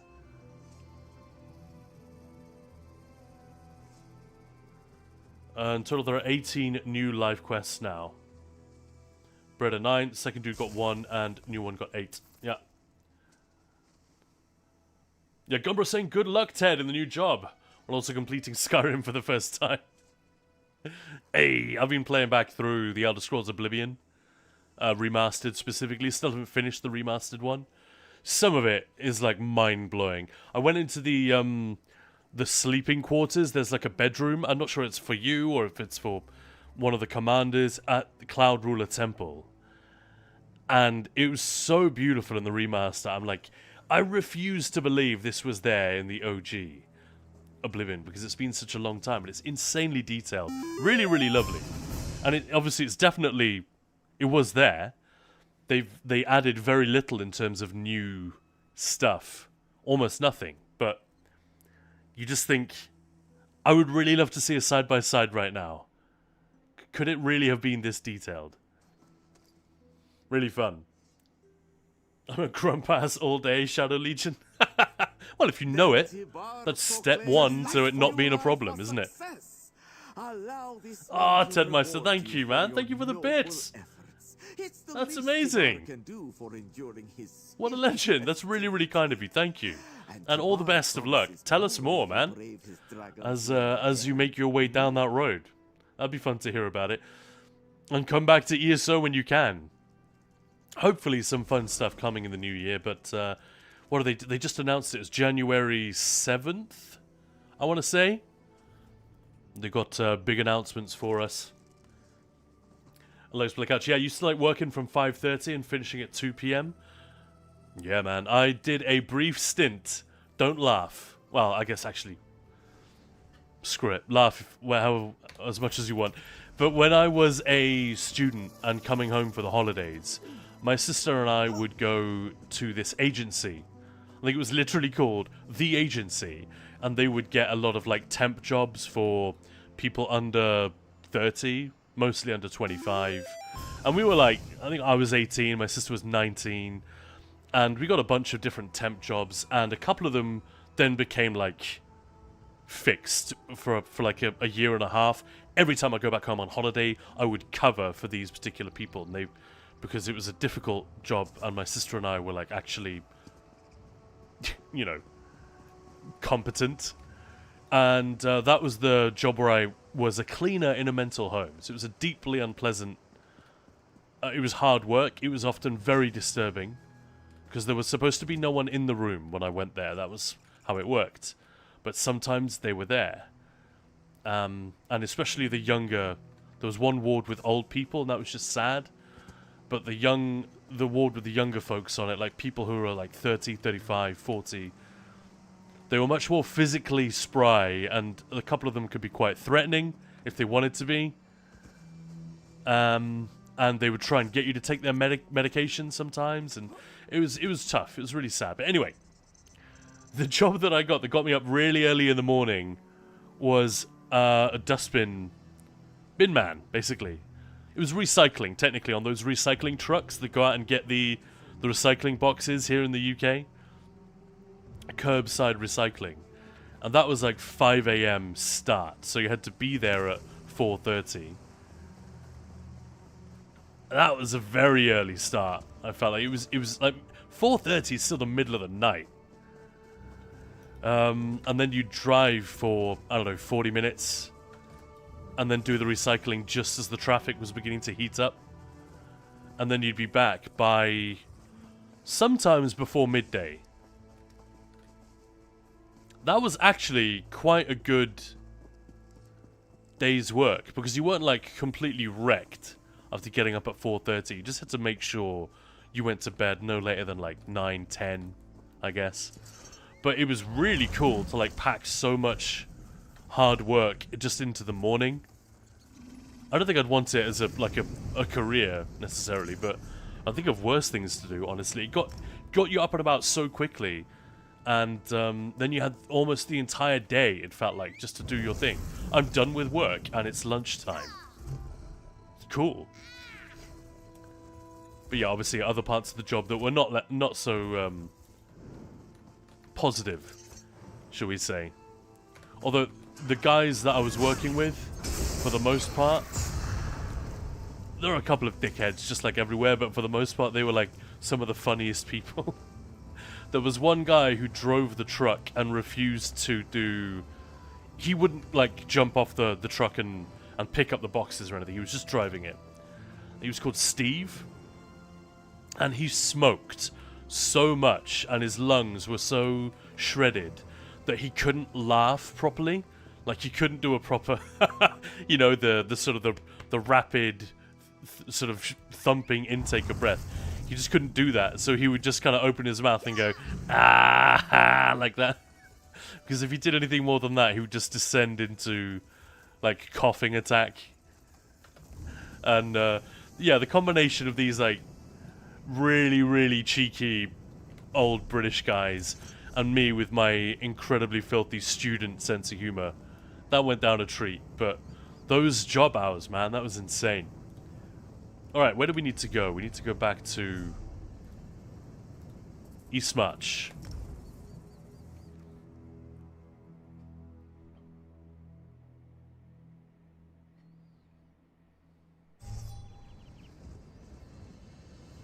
And welcome to the family flare. I just saw that. Sorry about that. 5 AM to 12ish. Ah, similar kind of thing. There we go. I kind of dug that. People at work trying to talk to me. Shadow Legion. A lot of my sleeping schedule shifted. That is an interesting phrase to say. My sleeping schedule shifted. It's like a Sean Connery. Getting up in between 5 to 8 now. Before it was getting to sleep in between 5 to 8. Having to take meds every morning. I'll stop doing Belorda as Sean Connery. That's dumb. Having to take meds every morning at 8 AM. Yeah. Hello, friend. Care to hear about all the wonderful festivities taking place for the New Life Festival this season? I see. So you used to get to sleep between 5 to 8. But now you're getting up between 5 to 8. Gotcha, gotcha. And Stephen Watson, I always thought Oblivion was better than Skyrim. Bin men work bloody hard. They seem to run everywhere. Not the ones around my place. Jesus. They could barely be bothered putting the box back where they took it from. They just kind of drop it with a slight movement. But yeah. When I did it, it was for a private contractor. I think they all are. They're privately contracted by the local council, and we had to go really, really fast. But probably they worked me a little bit harder as well, because I was just a kid. And I was just a temp, so they could order me around.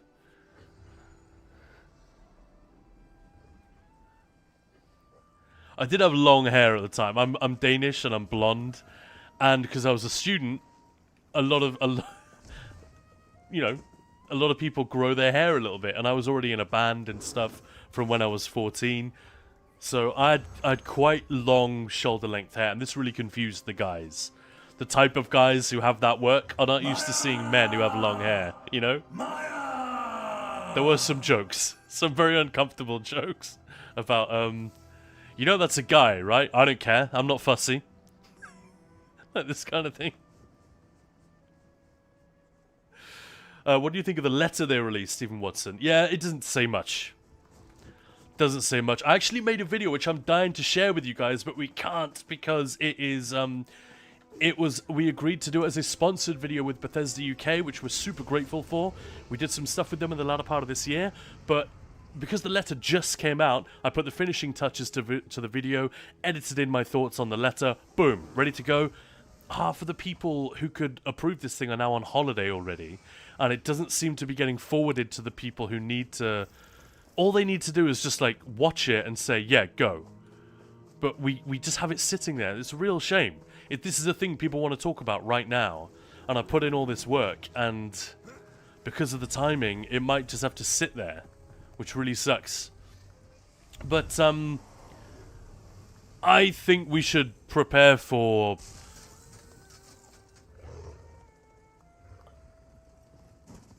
potentially quite a lot of disruption next year. I know that makes it sound bad. I don't mean it to sound bad. I mean it to sound neutral. Like, I think throughout the years, us have been trying to tell us change is coming. And while they're using words like, we're really excited and, you know, fresh ideas and all this stuff, there is every possibility that change could be either objectively a downgrade, like it'd be a step backwards, or it's perfectly fine, but people just don't like it. You know, humans are weird. We hate change, often. Even when change is really good. Or we can be slow to accept it, you know? And that can also affect the way that Zos will react. You know, when they change something and there's a backlash, they might think, oh, that's just gamers being gamers, humans being humans, you know, stubborn, thinking that what they knew is always better than what could be. And that might lead you as a developer, or as someone who's trying to gather feedback to give to the development team, that might give you the wrong impression. Like, well, let's not pay too much attention to this, it's just moaning and groaning. Whereas, in fact, if we look at things like this, that's not a very good example, but like this and the flurry animation, the way that those were changed, my read on that is that the devs thought, well, that's human nature. The players will always dislike change. Whereas in fact, that's years ago now, we still hate the new flurry animation, you know, the rapid strikes animation. That hasn't gone anywhere. So it was in this case nothing to do with just sort of bias against change. So yeah, I don't know. I hope they've got a lot of really, really cool stuff to unveil, but I don't know what to think. Really, they clearly are asking us to brace for change. That's the only read I can take from that, really. They don't really say anything else. They use that word seasons again, but we've had no clarification on what that means. Yeah, pretty much admitted they had a shit year. Oh yeah, I liked that part. Why sugarcoat it? Like, we were talking just this morning, we were making a couple of jokes about the Epstein thing, and you know, that's very unfortunate, the way that that's playing out. But the way that nobody seems interested in just being honest, just throwing straight dice on this thing, and saying, yeah, it looks bad, but ... Maybe, no, it's just, they'd rather play games and fuck around, and I'm so glad that we're dealing with a studio who wants to modernize this game. I'm not saying they will knock it out of the park, or even necessarily that they will succeed. Who the hell knows? But they definitely want to, and the fact that they're being honest when something doesn't work out.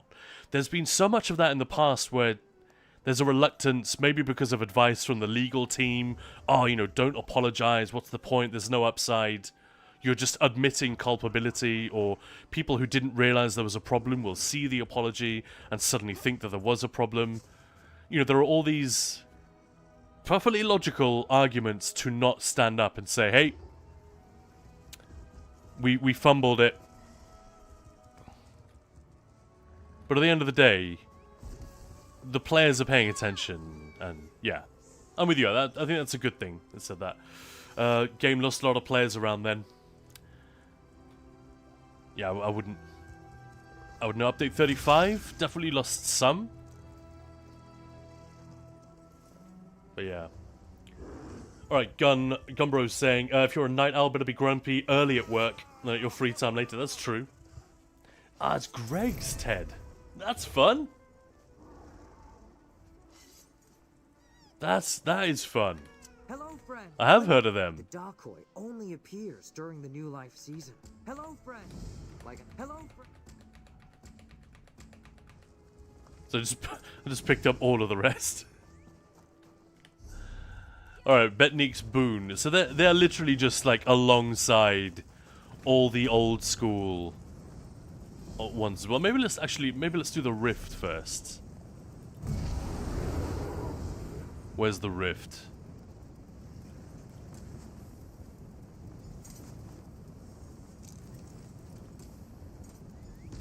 It doesn't say. Fuck it, I'll just do them in order. 4:30 is my bedtime. Nice. And likes to play catch. Worst job I ever had was security in Yeovil. I know Yeovil, man. For the helicopter factory warehouse. So we either did 5 AM to 5 PM or the 5 PM to 5 AM. That was absolutely bored on the night shifts. Yeah, that sounds rough. 5 to 5, a 12-hour shift. That's no joke. Oof. And Gilly, Kaan, when you do the quest, the desert and the sea, do it again the second day. You'll get different dialogue, but that's all I'm going to say. Alright. Thank you. I was probably just going to do these once and then leave them. To be honest. So I'm grateful for the heads up.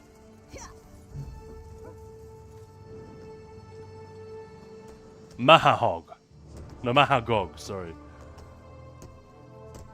Let's play catch. Yeah, makes sense. I thought it might be bakery department somewhere. That's the sort of shifts I work when I did all the proofing for next day. 12 to 2. For me to come in and open up next day, etc. Practically ran the place for minimum wage, but it was easy work. I see. That's the one time I've ever done those kind of hours. Except for work when I like needed to fly somewhere, then often you could be asked to just do a stupidly early start. Kitchen humor, just sex jokes and comments. Yeah, I bet. You'd be amazed how far up that goes. How high up the sort of restaurant chain that persists. Because Maya used to work in a Michelin-starred restaurant. I'm not going to say which one.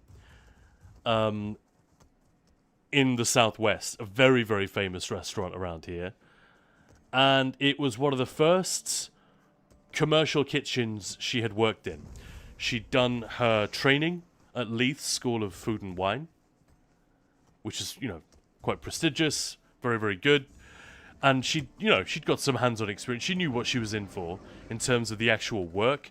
What she had not expected was the level of just trucker humor, and not so much the humor. Maybe I should let her tell this story, but it got quite physical as well in a really, really uncomfortable kind of way. There was one other girl that worked in this kitchen, and she never said anything. And she would barely speak to her colleagues. But when, they would, pinch asses and slap and stuff like that in a way which... It's one way if it's a bunch of men doing it to each other, but it's a very different... It's another way if it's a girl. Especially someone who's 10 years younger than you. It's like... You're fucking going to court, or you're going in front of HR immediately if you do that in an office environment. But why these guys were dumb, and I guess they were on drugs most of the time anyway.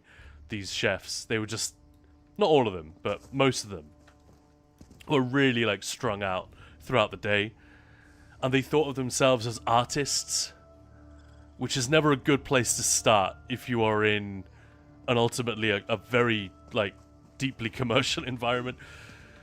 But as soon as Maya started saying, you fucking stop that with the pinching and the slapping and the feeling up, don't think I don't know what you're doing. The other girl, came in to talk to her in the ladies' bathroom and said, thank you so much. I would never have had the guts to say anything. But yeah, it was exactly as you would imagine, as I'm imagining a Greg's kitchen. People just getting through the day, having a laugh, it was like that, but behind all this really, really weird, like, glamorous facade of bullshit. And with people who had really high pretensions and very high opinions of themselves. Very strange. I was so baffled. Because I was a management consultant at the time. I was just working as a researcher. So I was learning all about different corporate cultures and, you know, how a law firm differs from, like, I don't know, a bunch of engineers, for example. They're all... It's professional services, but it's wildly different, and here's why. And I just could not believe that there was a functioning and very profitable business place out there where they were actually behaving like this. I thought maybe stockbrokers, you get a little bit of that, because the pressure is so incredibly high. Yeah, this is wild. Likes to play catch. Not noticed yet. Thanks for sharing. I shall look out for it tonight. Yeah, look at the NPC too. Gumbro was saying, well, as a bartender, my boss is the same as Steve. He spoke so much and his voice was so raspy. Sounded like old jazz man. This guy was great. And when he laughed, because he would sort of smile and react. But if you got him to go, ah, it meant he really found it funny. I was just worried for him. Like, if he ever watched a movie where a genuinely hilarious thing happened, like when you know, the kind of thing that makes you do a spit take if you're having a drink and something really hilarious makes you crack up. The guy would just have been like doubled over coughing for the next 10 minutes, I'd imagine. Looks like Bentley's boon will go to me again. But yeah, same kind of thing. Hey, Asterial, how you doing, man? Welcome, welcome. And my lord, after last night, I can say that alcohol and oxycodone aren't the best things to mix. I have a feeling that is not new information to you, nevertheless. But yeah. And Shuttle Legion, yeah, I hate the changed blazing spear. I guess you mean puncturing. Yeah, exactly. I hate the new flurry so much, Killy. Yeah, we're still talking about the new flurry. It's not new anymore. But yeah, I took that out of my skill bars because I dislike it so much. See, I never did that. Because when are you even looking at your character in combat? For me, it just never... I'm never looking at my character. Except to the extent I want to see if they've been stunned. But I'm not watching the animation, that's for damn sure. Watching the enemy. Maybe watching my character's feet. But I know what you mean. It's not fun to look at. Just the best New Life has to offer. So much I stopped playing Templar. Wow. Gilly, I didn't care if the hits didn't align, it looked better. Yeah, I agree. Someone pointed out to me, I think it was Otto, he was saying that before, it looked like you were shivving someone in prison. You know, like in prison, this is a very dark topic, but if you want to kill someone, if you want to off someone in prison, in the big house, you will make a sort of an improvised stabbing tool. And it'll be like a craft knife. It won't have a great deal of depth to it. I can't believe we're having this conversation. But that's what it looked like when you did the old flurry. They were sort of repeated stab, stab, stab, stab, stab with two hands motions. And it looks like those scenes in, I don't know, like the prison drama where someone gets got in prison. And he was making the case that that was so much cooler. It was much more brutal. It was really violent in a satisfying way, but not in a way which is like PG-13 or anything. I thought that was a really good call, whereas the new one is very disconnected. It doesn't look like you could possibly be hitting anything. It looks like you're trying to make a Jackson Pollock painting. You're just waving your hands around, or like you're... Well, like I called it, when it released, I called it a drunkard fighting off a swarm of bees. That's what it looks like to me. The closer you look, the more it begins to look like swordplay, but we don't play the game watching our characters like this. And even then, it doesn't look that great. And if you see it from here, it just looks like your character's having an attack of some kind. Not great. Vezok, have a nice lurk. Thank you, man. Amber Lorda, yeah, I mean, the new ones are all silly and dumb. I love them. And now the third day I got the first embassy, I guess they reset. I see. Likes to play catch. I used to do a lot of security work from events to nightclubs holiday parks, events, festivals, worked a straight 18-hour shift at a football event, was stampeded by hundreds of people. Whoa, whoa, what? Cracked 4 ribs but still finished my shift? Did you know? Did you think I must have broken something? Or were you just not aware? I feel like that's an important... Yeah, shanking, right? Yeah. I feel like that's an important detail. Worst part was my boss at the time asked me to stay on for another 6 hours and someone hadn't turned up to work and I refused. A week later I got fired. Yeah, dedication, man. Like, it's kind of a dumb thing to say, I hate this reaction. But that's illegal. Like, you could have taken them to court, presumably. Yeah, they made me work this long. That's crazy. That's crazy, man. Yeah, never drank on top of the Oxy before. Not a good night yesterday, Blood. I'm sorry. Yeah, it's not the new flurry, it's the wrong flurry. Yeah, snacks. It's like the McDonald's. It's the wrong flurry. It looks like a drunk trying to slap someone, yeah. Most new flurry looks genuinely awful. Looks like a dance. Not combat. Yeah, not even a good dance. Not even a K-pop. Claims a boon of good health until the next new life. Hey, Intangible Thoughts, thank you very, very much for the follow. Welcome on in. Like Split Catch, definitely I was literally about to type this. Yeah, yeah. Looks like you're fondling someone, not stabbity stab. Fondling? Right, now I want to check it out. Invisible Firebolt, thank you for that. That's a cute emote, I dig it. Second one's not bad either. Like Split Catch, I knew as I couldn't breathe properly, that's why I refused. No, couldn't fight it as a probationary period wasn't up, so they could do what they wanted. Yeah, it's one of those things, technically I'm sure you could have, but it wouldn't have been worth the bother. Truly worthy of Betnick's boon.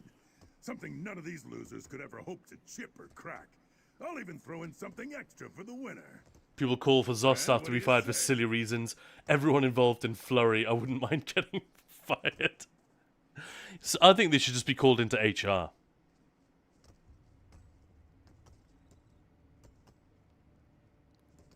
Just have a Scottish person working in HR. Don't ever do that again. What kind of boulder do you have in mind? I haven't been following this guy at all. The armor looks weird without the shoulders. Especially the way that it sort of, you know, twists and turns when he moves his arms. Just makes it look like a catsuit or body paint or something. What was your fight like with the Daedra? Now, normally I don't go picking fights like this during New Life, but Daedra have been showing up lately. If I hadn't lost that job, I probably wouldn't have met my wife, so I count that as a win. Yeah, fair enough. Yeah, Belorda. Which drugs did you take before you created this design? Because I need some for a party that I'm planning. Daedra been showing up and causing havoc? What are they doing? Noticed it as I smashed at Daedra's head into something. Looked like a boulder, but unlike any I'd ever seen. Something straight out of the... I'm so lost. What the hell is this guy talking about? I was paying more attention to you guys and then just clicking, yeah. And now I'm like, what? How did we get here? It's like in a dream where everything suddenly changes. And like, what? Oh, okay. And you just kind of go with it. Yeah, this makes sense. There's a bit of history to it. Oh, you know what? No. I'll do it some other time. Let's just do the quest. I'll get the idea. You touched the boulder. Did I? I'm so sorry, I didn't mean to. Please don't call the cops.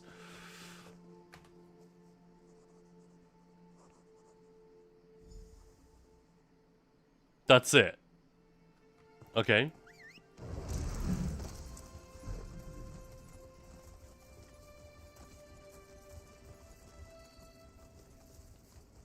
Yeah, I need to do these off stream so I can actually... Maybe Maya and I will do them together. Of the Oblivion boulder? Oh, yeah, here we go. That's where it is. That's the spot. Well, why do I need a hammer? Orc forges turn out the...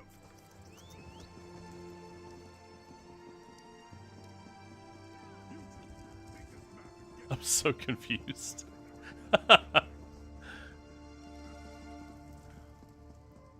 All we also know is that he loves his wife. Is this the Mahagog character? How do we know that? I missed it. Let's play catch. This quest was pointless and literally a waste of time, but funny.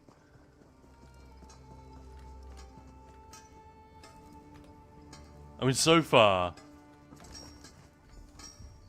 it's just a waste of time. But I think that is more to do with the fact that I'm not really paying any attention. So often that happens, right? You'll talk to someone and they'll be like slating a movie, or they'll say, "Oh, I never pay attention to the stories in here, so I just click through." And people, you know, they're not into something. Then you realize, well, they weren't paying any attention to it in the first place. And then you think, well, that makes sense. Like, you get out what you get. You take out what you bring to a thing in some ways.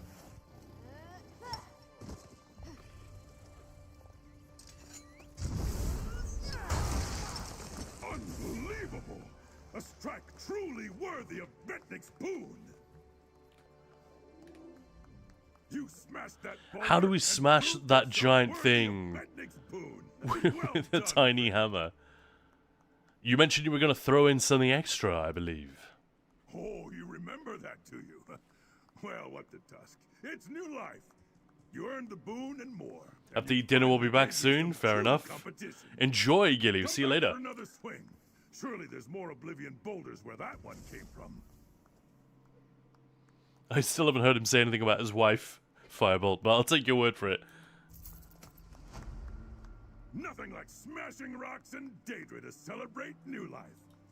Okay.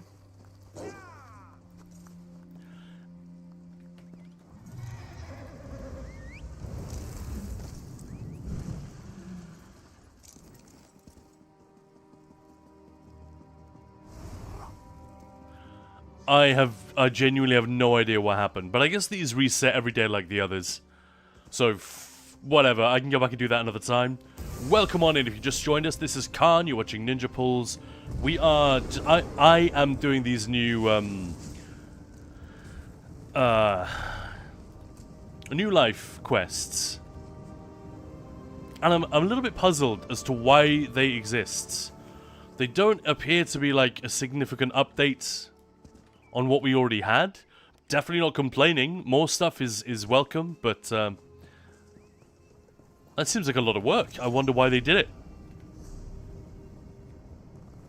Right, where are we going? Sentinel.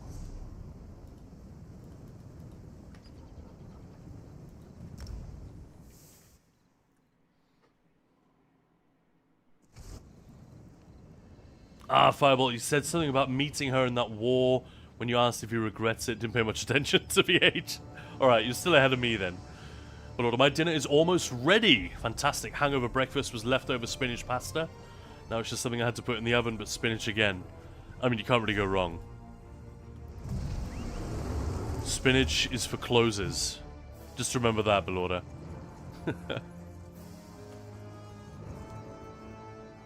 Sorry, I had to adjust the headset there.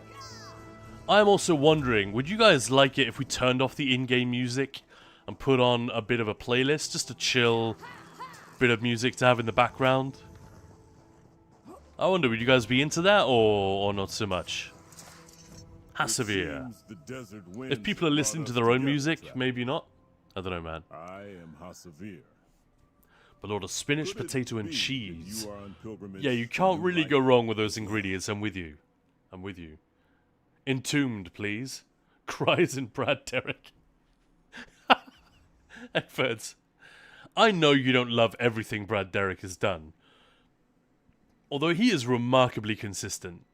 And he's not just the composer that they bring in. He's the...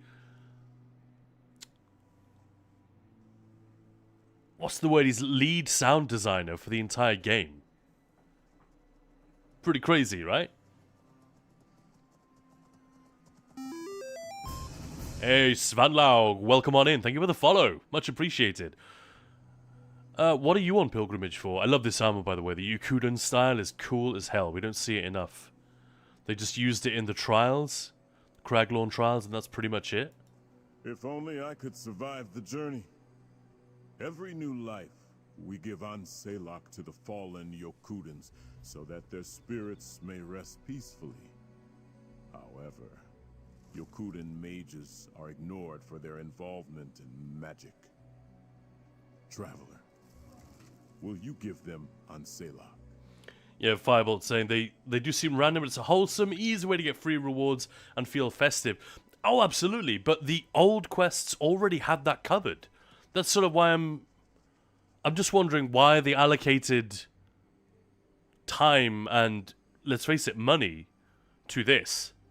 I'm just interested. I'm not questioning the decision from the standpoint of, oh, this is a waste of time, this is terrible. No, so far, it's all been perfectly fine. I'm just interested. I guess maybe last year they got a lot of feedback about it'd be nice to have something new for New Life, especially after I guess it'll be a year and a half ago we got this new Get the Band Together quest for the Jesters Festival. You know, where you get the Daedroth and I think it's a Scamp and a Harvester to play music. That one is just dumb. But it works. It feels appropriate and feels like a nice addition.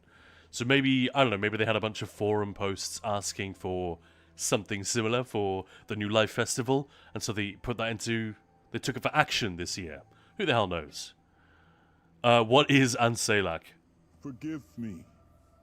It is a ritual where we gather seawater that once touched Yokuda's lands.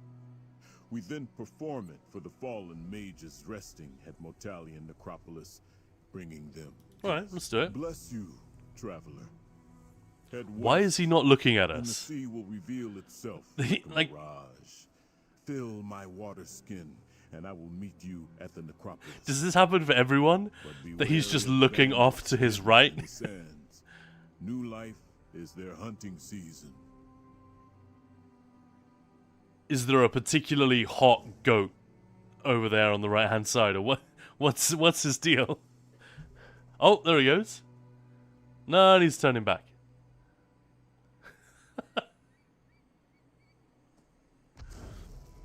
And no entombed or torso fuck. Nope. Zinnia, I actually ran dungeons with the Doom soundtrack yesterday. It was kind of cool. I bet it was, yeah. I understand. Only started playing the game this year, so any New Life event is hella fun. I see. Yeah, I totally have the same reaction to New Life. First time. Tell me more about the Yokudans. This is always cool.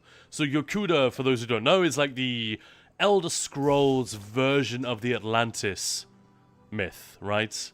The sinking of a great and prosperous island due to the pride and overreach and arrogance of its rulers and people. But it's not quite clear what happened. The end boss of Hellra Citadel does say, "The Shahai of a first-rank Ansei sank Yokuda. This warrior's Shahai is beyond first rank." I wish I could do a better impression of him, but that's all you're getting. That's all I got.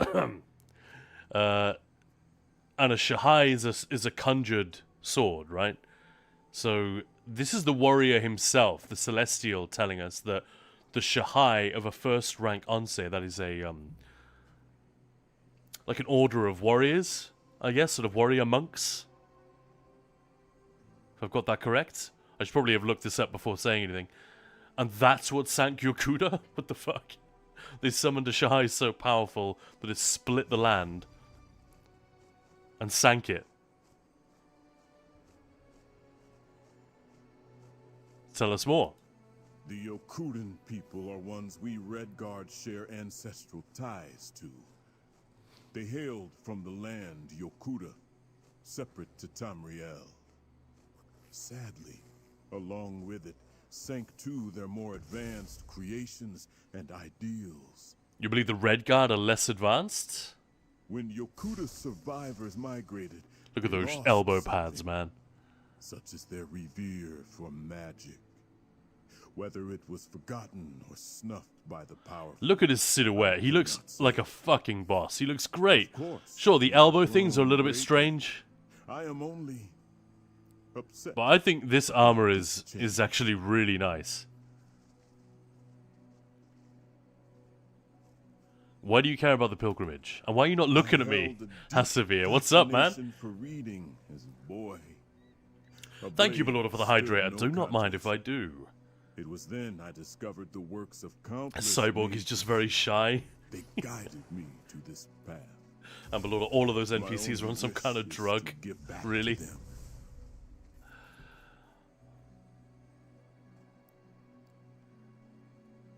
Are there others who've learned from you? I want to believe there are. Knowledge. Right, well, let's... Whoa! What the hell happened? I was like the only one talking to him when I arrived.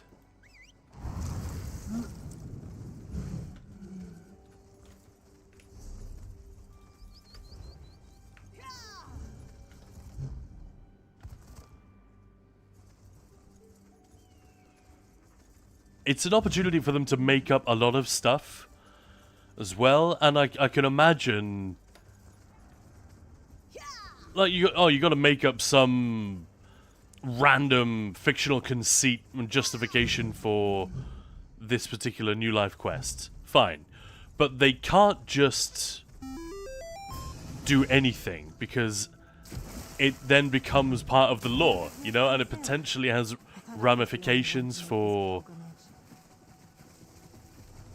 what gets done with single-player Elder Scrolls games going forward. So, yeah, it's not like designing a little New Life quest is going to have a profound impact on Elder Scrolls 6. No. But it does have knock-on effects. Like, especially if Elder Scrolls 6, or one of the ones that comes after, is based in Hammerfell. Which I think a lot of people are assuming it's either High Rock or Hammerfell, based on that one little glimpse we saw. Was it really 7 years ago? 7 years ago, man. They teased the Elder Scrolls 6.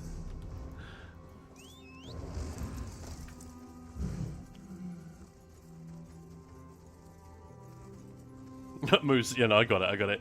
My suggestion wasn't serious. I'm here for you, Maya, and silliness. Absolutely. It's the desert now. Wonder something hot is there. Yeah, okay. Yeah, no wonder something hot is there. Or it could just be a mirage. That always baffled me as a kid. I think I was like 9 or 10 before I saw my first...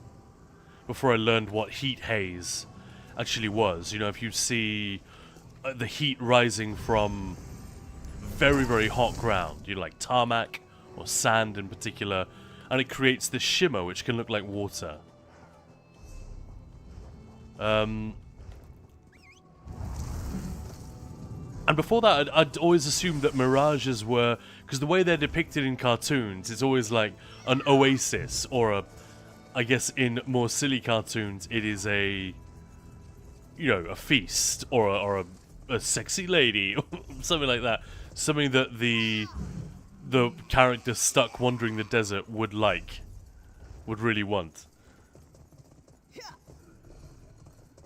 So I always imagined it was some sort of much more sophisticated, deep hallucination. Relief, friend. Pour the water into the circle, and we may begin on Selah. Yeah, he was distracted by the crowd. Maybe that was it. And Maviox, thank you very much for the follow. But Lord, I know they want to tease games early, but most of the time they do it too early. Well, this one they did. They've literally said, yeah, we fucked up. And it used to be the way to tease games super early. Hasn't been the industry norm for some time. If anything, the window tends to get shorter. Buried below, nourishing bones and easing souls. Like Oblivion Remastered wasn't even announced until the day it was released. It was literally 20 minutes after the announcement it was available, right? And I was downloading it while streaming to you guys, trying to make sure it was ready to be streamed as quickly as possible. Most Red Guard, out of fear or shame, have ignored this side of our history. Indeed. I, so far, do not think much of these new quests. I am starting to think they shouldn't have bothered. Some of the ideas are kind of intriguing, but it's like, hang on, you had the money to do... Like, you had an opportunity to put this much new dialogue into the game, and that's all we get? I don't know, the more I play ESO, the more I find that I am very conscious of, like, every wasted stitch of dialogue. I really want them to make the most of it, if that makes sense.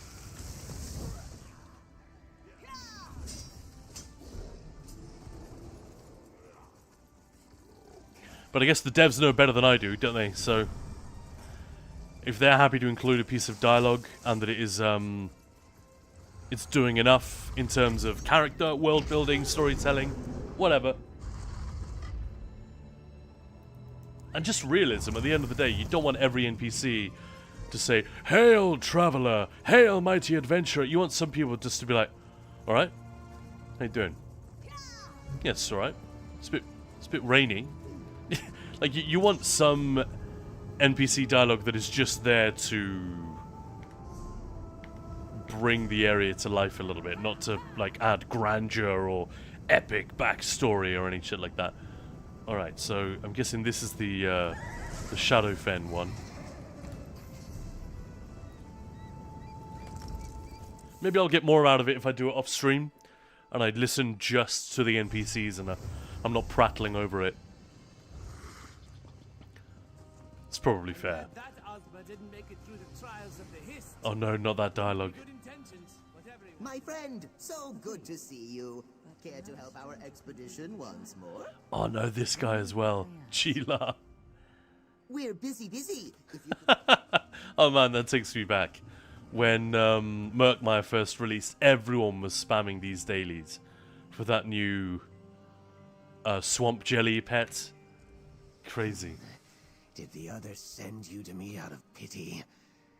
Most games take so long now, as they kind of have to tease us. Yeah. Long enough for it to know my every move. Maybe I do. Yeah, it's got to be an interesting thing, like Divinity. At least we'd share the embarrassment. It's an interesting. That's quite atypical, because Larian are not trying to signal that this is a game that is coming out anytime soon. It's like 2027, 28, or something like that, as far as we can tell. But what worked very well for them with BG3 was that people were... Well, it was an early access for a really long time. So who the hell knows? They might revisit that. It worked with this game, but that doesn't mean it will necessarily work again. But yeah, like, that was a very early thing. And it was... It's just a cinematic, but it was quite an elaborate one. You know, it's a huge expense to do that. It's just, yeah, it's a really interesting decision. Like, what are the factors behind that? Again, I'm utterly ignorant of that stuff. I'd love to know. I'd love to know what their marketing team thought, whether they would have done this if it wasn't for the Game Awards, all that kind of stuff. But I know that Todd Howard is on the record as saying, yeah, we shouldn't have done an Elder Scrolls 6 teaser. We just wanted everyone to know, yes, we are working on this. It's in the early stages of pre-production. Yeah, but Lord, I don't like all the repetition, especially during main stories. Don't need to hear everything 100 times. That is exactly where that comes from, Lord. Actually, it's you and I are in total lockstep on this. Yeah, though they quote-unquote waste so much of their dialogue budget on the players who haven't been paying attention. Like, why? I don't know, like, it's tempting to get carried away and say that Zos do this too often. That they broadcast too much and they don't narrowcast enough. Like with trials, hard modes, dungeon hard modes especially, I feel like they are targeting a specific part of the player base and saying, here you go. But so much of the rest of the time, it is like, let us just dumb it down and make it palatable for anyone. but not delicious to anyone. And again, I'm sure they know of course they know way more than I do about this, but my instinct kind of goes in the other way. Like, make it delicious, whatever you're doing. And then give different types of things to different people, but don't dumb down. Like, give us more character. Give us more moments in the voiceover. Don't give us 400 lines that are just restating what every player should already know by now. But then again, I'm the one who just said it wouldn't hurt to have more incidental dialogue.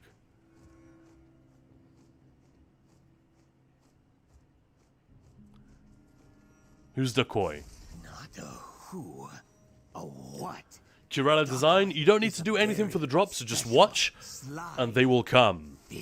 Welcome on in, by the way. Hope you're having a good weekend. It greets our waters. It said good Yeah, thanks, Guns N' Raiders. Howdy there. Welcome on in. I love how you're actually typing the weird turn of phrase. For whatever reason, I say welcome on in. Where do I get that from?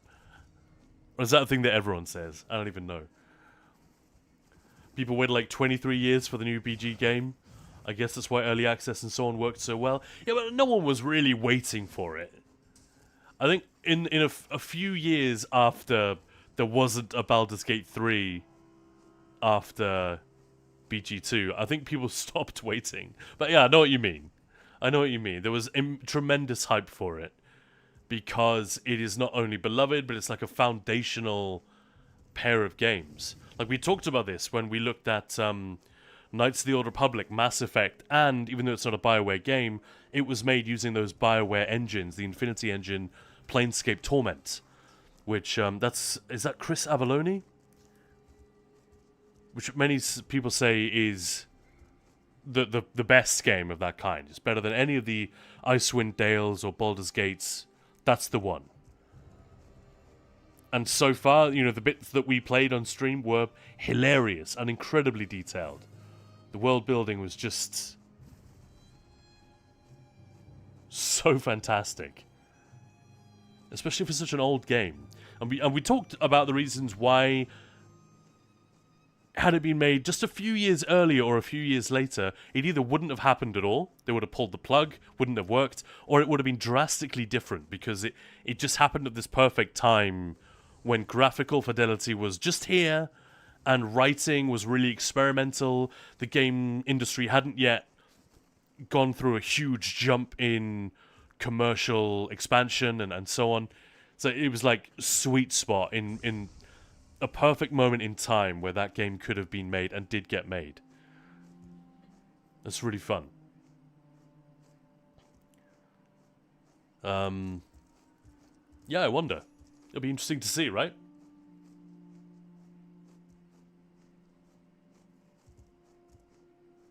Vezok, fish the person. Just me and Whisper today. Bro, I typed the thing I wanted to say on Herway's stream here, and the other on your stream. Nice. Say hi to Herway, by the way. But Lord, even I played BG 1 and 2. I didn't. I mean, I tried. I missed them. I was too young, I think, to play the originals. Fish has more tricks than a new life festival. Or no, I wasn't too young. I could have played. I was alive, but I wasn't that. They weren't aimed at that age group, and they were. I refuse to be embarrassed. Well, I wasn't really gaming. Certainly not PC gaming. And I guarantee at that point. You'll get more than just good fortune. And Maviox, hi, just getting back into ESO after a 5-year break. Wow. Just got the deluxe edition and I'm working on leveling my new main. Well, enjoy yourself. I hope you enjoy yourself. And I hope you don't get distracted by any of the chase that Zos have put in there. Luckily, they haven't made anything like an absolute requirement. You must go and get subclassing. You must go and get scribing. All of that shit. Crafted sets are totally fine. It's not like you need dungeon gear, trial gear, anything like that. So they haven't been too bad, but there are a lot of things to do. I worry sometimes that new players are like, oof, that's too much, I'm out of here. But I guess people who are used to MMOs are more likely to be able to digest that. Welcome on in, either way. Maviox. And Guns N' Raiders was saying hello as well. Zdenia, there is a lot of old games like that. Would be friggin' awesome if they remade them with today's graphics. But could they even be remade? Like, so much of the humor of... I suppose you might be able to do it with Planescape Torment if you did it like BG3, so you had a narrator. You know, the lady who speaks very close. You feel it in your mind. You know the way she does that? She does it so beautifully. I fucking love... I've forgotten her name, but that narrator in BG3 did such great work. I love it. It's not just that she has a great voice. It is everything that she does with it. And somebody counted how many millions of lines of dialogue she had. It's fucking horrifying. You could do it if you had that. And if you had a million assets. The problem is, Planescape Torment, it's not just the dialogue. A lot of the quote-unquote dialogue that pops up on your screen is when you click on an object to inspect it. Now, you look at the, I don't know, the basket down here. You inspect this guy, and it describes what he looks like. That's kind of what I was talking about with that crossover, because you go forward a few years in time, and game developers start using graphics, actual visuals, to do that storytelling. They no longer will have a box that comes up and says, he looks haggard and smells a bit like shit. You know? They will just find other ways to try and communicate that. And as graphical fidelity has gone on, all of that stuff has fallen by the wayside. And then you've got throwback games like, help me out, guys, Disco Elysium, which does the same thing. There's a huge amount of descriptive dialogue in there, which isn't a character speaking, it is the narrator or your consciousness giving voice to a sensation or, like, you know what I mean? I love that stuff.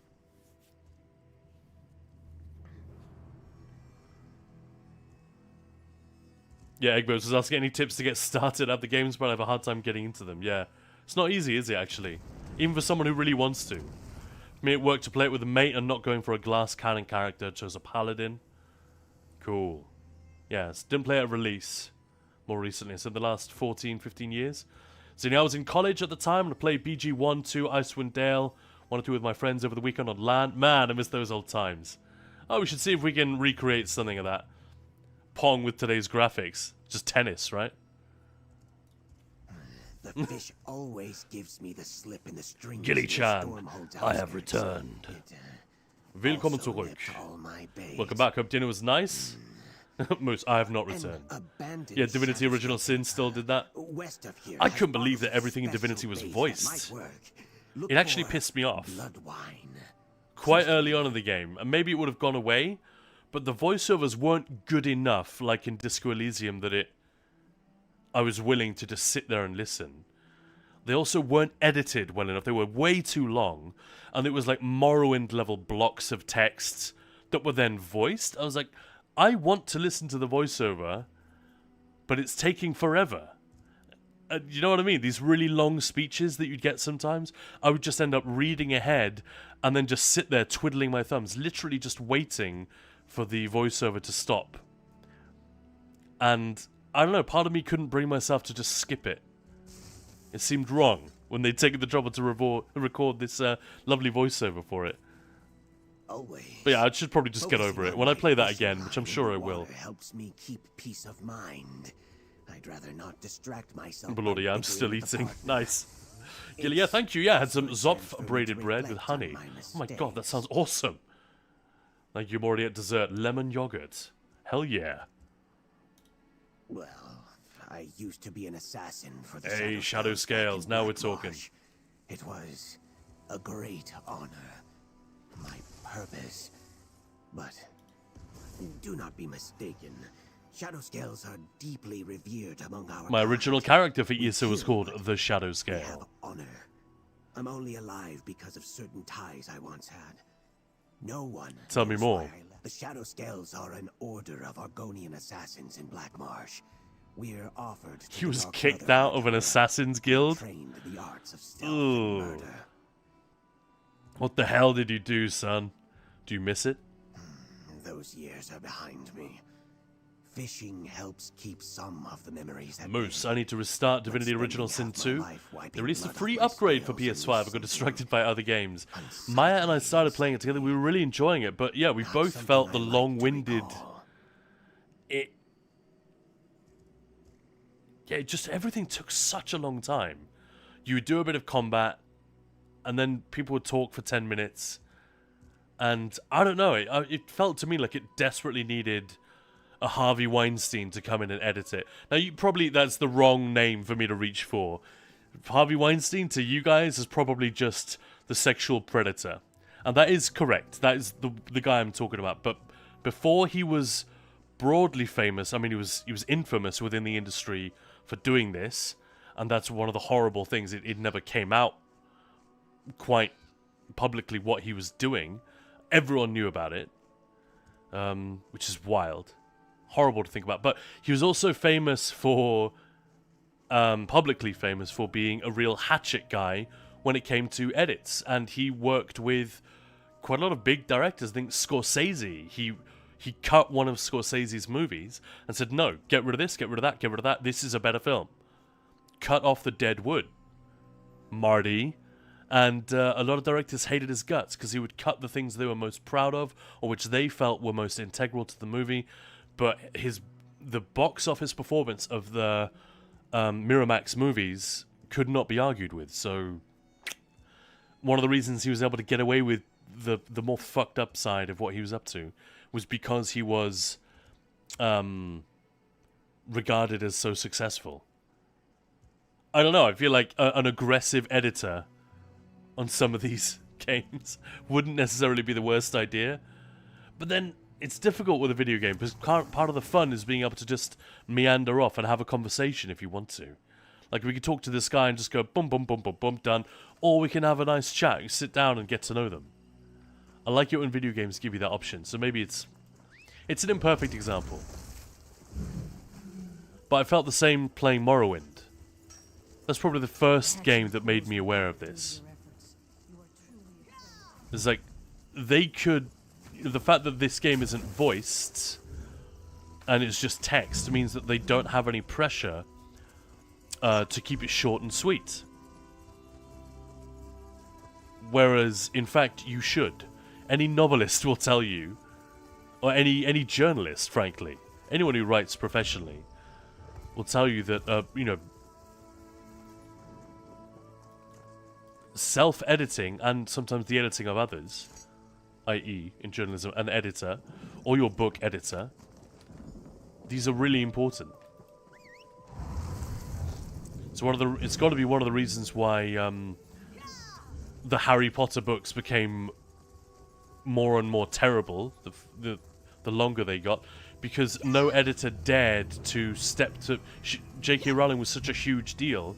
Imagine your publishing house is not going to be happy if you piss her off by taking a pair of scissors to her narrative. Same with George Lucas. The idea with those Star Wars prequels is that it was all on him. And he was such a big deal now that no one else was, like, stepping in and questioning his creative choices.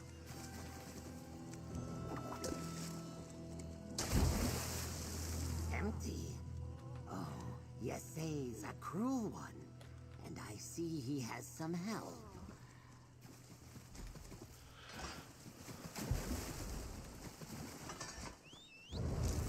Track the decoy. Again, I have absolutely no idea what's happening.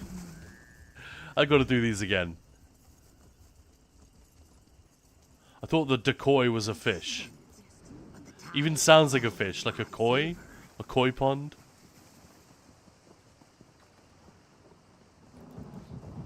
Oh, he says hi too. Nice. And thanks for the shout out. Gilly-chan, you're welcome zurück. Kaan made me think of the main menu voice of Bejeweled 3.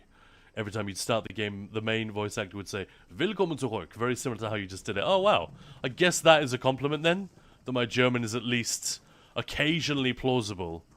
When I just say short little phrases like that. Oh, I went the wrong way. There he is. Well, seems like Yesay finally learned to swallow his pride. And New exact indeed.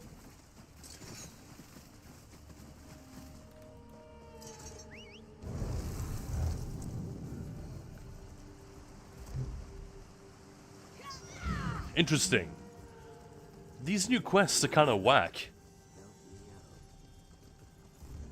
I definitely will have to redo these when I... Just to get... I mean, what was it? The last one you said there's a different NPC. In the Alakia Desert one. That smell. So, you finally caught the dog. Likes to play catch. I myself have gone from strictly FPS player with actually competing in tournaments for Call of Duty to loving anything with zombies, Left 4 Dead, Dead Island, Dead Rising, Dying Light series, etc., and everything ESO related. I just love a well-crafted game. I love a game that is where the game and the developers think I'm smart. Even if I'm not, it doesn't matter. I want them to have made a game for an imaginary player they think is smart. You say, like, with a movie. I hate when I have a book or a movie or a TV show or a video game, I can tell the developers think I'm stupid, or they think I'm a dumbass for enjoying, and they've dumbed everything down. Oh man, it is 2 minutes past 6. I'm late for picking up Maya. What the hell? Guys, you're gonna have to forgive me. I saw the time at like 1:45. Thought I need to leave soon. But man, I completely lost it. So I'm gonna have to hit the BRB screen one more time. And I will be right back in just a few minutes. Sit tight, Maya will be back with us very shortly.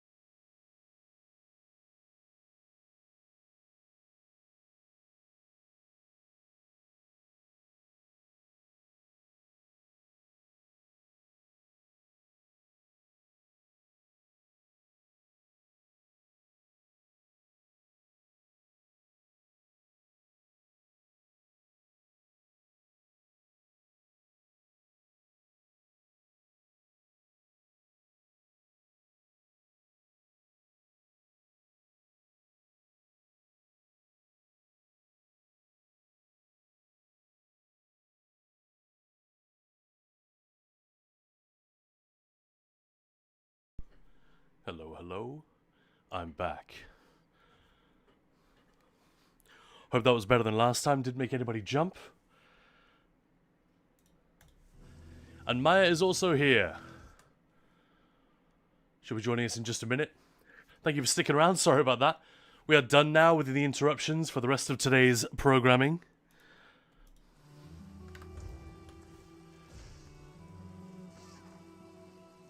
Maya is Kaan's ex-girlfriend. Yeah, exactly. Ah, it's weird how that happens. I'm super on point with what time it is. And then, you know, I was aware that, it's 12 minutes to 6. So in about 5 minutes, start wrapping it up, making sure you're caught up with chat, get ready to go. Then we'll get into something, especially if I'm talking to an NPC and you guys at the same time. There's a weird thing that happens where suddenly it's 10 minutes later. It's like a little black hole that time disappears into. It happens every now and again when I'm streaming. It's not really a thing that happens to me. I can't think of any other sort of like activity or time of the week when I do this kind of fuck up, but it's almost happened a bunch of times that I was late as a result, and it happened today. Anyway. Former spouse, yeah, exactly. Kirella, yeah.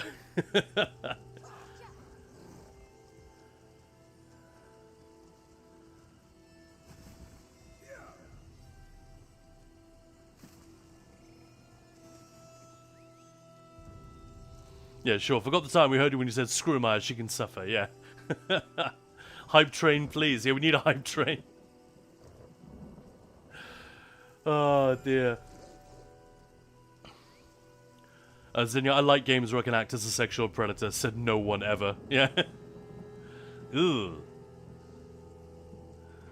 But Lord, I was in voice chat with a Dane, a Finn, and a Swiss today. First two started to talk in German in between. It was hilarious and silly. Okay. Come all ninja balls in her way. Nice.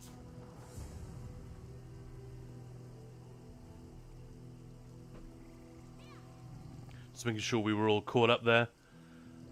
Thanks for manning the store there, Eggbirds.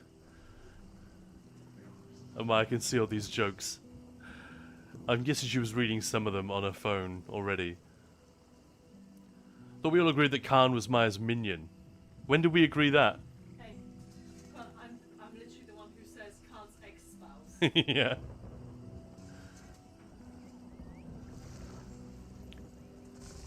Finished it and I'm fully awake, but not a silly body. Yeah, standard.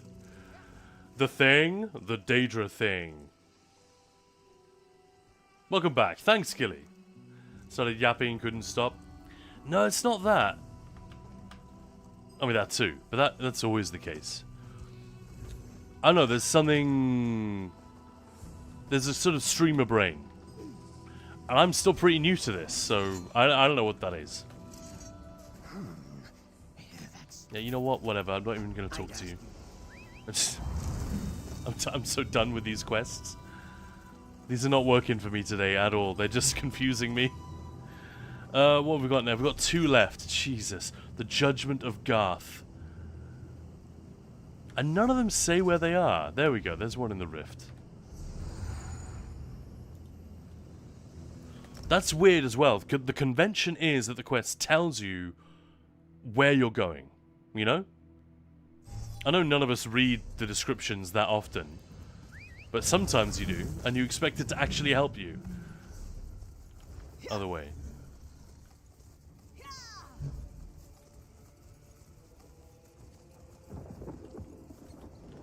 Gilly got the event house on the NA server as well. Nice. And most of me, every time in gaming, oh, almost time to start dinner, I'll just finish up this quest. Then suddenly it's an hour later. Yeah, that might be the closest analogy. Actually, it's a little bit like that. But I'm not aware that that time is gone. Like, another thing, I'll just finish this thing. Like, I got very annoyed with an Enshrouded playthrough.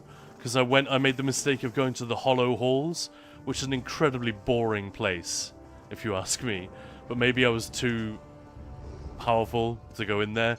And it was just the most long-ass dungeon crawl. And I was thinking, this will take me 10 minutes and I'll be done.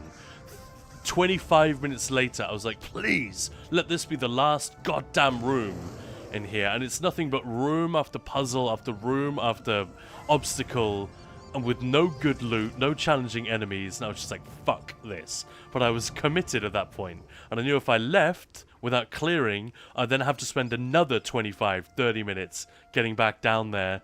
So I was just gambling on the fact that every corner I turned might be the end. And, yeah. But that made me very aware of how much time was passing.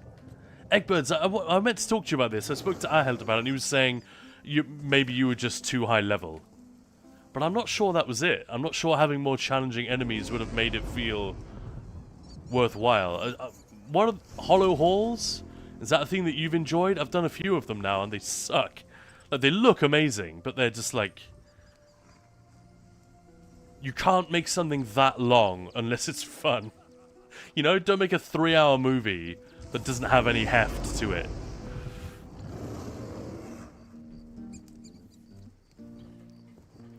But Lord, for me it's, oh, now I don't need to have dinner anymore and go to sleep.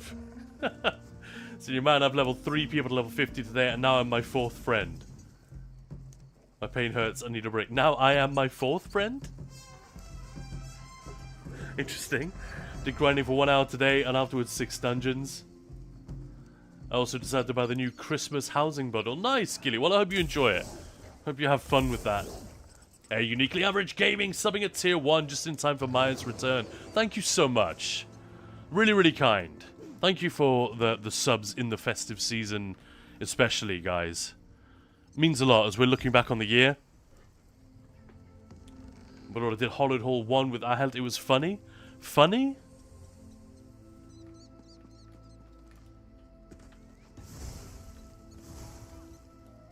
I was just so bored. I guess Eggbirds isn't here to answer me, but I'm gonna have to ask him about this, what he makes of it, because he's the real enshrouded Meister.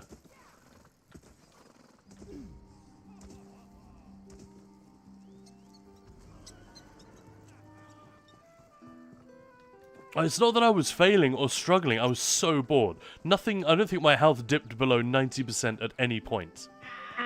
Hey, there's Maya, welcome back. How you doing? How you doing? There we go, now we can hear you properly.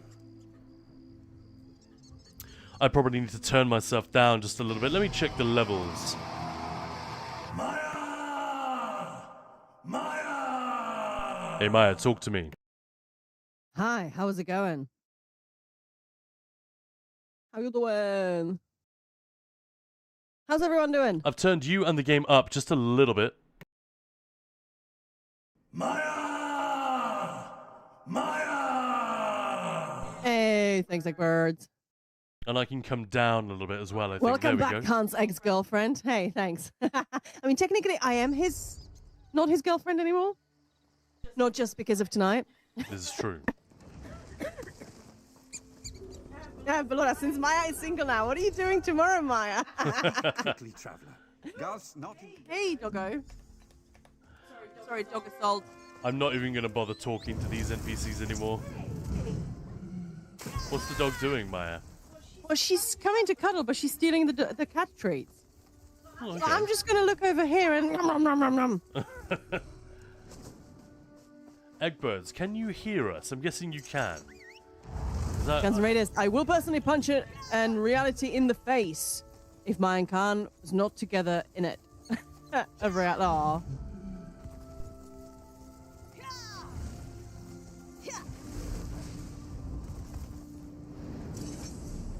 Well, if he continues leaving me waiting in the cold, then, you know. I mean, you're welcome to take the car yourself. And then I won't have to come and, like, ferry your ass around. Might be illegal to drive without a driver's license. Oh, come on. You just need to renew it. But yeah, yeah. I'm just busting your chops. Sorry, just joking. That's alright. Yeah, Eggbirds can hear us.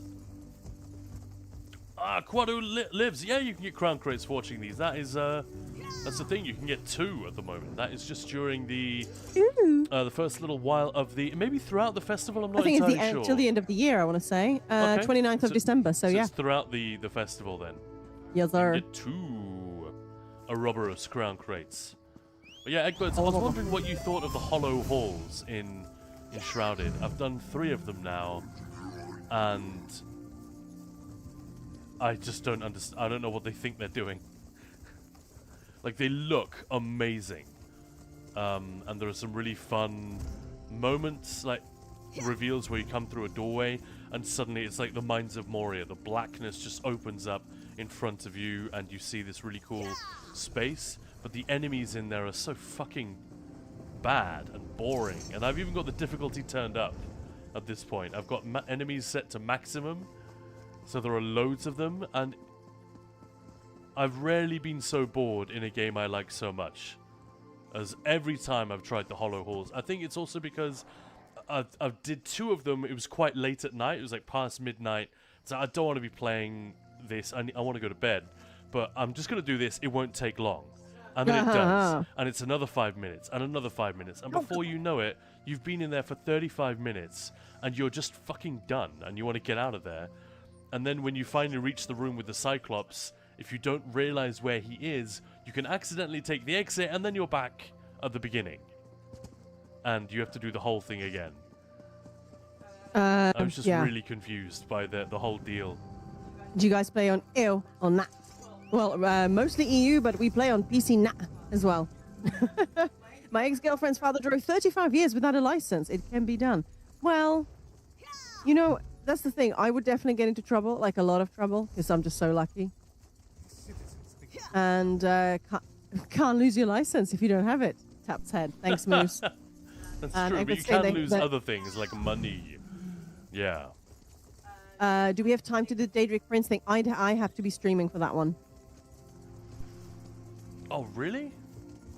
Well, I mean, you can do it, but it's a lot. Wouldn't that be a bit of a hassle for you? Yeah, I'm just going to go with what you said. I just didn't realize that was a concern.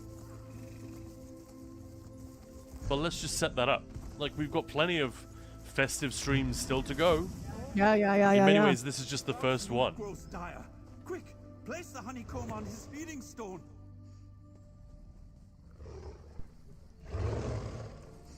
Here where I live, you probably get a ticket for no license. No, literally the whole squad is here. It just would be a bit of a pain for Kaan to do it. It's easier for me with the setup that I have. Meow. Oh, there's me meows. No, so it sounds like it was a particular thing to me that I found this incredibly boring. That should brighten Garth's mood. Wait. I forgot. Garth likes music when he eats. Quick, play him a tune. Maybe an idea during the trek. Yeah, are you around on the... Is that Sunday the 28th? Yeah, Sunday 28th. Yes. Because on 27th, on Saturday, we're hanging out with the awesome Eden Prime, and she's got like puzzles and cool things that you guys can join us in game and do as well. That's going to be amazing. And then on Sunday, we're doing the trek. Yeah, all the quests are repeatable. You can actually do them on every character if you'd like. But that might be, yeah.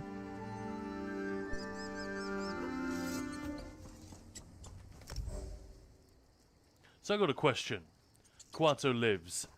Is Kuato the character from Total Recall? Why are you inviting me, Maya? What are we doing? Sorry. Well, because I'm coming. You got it. Oh, nice. Oh, that's cool.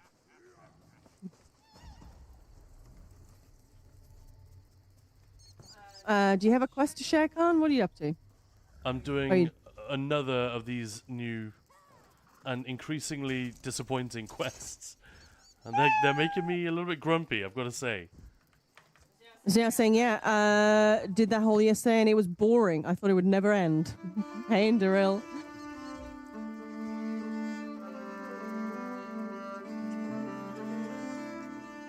Oh, yeah, so I love when somebody understands that name. Yeah, I've got one that refers to a character. It's my Necro. I'm blanking. What's his name? It's a really good story. And Kaan's not going to help because he's stressing. This quest just isn't working.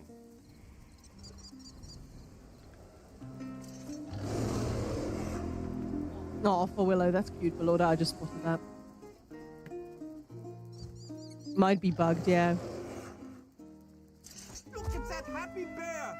You saved new Oh no, life. the quest is just full of shit. It says use any musical emotes. No, use specific musical emotes and it works. Yeah, Belorda, read hints, Kaan. You saw me on stream use 3 musical emotes just now. Look at screen, Belorda. They just didn't work. The flute worked. Nice. Canoe, hey! Oh yeah, Kaan is definitely a huge movie nerd. Well, we both are, I suppose. You're the one who fucking studied film production at university. Yeah, that's true. That's true. That's pretty good. I've only seen Total Recall twice. So I was pretty proud to get that. Maya's got a character called Eugene Victor Toombs. Thank you. And nobody gets it. No. Nobody. I think one person has come up to you and said, hang on, is that character named after... Da da da da da da. And Yes. it's a necromancer, so the Tombs is spelt with a B rather than Yep. double O-M-S. Yeah, I don't get that one. Don't worry, nobody does. Nobody does, Which yeah. is weird, because it's like people know the character and the episode. It's an X-Files character. You know, the guy who stretches to get through really narrow holes, and he can get into houses, and he rips out people's livers and eats them. Yep. Mm-hmm. Like literally with his fucked hands. It's so fucking horrible. It's a really, really nasty episode. I think perhaps more than anything else, this is what made the X-Files famous. Because it's like episode 3 of this brand new show, and it's incredibly horrible. Like the setup it gave. I knew so many people who had nightmares from that. Including me. Yeah, whose parents should not have let them watch, but because it was on TV, it's on like. We Like, how saw bad it, can it get? Yeah, we saw it like 2 years, I think, after it came out. It was on reruns in Denmark during the summer. My sister and I were there. We were staying at our cousin's place. All 4 of us were just up watching a bunch of X-Files episodes. They had like 2 or 3 back to back, I want to say. And So, yeah, sorry. we watched that one, and all 3 girls and me, and even I was like fairly freaked by this. And all 3 girls were like, maybe we leave the light on tonight. That was freaking nasty. Yeah, Quarto lives saying, "Oh, never watched the X-Files. That's hilarious." That definitely is very sketchy. There are some really quite some like nasty episodes. Battlefield Dancer. I watched the X-Files as a kid. I need to go back and watch it. Yeah, I've rewatched it a few times actually since. After I got out of hospital, I had nothing to do, so I rewatched a lot of those. It's generally dated very well, isn't it? It has, yeah. The Most only of it. thing I will say, without any spoilers, there is a certain sort of conspiracy that sort of starts poking its head and becomes quite... I skip those ads. After the second rewatch, the third and fourth, I just skip those. Thanks very much more. Yeah, the alien conspiracy was always fucking weak tea. I'm sorry. The only you miss some really fun characters when you do that. The only one I will not miss is Lucy Lawless. When her ep comes up, I watch it. Because Lucy Lawless.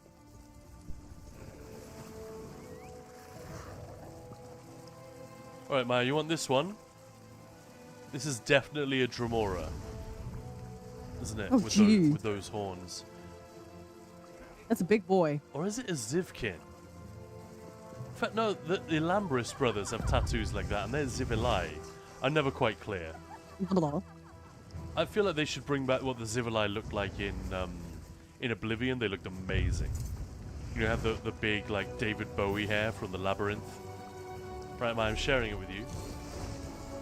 What to me? I'm busy. Oh, you're doing your own daily. Well, I'll wait for you here. Lucy Lawless always thought that sounded like a porn star. It really does, actually. It really does, yeah. She's great, man. I'm Lucy, and I'm lawless. She's awesome. Yeah, quite a lives. I watched the original one quite a bit. I've never seen. Hang on, have I? I think I might have started watching the Colin Farrell Total Recall, but it was pretty rubbish. Except for the visuals of the city. That was Total Recall, wasn't it? With Colin Farrell, they remade it. Oh yeah, And it was Jessica Biel. We've not watched that, have we? I feel like, yeah, we started watching it, then you bailed and said, "I don't care." Oh no, we finish did it finish without me." it. Oh no, I think I did finish I it. just I don't think I might remember watch it. much of the second half, but after Jessica Biel stopped being in it, I wasn't as interested. I can't remember the other lady that appears in the second half of the movie, but either way,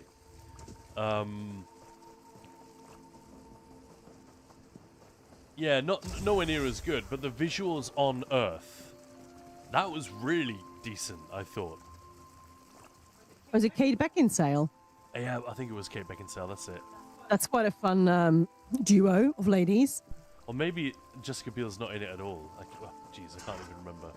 It didn't make much of an impact on me. I was going to say, made an impression on you then, huh? No, and it was just not very good. And I've seen the other one twice. I saw this one shortly after seeing Total Recall, I guess, for the first time.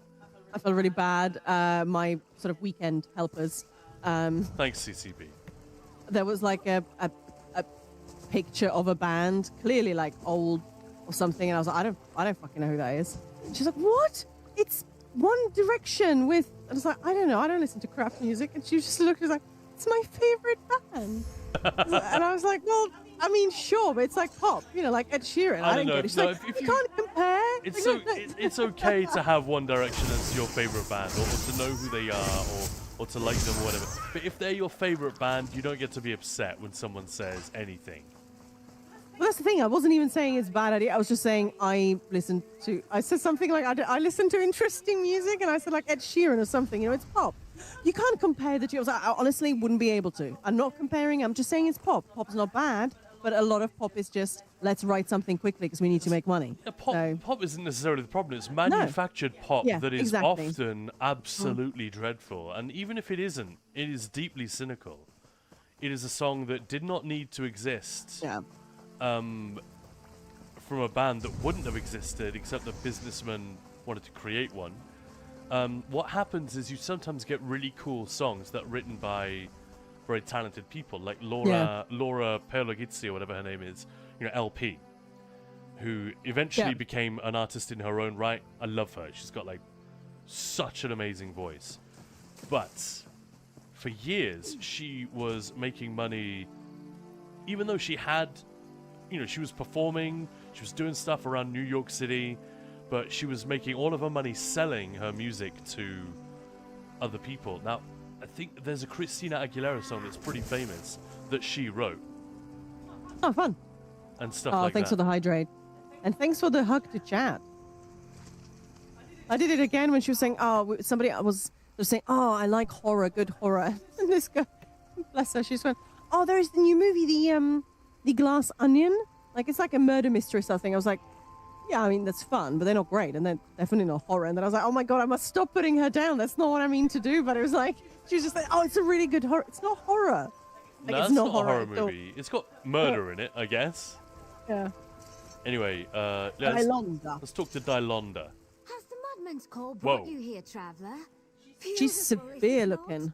Even incomplete, it has the power to inspire and The captivate Mudman, your us. Machkal. Perhaps you've been I don't like the chosen to Mudman, he receive stares his at you. blessing this new life season? I just think of Mudman in Left 4 Dead 2. There is a swamp level. Oh, yeah. Which is very much inspired by like Deliverance, for those of you who've seen that or know what I'm talking about. And it is like rednecks living out in the swamp. But there are also zombies now, and some of them are covered in mud, so they're very hard to see, and they crawl on their hands and knees, but really fast. You like how gorillas or chimps, when they run on all fours, and they sort of move like that, and it makes them very difficult.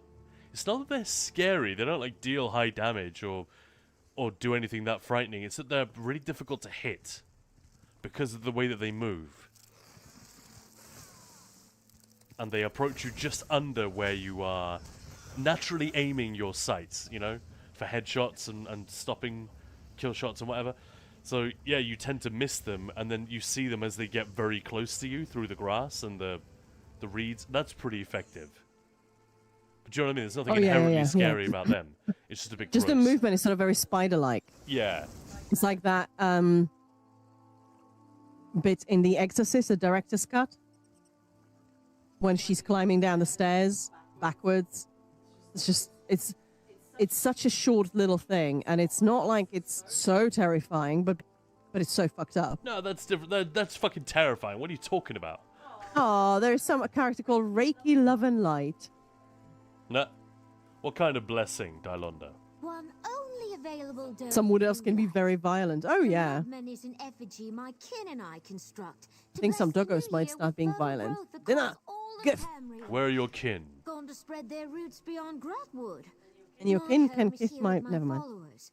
But with our numbers reduced, we struggle to complete the mud map. Kith and kin. Not one of those things that sounds like a lisp. Yeah.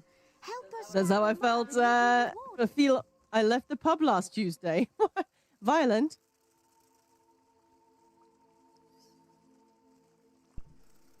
Alright, what kind of mud do you need? Fresh mud is all we need for the effigy to evoke his blessing. That's quite a question. Does everyone in Grotwood sculpt their own mud boy? Exorcist style. We're also spewing green goo. Other communities in Grotwood have their own. Yeah, that scene, that... One group even traveled Holy smokes. I was watching it like a laptop at school, and I literally kicked that laptop off the bed. That freaked me out. Like, oh my god, no! And funny, it wasn't in the theatrical cut, so when I rewatched it, I was sort of saying to Kaan, okay, the most terrifying bit. You brace yourself, because he was, and he was like, what? Oh, no, it's not there. But you lent me the director's cut, you know, the 20th anniversary or whatever DVD. And I actually watched it without you. So I'd already seen that scene, but yeah, I guess that was when streaming was the thing. You were like, oh, this bit, it's coming up, and it didn't happen. Yeah. But I remember vividly when I was coming over to your place after having watched the DVD after you lent it to me, and I had my earphones in. I was listening to music, as you do. And so I just watched a very spooky film. The Exorcist is viscerally frightening and disturbing in a way that just no other film is. It's really great. And there was a black cat on a wall next to me. I was walking through a residential area. I don't know why the cat hadn't seen me or something, but my music, the song I was listening to, stopped just as I walked past this cat, and it hissed and stood up. Like, you know, when they're sitting, and then they stand and raise their back and hiss. Like, you know, it just did that at me right at the moment that my music went quiet and I was walking past it. And I genuinely took a step to the right, like, to get the... What the hell? That was the most perfect timing of reality to just fuck with me. I was not 30 minutes earlier, I'd been finishing the movie. And now I was walking over thinking about it, like, wow, I'd wanted to see this film for years. I never saw it as a kid, unlike Maya. Not a good idea. I wasn't a kid. You said you were at school. Yeah, you were a teenager. In the UK, yeah, 17. It's not a kid. Still, I don't know. Oh, no, I guess that's old enough. Hello, Mala. Is that the Mala? Hey, Mala. Yeah. Zdena, one of the few things that actually still get me with horror is the kind of crawling style. Yeah. Messed up faces like big eyes, big smiles, nasty. Skin things, like when skin's doing weird things. That, yeah. There was that movie, it was a horror, obviously. And the whole thing was, if you're in the light, you're safe. And if you're in the dark, there's this thing that fucks you. Lights out. Hey, that's you, Mallow. How's it going? Long time no see. Yeah, lights out. I think, yeah, that's what it is. And there is right at the beginning, you can tell that it's a person doing these really fucked up, crazy things. Yeah. But then it becomes CG, which is a shame because whoever that person was that they cast initially, it was just incredible. The movement was just terrifying. And it was exactly that. Just wrong kind of movement. I know. But yeah. Those superficial things aren't usually what get me. But they can, if they're done really well. Like there's I a got bit. that mud. There's a bit in The Exorcist 3. Don't bother with any of the Exorcist sequels. Just don't. It's just a cash grab. They're not worth watching at all. But the third one does have some interesting things. It's at least based on a novel by the same writer, and it was actually directed by that guy as well. And there is a bit where an old lady crawls across the ceiling. Oh yeah. That is just a really, and it's not played for horror or anything. It's like the camera is on someone else. You're watching somebody else talk, and you see the ceiling behind them, and this woman just crawling across it like a fly on a window. And it is really nasty. Every now and again, if it's really like well executed, that kind of image can just freak me out. But it's usually something that has to be built up. Lethal Descent, thank you so much for the follow. And Hyper Chris, how's it going? Meow to you too. But I think it's going pretty well. Nice to hear you guys again. Yeah, it's been a long time. It's been a Awesome. long time. Catch, totally unrelated, but do you think I would get away with these two names for Khajiit characters? Wet when stroked and I blast bone to your mum. No, I don't think you get away with either. Maybe for a few months, but eventually someone might report you, or they'd land in the filter and then perform a dance in the mud.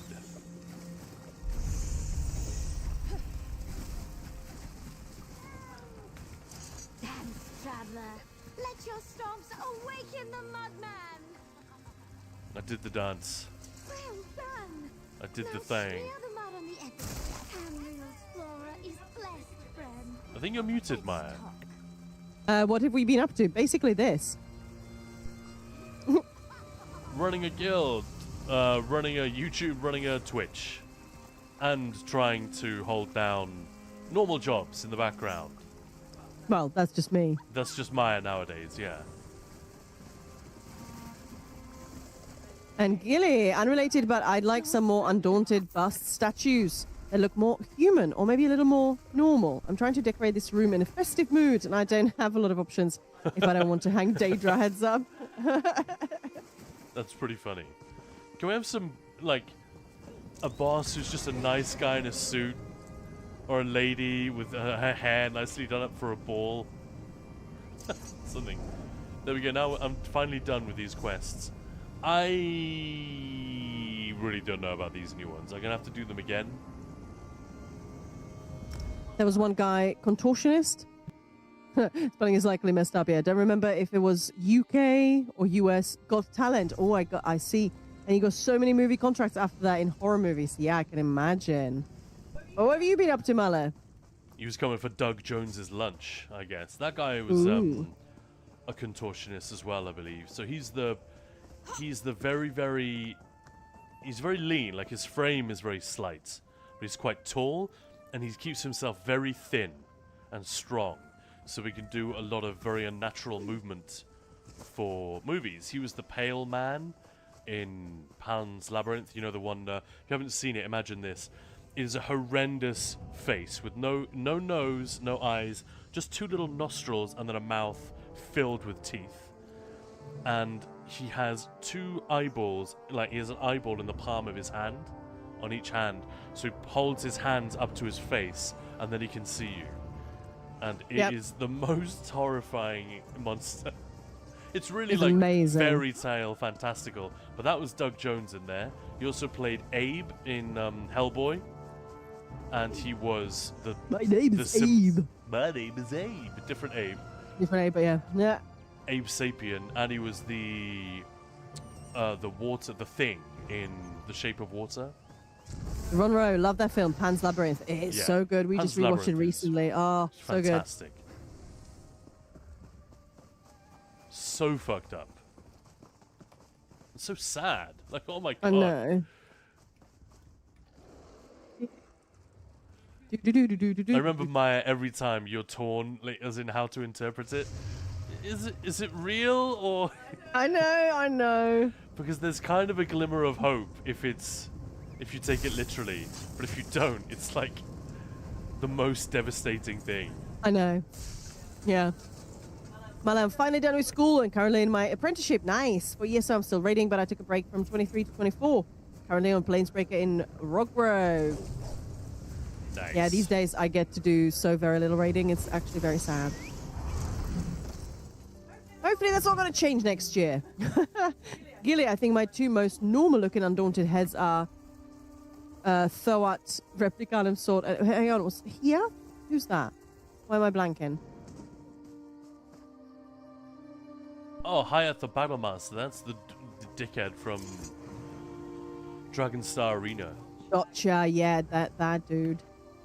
To be fair, when I remember when we had the guild hall, my voice is going, my throat is horrible. Isn't he the one who talks to you like this throughout the... Oh, yeah. That was definitely your healer's fault. Yeah, Gilly's saying He's that one. guy, right, yeah. Yeah. I used to have like, would build a massive Christmas tree in the guild hall every Christmas when we had in the arena. So there's just so much fun space and there was fire underneath it. It was just so fun. But I used all the gold ones to decorate it because from a distance that looked really cool. And close up, it just looked a bit fucked up, which is okay. Mullen, my friends and I are actually creating our own group, so I'll raid even more. Nice.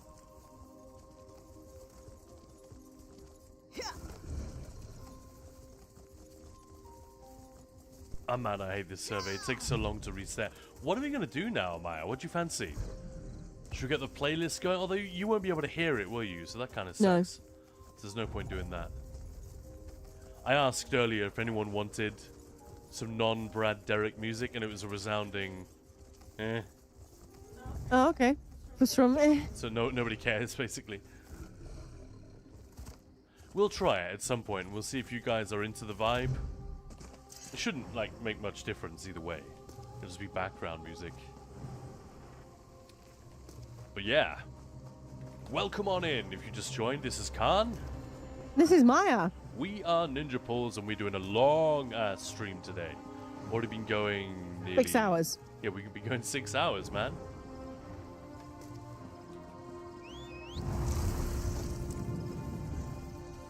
Anything else? Oh, that was it. You know, welcome on in. We're streaming. Yeah, we're streaming. it's a festive party thing. Speaking of which, do you want to do a giveaway or something like that? Yeah, sure. We should do a giveaway. We didn't do one at lunchtime because we didn't have time. But we can get on that now. Okay. What are we going to give away?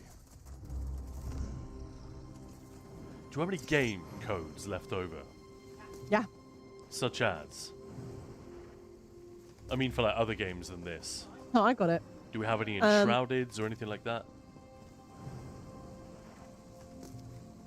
Yep. We do? Yep. How many? We've got some. Okay. Let's give away a copy of Enshrouded. We keep talking about it. Let's give away a couple of Enshrouded. Couple? What? And a code for Enshrouded. Thank you, by the way, Zdenya. I didn't say it properly. Thank you for backing me up on that. The Hollow Hall things, like...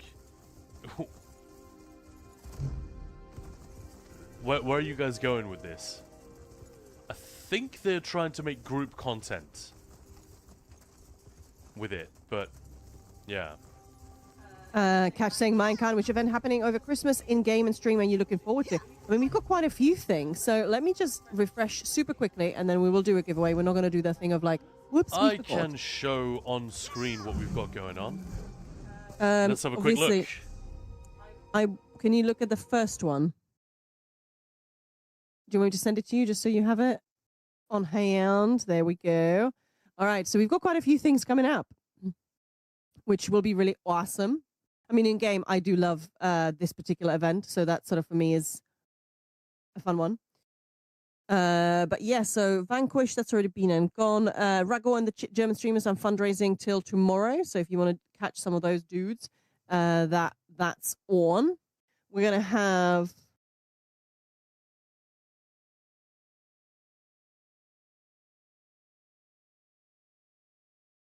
That's not right, is it? No. I mean, USB is pretty awesome. There we go. For Horseware, like the first update after They release fully for early access in January 2024. Falls out of luck mode. Welcome back in. So we've got a DJ set with Pain in the Axe. We don't have a date yet. Hopefully we'll confirm this soon. Same with Rather Dashing. It'll be somewhere between Christmas and New Year's. And it's going to be really fun. Both those guys are such fun company. Tomorrow, we're chilling with Arcana. So it's a stream. We don't normally stream on Sunday, but since, let's face it, Christmas, we will have a couple of days off. So we are doing an extra stream, and it's going to be fun. Arcana's an incredible cosplay artist, and we're going to just look at some other cosplay as well, but mostly just play ESO and chat. So that's going to be fun. Yeah, she's a great hang as well. Eden Prime is actually not on the 26th, it's on the 27th, so that's on Saturday in a week. And yeah, in-game puzzles, challenges. She's created all this incredible stuff, so we're going to go and do that. You guys will be able to take part. That one's going to be special. Yeah. And by the way, the one that we've posted in our Discord is correct. It does say December the 27th on it. So yeah, mine's just giving me an old one because of reasons. It might be, because it also says Pain in the Axe is today, but we might have to move that because he's just been very busy this weekend. That's not happening. We haven't heard yet, but yeah. Then December 28th, so that's a week tomorrow, guys. New Life Trek with Eggbird. So this is going to be the 4th trek we're doing? No, hang on. Yeah, 4th? Do not look at me. Eggbirds, is it our 4th? So we did one during 10 Fest. We did one during the first one back in May/June for Voiceapalooza.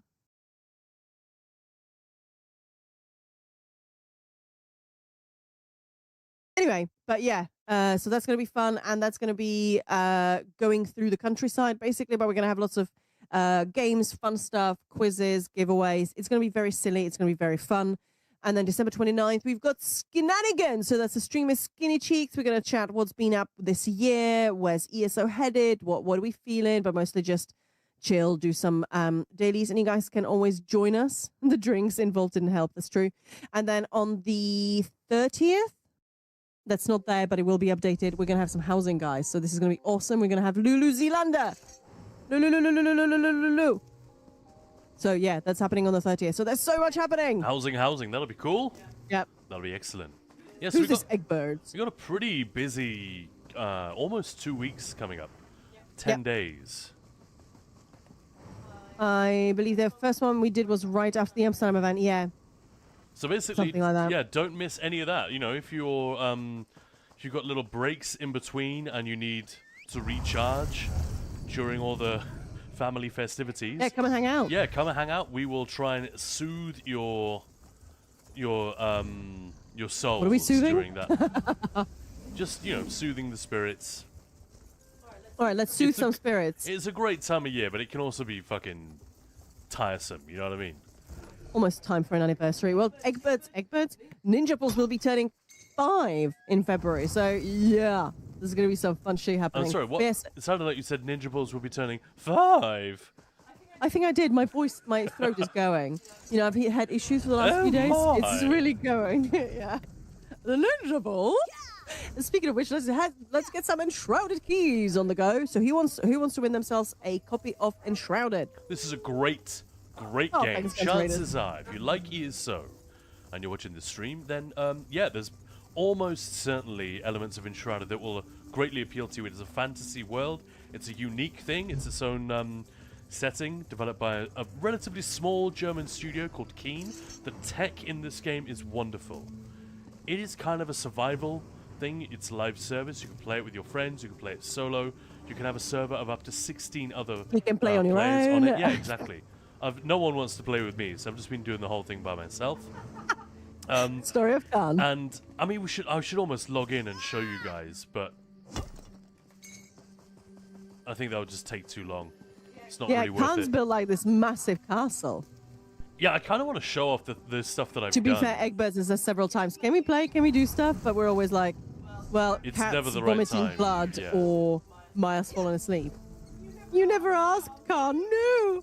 Playing a tranny right now. Nice, Erin. And Maya's saying, oh man, I won't be able to watch from the 27th. I'm going on holiday till the 4th. I mean, that's pretty awesome. No, that's awesome. Yeah, that's a great reason to not be around All right. to catch a stream. Who wants Enshrouded? It's a PC code, obviously. So we're gonna do. It's gonna be quick fire. Get your fingers warmed up. Because the way we do it around here is random numbers range. So you just need to be the first one to guess the number correctly. I don't know it. Nightbot picks it. That's it. Apocalypse or ESO, welcome in, welcome in. So I'm just going to give you guys a range in a few seconds, and then I'm going to go 3, 2, 1, and it's live. And you just need to spam that chat with numbers. Just go, go, go, go, go crazy. As I said, whoever guesses it correctly first wins. Simples. Who's ready to get some enshrouded? I'm ready. Let's go. All right. So the numbers range is between 1 and the number 300. That includes number 1 and the number 300. And it's live in 3, 2, 1, go. Start guessing. Let's go. Go, go, go. Got some fine guesses coming in already. Somebody is going to win that excellent, excellent game. Which, by the way, I should mention, it is still in early access. So it's not quite finished yet, but it's already extremely good and very big. A very, very cool game. Yes. There are some very silly number guesses. I'm guessing people already have it. Nobody's won yet.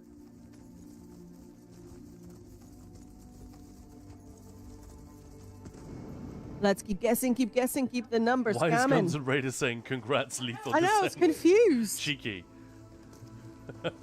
Congrats, Kaan, you won. Oh, no. Fuck off, break. Out of break. No, thank you. All right. And before anybody asks me, yes, it is. Hey, Lethal Descent, what? Guns N' Raiders, what? How did you know that? What? That's weird.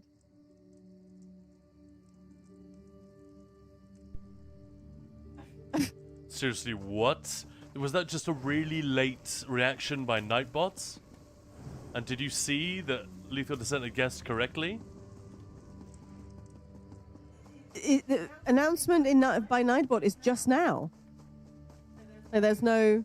And you can't see who guessed correctly. That's so weird. Seriously, that is deeply sus. To be, I've seen you had won pretty much instantly, but how?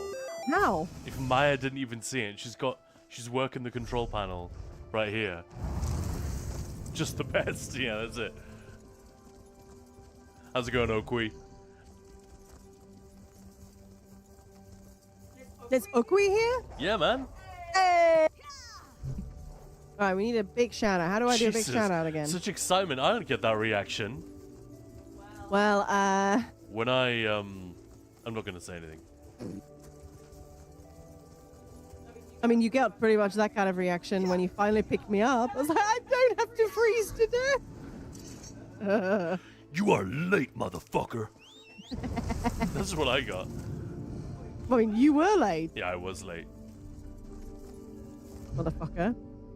How you doing, Okui? Hope you're having a good week, man. And yeah, if you don't know Okui, guys, sort it out. Give the guy a follow. Do it. Do it there we now. go. There's a little heart at the top of the chat. Yeah. Do it. Mostly a PvP streamer, but just a generally chill dude. Keeps a very nice hang and vibe going in his streams. Always a nice one. So yeah, sort it out. How you doing, man? Keeps different hours from us as well, so we often kind of cross each other in the middle when it comes to streaming schedules in a fun way. Lethal Descent, I just sent you a whisper. If you could just sort of, respond, and then I'll know it's you. And then I can... Kaan, you left her in the cold, exactly. I mean... For like 3 minutes, fine. It's all good. Wow. So what are people going to be playing other than ESO? Because, come on, we're all going to be doing that. Other than ESO, what are people going to be playing over the Christmas period if they have any extra... They have more gaming time than usual? I think I'm going to be playing Still Wakes the Deep. Oh, yeah. You got the bug now. Because, A, it is excellent. Like, it is very, very good. B, it is set on Christmas. It's like a late 70s Christmas set on an oil rig in the North Sea. And you're a Scottish guy who's taken a temporary job on the rig to escape. Well, the police are looking for you because of aggravated assault. You beat the shit out of somebody down the pub. And so the police don't find you. You take a job on an oil rig for a while. Of course, a cosmic monster attacks the rig. And now you're stuck in a horrible, horrible sort of survival horror environment. working your way through, interacting with rusty old machinery, and a rig. It's kind of a forbidding place to begin with. It's, again, going back to X-Files, which we were talking about earlier. A lot of their scenes, a lot of the climactic scenes there take place in old industrial areas, because the real reason is because, from a production standpoint, it's much easier. Which much? Yeah, you can shoot on location, this old disused warehouse or factory or something. You've instantly got yourself a spooky place with a lot of cool sight lines and spooky vibes, and it's cheap. There's no one there. You don't have to shoot in the rain. It's all indoors. You can light it however the hell you want. It's probably got power. Yada yada yada. But it also creates this great atmosphere. Yeah. And this game absolutely. It really grabbed me by the balls. I'd already watched Maya play it, so I thought I had the measure of this game. But when I actually started playing it myself, it's called Still Wakes the Deep, by the way. When I started playing it myself, I realized, wow, this is much more detailed and high fidelity than I'd given it credit for. It's beautifully realized, the world. And because I guess I didn't watch you play that far into the horrible section. The monster, you see the monster very quickly. In a lot of these games, you don't see the monster for the longest time. And it's that old Clive Barker rule of, like, first you see a claw, then you see a foot, then you see an arm, then you see the face, and then finally you see the whole monster just before the movie's over, and it kind of sucks. You see the whole thing very quickly, and it is amazing monster design. Yeah, you do. Anyway, I say I'm good. Had no power all day yesterday because huge windstorm was blowing trees and power lines down all day. Oh, that sucks. But I'm guessing it's back up now. Eggbirds, BG3 again. Mala saying Sims 4. Erin, we'll try Darkest Dungeons. Belora, oh yeah, for me it was after swimming lesson. There were no mobile phones back then. Right, yeah, no, that would really, really suck. Dragonazzo, Som Hunter, Call of the Wild. Nice. Erin, good luck with Darkest Dungeon. I found that genuinely tough. That game. It's very depressing. Eggbirds, also Enshrouded, Octopath Traveler 2. And Dawn of War Definitive Edition, Erin saying nice. Yeah, Erin. Eggbirds, Magic the Gathering, yes. Erin's got some top choices. Erin's also saying Enshrouded and Space Marine 2, lovely. I don't think I'll do any Space Marine, but I'll try and do some Enshrouded, Still Wakes the Deep. And probably, especially now you've said it, Dawn of War Definitive Edition. That was so good. Haven't had time to do that much with it, but man, I had a blast for like a week after it released. So good. It's one of the few games I was allowed to buy this year. Because Maya knew there was no point trying to stop me. It's like, I've got to have this. Especially because I think existing owners of the complete edition got like a massive discount, didn't they? Was it I want to say, yeah. At least 50% off? Something like that, yeah. Because then, yeah, Enshrouded and Arc Raiders. I've started those games with some colleagues, most likely Eve, whenever I get the time, because it's just a dream. Eve, yeah. We had a lot of fun with that one as well this year. Yeah, that was really good. Willie, hey, sorry I haven't been on in a while, just haven't been able to catch you in line. No pressure, no worries. How's it going? I hope you're having a good one. All right, Maya, what do you want to do? Let's do something. I don't know, you tell me. Anyone want to do any dungeons or anything like that? Anyone need any world bosses killed? Leads discovered?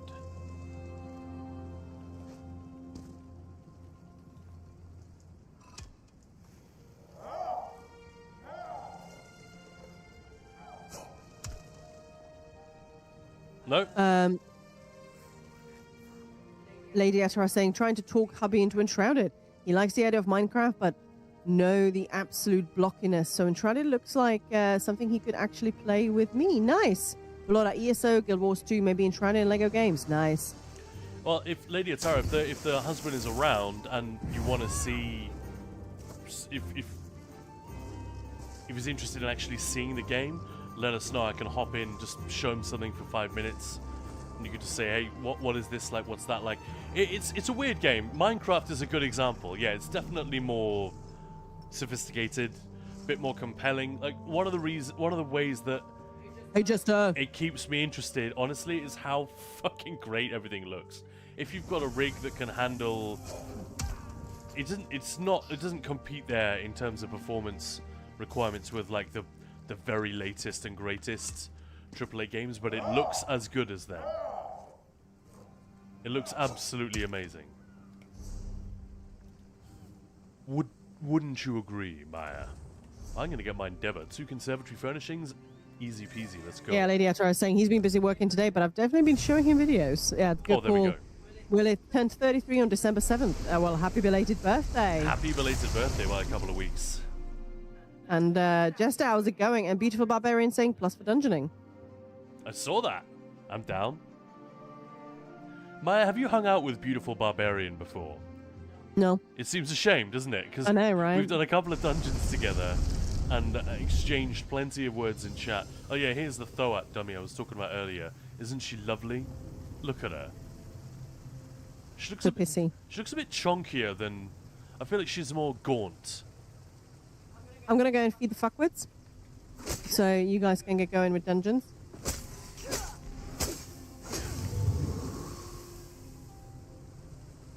Well, we should have room for 2 more then. I can do whatever role is missing. Who else would like to join for dungeons? But yeah, my favorite. She's obviously a 6mm dummy, which sucks, so I don't need her for anything. But I love this. Look at the way that she resets.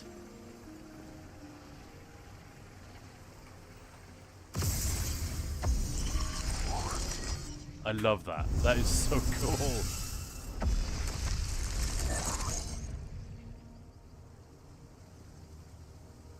I kind of wish she was holding her giant. She's got a huge sword, doesn't she? Thoat. She looks a bit more. It's kind of toothless without it. You can also see that she appears to be Dremora adjacent. Kind of scary. Right, what were we saying? Conservatory furnishings.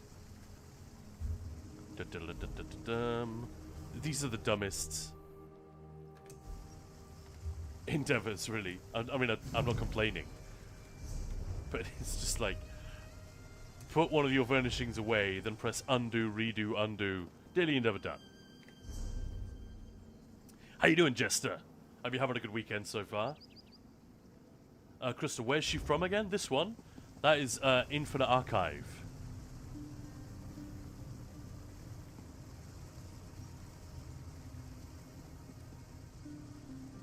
I don't know, I always thought she looked a bit more lean and mean in the archive itself, but here she looks kind of blocky. You know, as I guess you would if you were wearing all that heavy plate armor. But I feel like she cuts a more sinister silhouette. I've got a bunch of 6mm dummies. They're all utterly useless. I don't think any of them do anything that cool. Oh, that's actually a 21mm dummy. I always forget that. So this one is actually worth something, but I just never use it. I could just put them here together so they can commiserate about how useless they are. Jesus.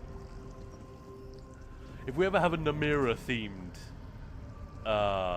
year or content season or whatever, then maybe we'll break out this, put it in the guild hall or something. It does look pretty badass. And it's an Unsoul the Tormentor as well. So Jester will get the chills if I look at it from underneath.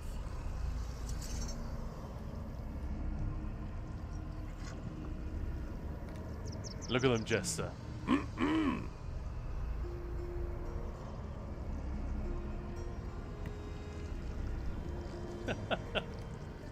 Anyway, enough about that. Where were we? Schnax is up for joining? Nice! Aaron, I don't want to be in so plus anymore, so I might not join. Okay. Velodia, just no worries. Line and Surf, I'll just watch today. Gilly, I'd love to join, but I'm in housing decoration mode right now. That's appropriate for the time of year, I feel like. Yeah, no worries at all. Well, we do need one more. We got Schnax, we got me, we got Beautiful Barbarian. I never lie on the sofa. I always tell the truth. That's terrible. Hey, welcome back, LeBro. But just imagine my surprise when I found out that my target dummy was the final boss in Sanity's Edge.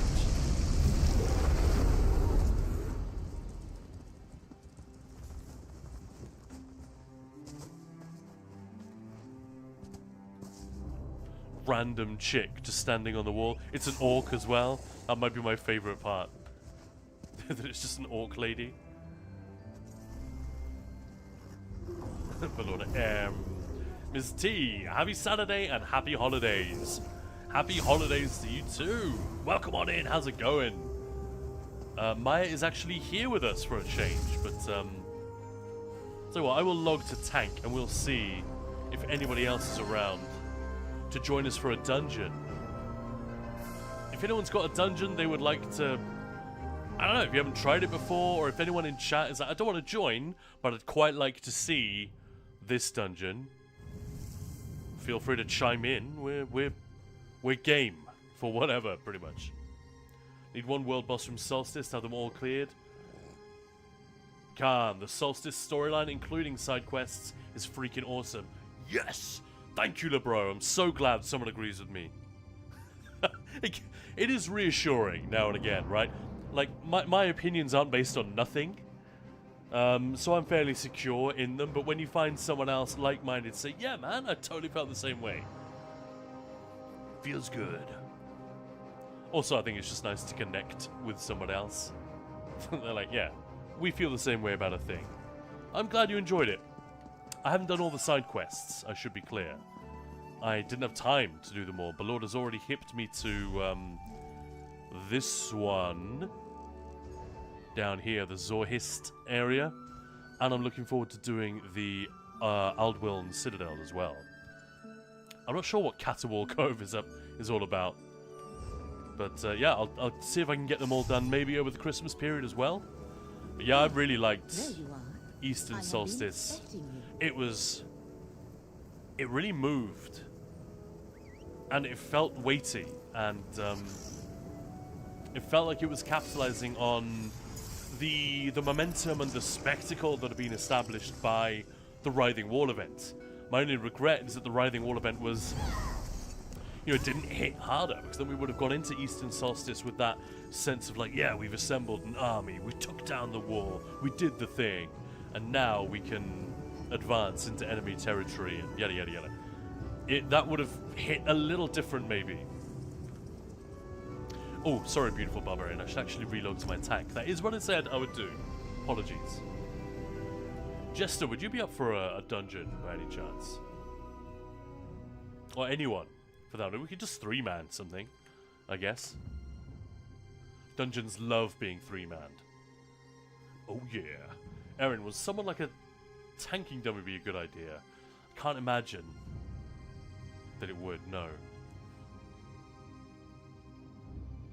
Because so much about tanking is controlling the enemy, cycling your debuffs. I mean, you can practice that on a regular dummy, but it's doing that whilst controlling the dance. If you think of the combat of a boss fight, I don't mean just one boss, but like all the different enemies that are in the mix.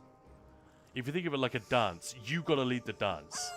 If you start tanking reactively, you lose the initiative, your group begins to falter, somebody dies, somebody has to res, another person dies, it's a wipe. There you are. It's generally that. It's just like staying in control, making sure that you maintain the initiative, and yet it's not really possible to do that with a dummy. You're better off just practicing in content. Being able to survive a big hit is dead easy. All you need to do is have some health, have X health, have Y amount of armor, and press your right mouse button to block.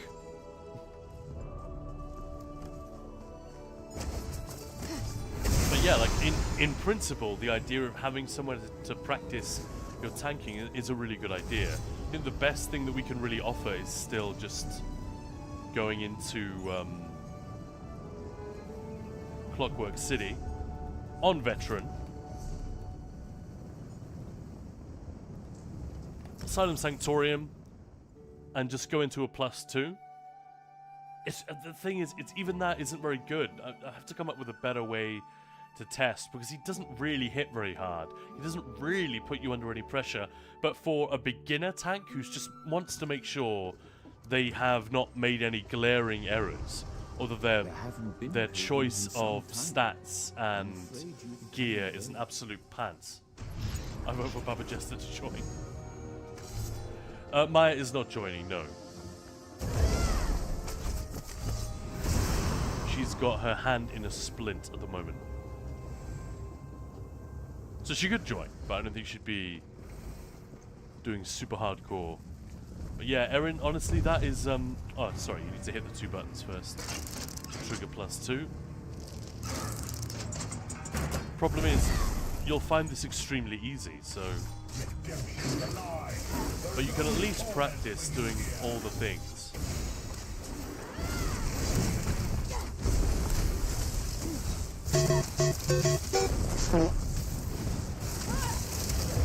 And he only does a heavy attack at you every, like, 15 seconds or whatever. Oh, it's a bit more often than that. Make sure that your sustain is good. That's really the only thing that you can really test here. That, you know, can you sustain?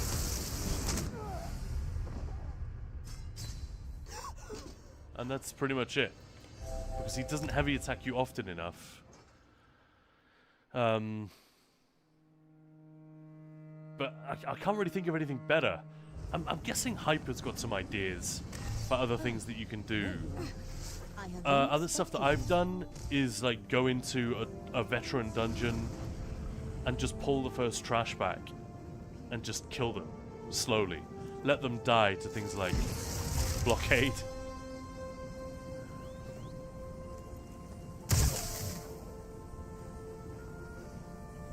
Yeah, and what Moose was saying, you know, starting easy dungeons, just ramp it up.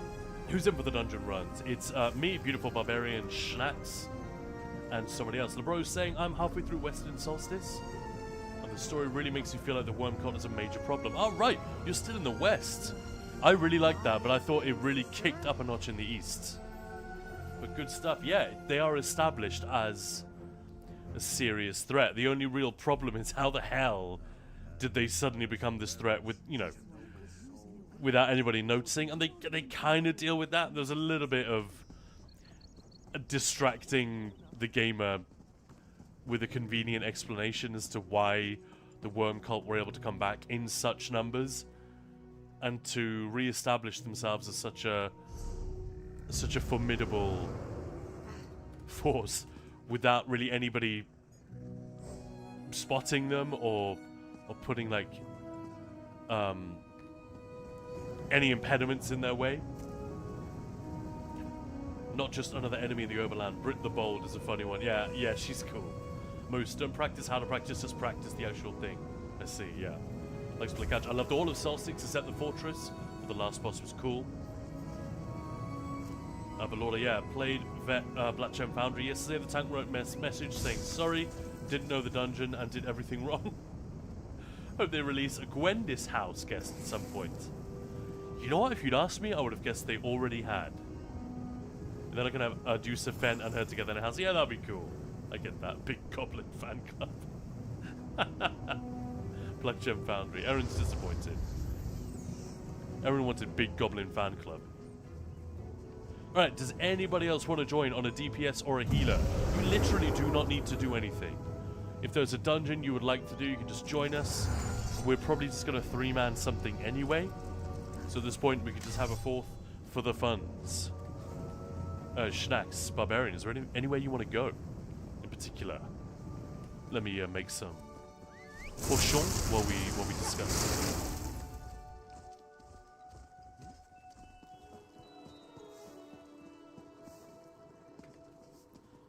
Amtar? Like to play catch? Am I, is that a typo? Am I misreading it or am I being dumb?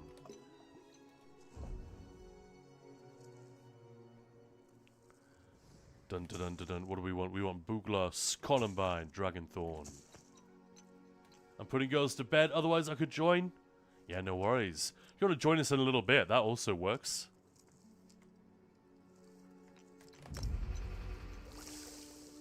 Whenever they add crossplay, I will join 24/7. Well, maybe next year we'll be able to actually play together. That'll be fun. Hello, Maya. Welcome back. Coco Kashmir. What a great name. I'd love to join, but I'm on boring old console. Well, again. Now, Crystal, we're on EU. PC EU.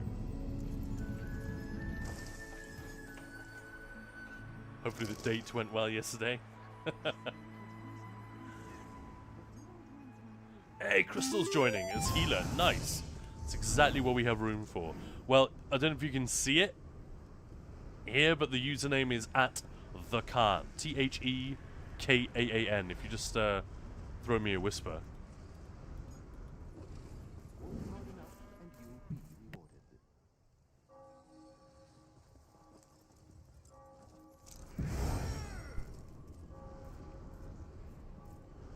Hey, thank you for the follow. Is that Smirsh? Am I saying that right? I hope so. Correct me if I'm wrong.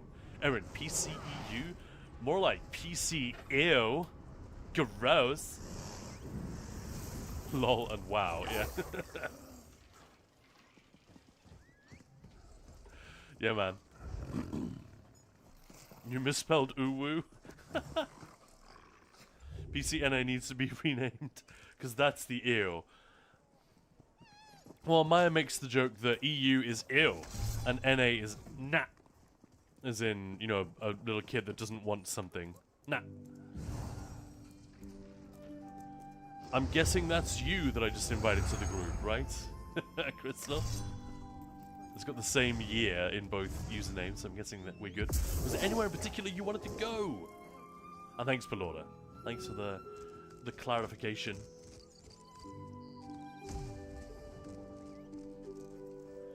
Please be selfish. Like, it's better for somebody to say, I'd really love to do this dungeon, or I'm missing a few pieces of that set. Can we go here?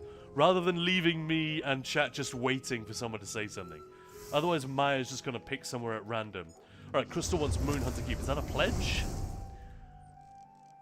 I'm guessing it's not. Let me go and check. Dragon Star Arena? Oy, I'm not sure I want to do that. It just takes so long. I'll tell you what, if they do the overworld difficulty early enough next year, I mean, we don't even know if it's coming next year, but assume, actually, they mentioned it in the letter, didn't they? Which indicates it's got to be next year. Which we were fairly certain of anyway. But anyway, whenever that eventually happens... If you want to come, Moonhunter. Hey, Moonhunter Keep, it is the pledge. I'm glad I thought of that. Let's go.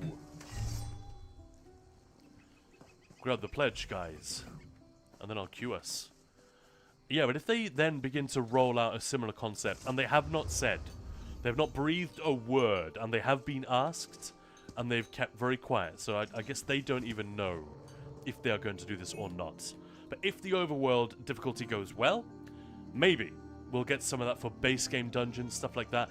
I'm assuming Dragon Star Arena and all the 3 Craglorn trials would be hit by that immediately. If they were to do it, then I'm in. If we get a really difficult Dragon Star Arena, I'd be so back there. It's the problem with that place is that the way it's designed has been improved upon since. It feels very dated. It's not just the difficulty, but a higher level of difficulty would certainly help, wouldn't it? I just wonder if there's anything they can do in terms of rewards. Let me just turn a few settings down as well, and then we will get going. Hey Maya, yeah, some new sets from there, or just even just a title or an achievement for doing it on that difficulty. It doesn't have to be a cosmetic, but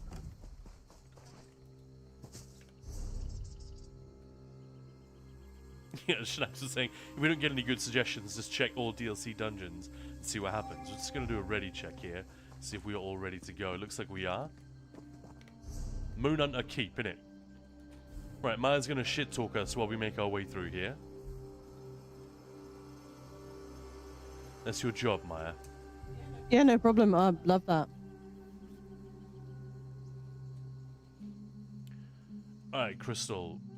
If you are ready... That ready check should be in your notifications. No rush. Balorda, 9 hours 60 minutes VLC instance on NA. Joined when they were at 8 hours 45 minutes. Whoa. Whoa, that's what you're doing right now? Yikes. I feel for you. I mean, thanks for trying to help out, but oof. Kaan, what mount is that? The Icy Bear? That is a crown crate thing. I think it's from the Ragebound crown crates. Let me just check what it's called. Yeah, Perfected Plus. Shit talk them like the kids shit talk Jack Black in School of Rock. Yes. You're tacky and I hate you. Whoa.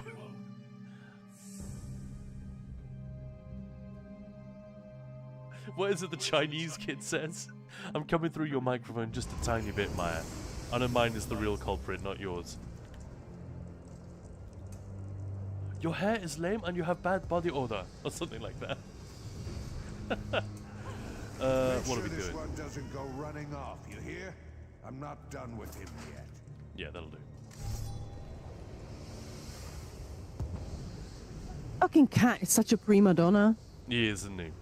Like, I just gave him, because he cleared his bowl, so I just wiped it and I gave him a new can. I'll go to the end of the corridor. I'm not eating that. So I brought him a new bowl, just in case, because he's a twat. And I just moved food from the old bowl to the new one. Oh no, this is very palatable. I like this one.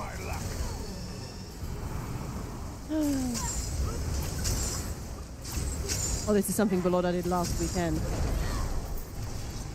Sounds painful though, gotta say. Yeah, that does. By the way, guys, I should mention, I'm running Lucent and Drake's Rush just for the entire thing. And Tremor Scale, I think, everywhere as well. Just to keep it simple. I'll run Stagger on bosses, and none of you are Sorks, so we're good. I'm dropping Atros. And I'll do these for every boss. Count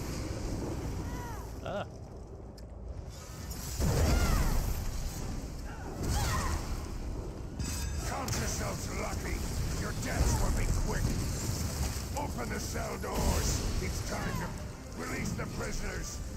Guard, empty yourselves. It's not even worth taunting the ads, I love it.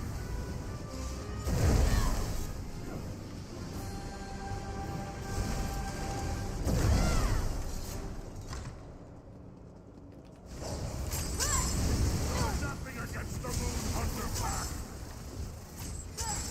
Step into my office.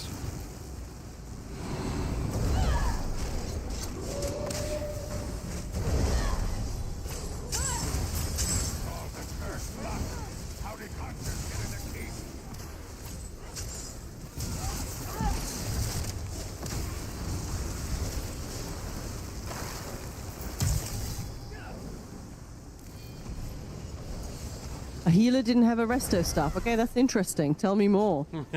Vid Oil Knee, thank you so much for the follow. Catch, I need to run Moss, etc. for Monomyth at some point. If there's anyone else doing that soon. Yeah, I mean, hop on when these guys are on. Oh, we're in. I think I found the mount. Yeah, what mount is that? The icy one. I was just yeah, gonna that's check the it. response, yeah. Did lock the trial, but yeah, tell me more, Balorda. Yeah, I do remember. It's really frustrating. So we try and be as open as possible, but ultimately, what we do at Valerina, hey, good afternoon. What we try and do in Ninja Plus is help people to have fun in group content, but also be actually useful. Because when someone says, "Oh, well, we cleared," sure, but if every DD had, you know, white random mismatched pieces, we would never have cleared the vet trial. So sort of people forget that, and I just. Yeah, sometimes healers especially get these funny ideas of what they want to do. It's like, I think we said this on stream before. There was one player that, you know, joined a pro group. We were just doing normal, so there's no pressure. But I said, look, you know, we want to work up to vet. Everybody in the group wants to work up to vet, and then who knows? So, you know, we need to make sure that everybody's doing their bit. This healer just refused to do anything that was remotely useful. It was like, I want to be fast, so I want to have fast gear, and I want to have this skill because this is pretty. Oh yeah, they were running Major Expedition, but only for themselves. Yeah, but also hunt, wild hunt. So it's immediately, no, I will always run the Ring of the Wild Hunt. I thought, okay, So it's just really strange. And when I tried sort of explaining, showing, going through the log, they said, no, you can't change me. You will not tell me who I am. Okay. I guess not. I'm not telling you your gender or your sexuality or your taste in music. I'm telling you what is effective in this particular video game that you say you want to play. It was wild. There was a resto, but no weapon skill. Oh, I see. Crystal, I'm newish to game, so correct me if I'm doing things wrong. Not done this one. Oh, that's Crystal. Yeah, no worries at all. Yeah. Moonhunter Keep is so old, you'll be fine. Just watch where the DDs are standing. If they go somewhere dumb, You definitely tell them who you are. Yeah, let's honestly let them die. And if they're standing together, which I'm sure they will be, because Schnax and Barbarian don't fuck around, then you just make sure there are some hots there and everything else will be fine. Yeah, Moo's just saying that's the type of player I wouldn't even try to help. They would just be booted immediately. Well, I wanted to have that conversation first, obviously. It was then that I was like, okay, so they're just, yeah, it's not going to work. And I did say, look, you can do what you want in normal trials, I suppose, but like once we want to step it up, even some of the sort of newer normal trials, for people who've never done normal trials, you will need to actually do some healing. So either you make some changes, or I guess it's not going to work, and they just didn't respond and didn't show up. And it's the Ice Rage Bear. Ice Rage Bear, exactly. That's the one. This is key. Some people are not team players. Yeah, that's the thing. It's like it's not just that it's an MMO, but it is an MMO. But you can do your thing. You can, if you're on your own, if you create a group, just have fun, do whatever. Then that's all good. But it's. If you join a teaching trial, if you join a loot run where the rule is, everybody needs to know what they're doing, and you've never seen a trial and don't have any gear that's remotely useful, yeah, Eggbirds, that's great. I love DD who refuses to remove pale order in trials. Yeah, but Lord, that's so. Yeah, but Eggbirds, you didn't refuse, you just forgot. Belorda, most favorite answer I got was, I don't have any other ring. Oh my god! Maya's getting puppy.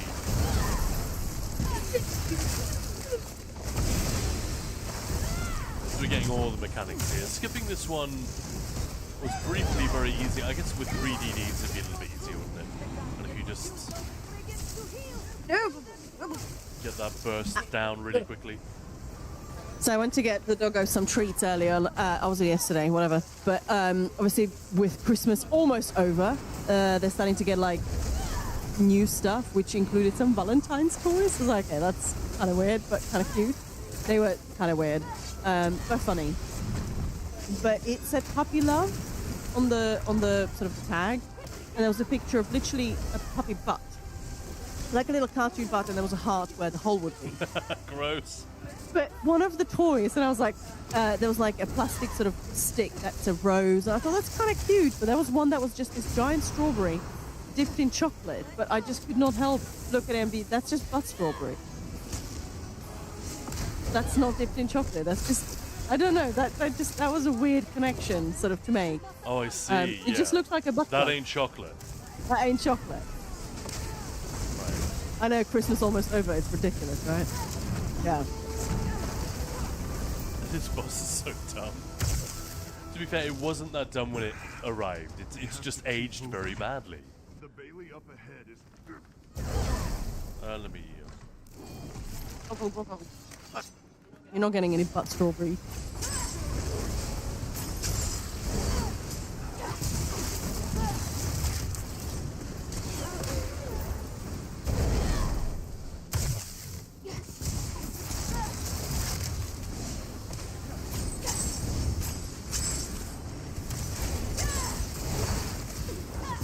Oh my god, everybody's trying to climb on my lap now, and on Monday I will allow people who celebrated to get into Christmas spirit.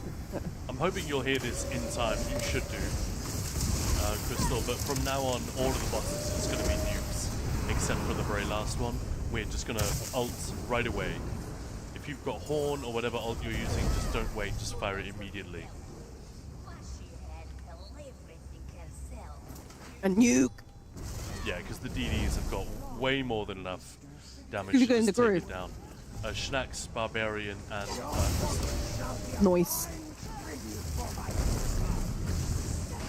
8-6. Who's the OG Barbarian? And dead. Wow. Is everybody like people who celebrate Christmas? Are you guys ready? Are you buying Christmas presents? Who's doing the cooking? This is the first year in a very long time that I'm not doing the cooking. Yeah, you're not the hostess this year. No. We are not the hosts. That's pretty fun. I have to go to the pharmacy on Monday because I forgot that it's closed on Saturdays. Oh. I still need to wrap Mrs. T nice. Night-night, Erin! Yeah, I need to try and get a doctor's appointment for my messed up hands, which is probably not going to happen before Christmas. I'm ready to be grumpy about the holidays. Gotcha. Yeah. Boxing Day decorations come down and everyone gets told to bugger off. Yeah, exactly. Yeah.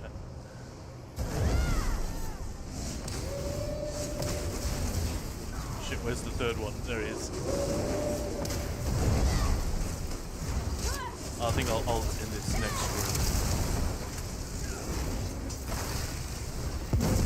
Oh no, apparently I'll ult out here. It's a stupid butterfly. Got looted. No Christmas, no gift, and only maybe cooking. You just not love celebrating. It's kind of a weird one. Like when I was a kid, maybe my parents, they were going through their stuff. So like, it just didn't feel quite Yeah, I sort of mentioned right. this the other day, that Christmas made a bit more sense to you Yeah. after we'd spent it with my parents.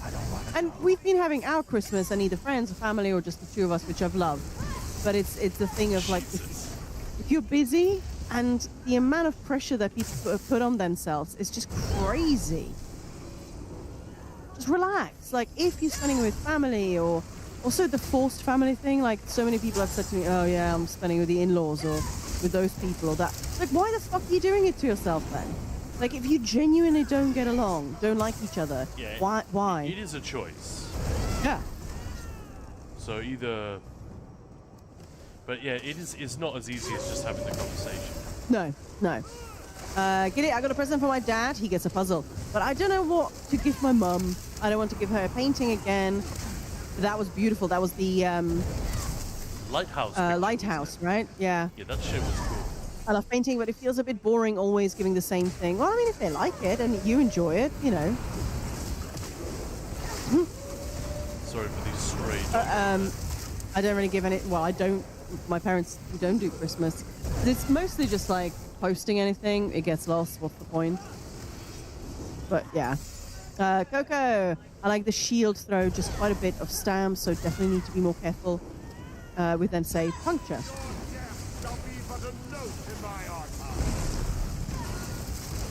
It's funny, Gilly, because I was trying to think of the word for the lighthouse, but if I was on camp, I was literally holding my hands up, like doing a tower.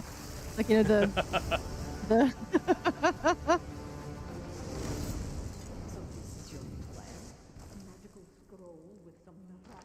Schnack's got 144k single target damage on that boss.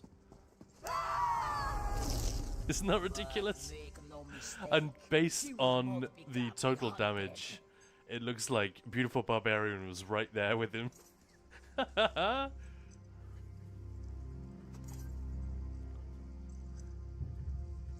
Like, what the fuck? What the fuck, Zos? This could get untidy, but I'm gonna try to always take Ari first, the one with... I just put a star over his head. Ari? A to Oui? Z. Ari Unzel. Hey, Raves Lord, random fact of the day. The first spacewalk was made by the Soviet cosmonaut Georgy Greshko during Salyut 6, 1977. Hey, cheers, everybody. It is Saturday night. Maya just Saturday night. Maya just poured me a cheeky little cocktail. It's only gin and tonic, but it still counts. It is cheeky, but it's not so little. Happy New Life. Yep. Everyone. So yeah, I'll try to grab Ari, and then you can... As long as these die before it's like swap time, you should be fine. And we can probably nuke the boss from What do you think, Maya? What should we say?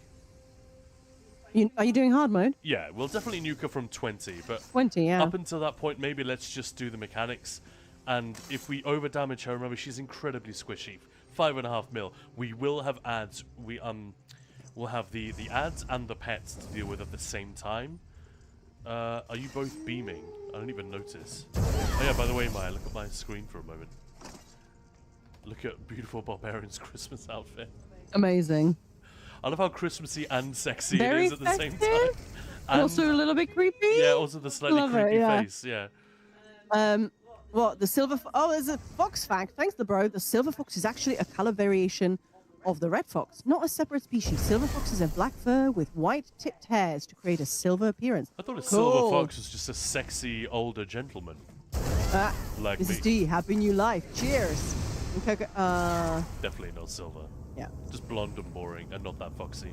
Alright. Let's give it a go. This could go horribly wrong, or it could go brilliantly right. Or if it's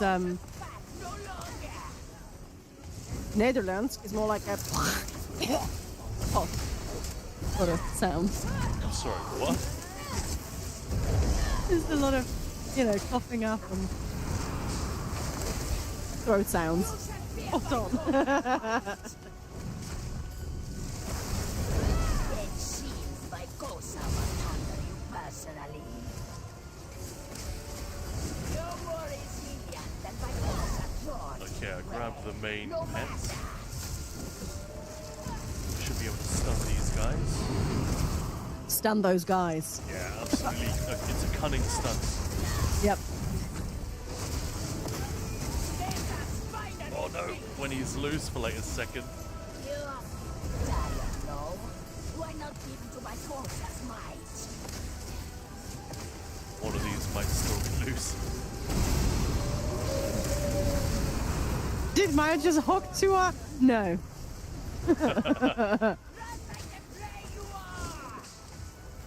Man, it goes so fast, doesn't it?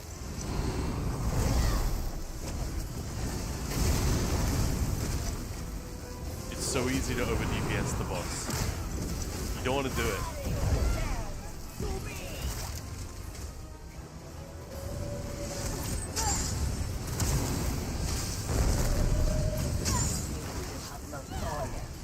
Oh my god, we're doing so much more damage to the boss than we should. If you guys can kill the shock wardens, I know you're hearing me super late. Is hanging up the head of a Spriggan up on the wall during a New Life Festival wrong? It feels wrong. Gil is saying. Moose, no, hang up more. Egbert's people also decapitated a tree and put it on the house. Yeah, man. We Seems hung in up line with that. sprigs Yeah. of holly and mistletoe. Bellotta, I bought food to cook, but I don't know if I'm up for it. Back at PC, pain med's starting to work, and I'm able to sit again. Oh, nice. Nice. You know, I'm kind of looking Okay, forward to not mechanic. doing any cooking, to be honest. Fine, I'll put up Nazare then. Nice, Gilly.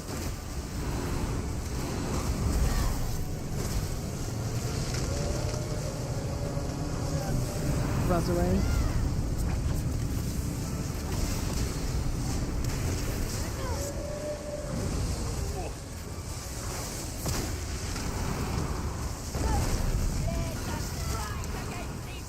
Right, now you can finish the boss, I think. Moose, I think Bellotta is my long-lost twin or something. Egbert, I'm gonna do some research in-game for the trek, check the route. Yeah, I did get your message. I'm sort of like, no, brain hasn't quite made it to next weekend. The next couple of weeks is sort of looking a bit crazy. But I think we'll do the usual, right? Have some trivia, have some zone intros, or even city intros, just something silly. Because that went down. Oh, so fun. Oh, that's lucky. Getting the healer up first.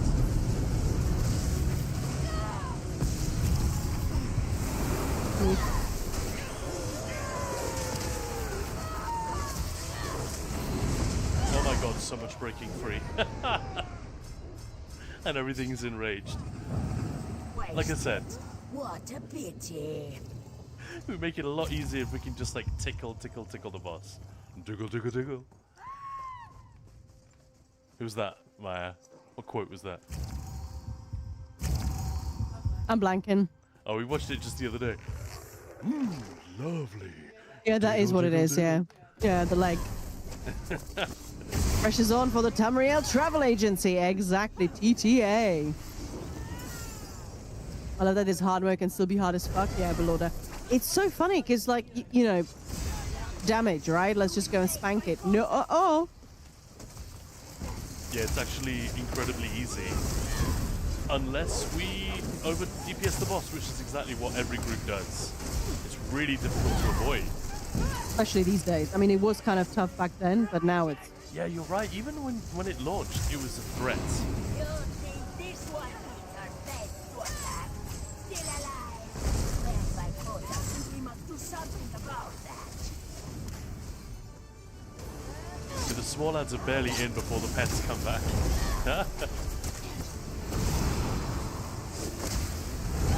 At least her dialogue, like her cues, are really easy to read. At least for me, I've done it enough to know what she's saying. She's signaling that the mechanic is changing.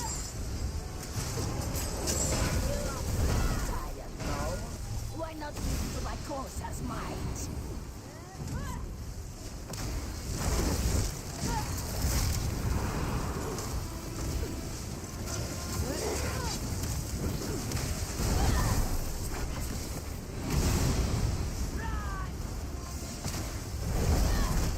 Sorry for Zell. It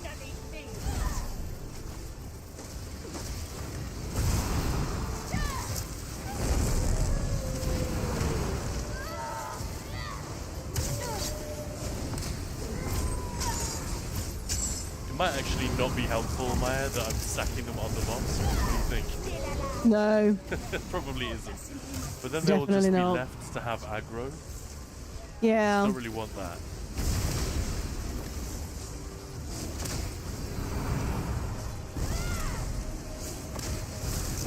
Debuffing the boys. The boys in the band.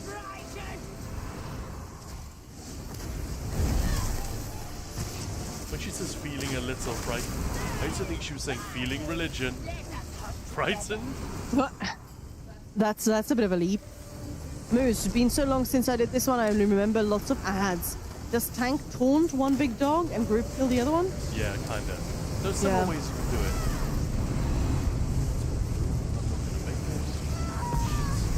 Oh, I'm gonna die. There was one right on the boss, I didn't get to it in time. That's dumb.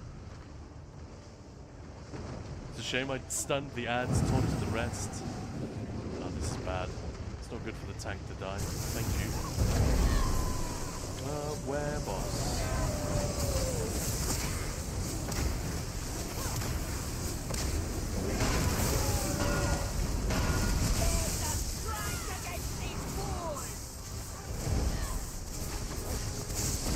Standing in the shit, I have no stamina, can't even move. Look at this.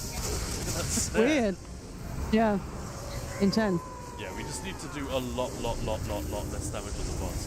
Either a bit more so that she just gets nuked completely, or just like way less. Tell you what, I'll stop taunting the small lads in the middle. So when they come in, you're on your own. The only thing that they will do which will hurt even is the pounce, and that can be dodged. So I'm just not going to taunt the small lads. That way they won't come to her and she won't take damage. But we are triggering like multiple waves of ads. Game over, man. It's game over. What the fuck are we gonna do now? What are we gonna do? Like, it's not my first rodeo. Every fucking group does this. When I'm the DD as well, we over DPS the boss. It just happens. Yeah, you can time stop them or use any sort of... We're stunning them. Yeah. Doesn't matter. It's the fact that the boss is taking 10% more damage, so we're getting 3 waves instead of just 1. And the chain mechanic isn't working either. There we go. Yeah, anything that stuns them, like there are so many things now. I don't think I've literally ever used time stop. Because when we were like progging it way back in the day, that's what we're gonna use, and I like spammed to get it, to level it and everything, and then one of our DDs didn't show, well, the other DD didn't show up. Like, you bastard. And I haven't stopped it since. Yeah, so again, we've over DPS'd them massively. We were supposed to take it to 85, we're at 70. And like people here, maybe you might want to just type it in chat. I think everyone already knows how to do it. Well.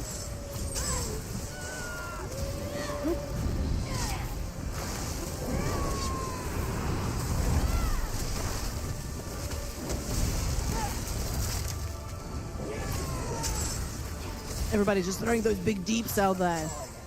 How surprising. And the first time It's been possible to nuke them for quite some Oh, time. yeah, I'm sure, But just with a PUD, it's not my first instinct. No. You can understand my Ghosta's power. Remember the first time I was tanking the hard mode? Oh, it was scary. Didn't love it. I mean, that's a long time ago. Donatello, hey. How's it going?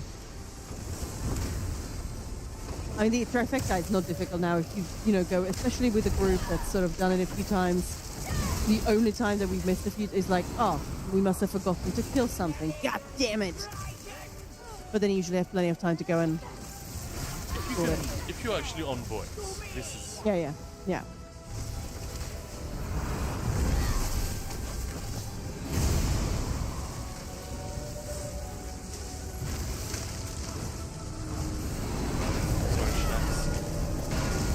Oh no! I think Crystal just out-healed the mechanic. No.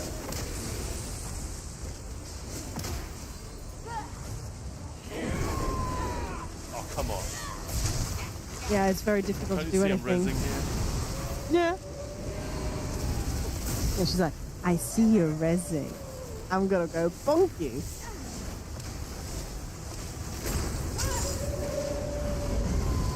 No, then I'm out of stamina.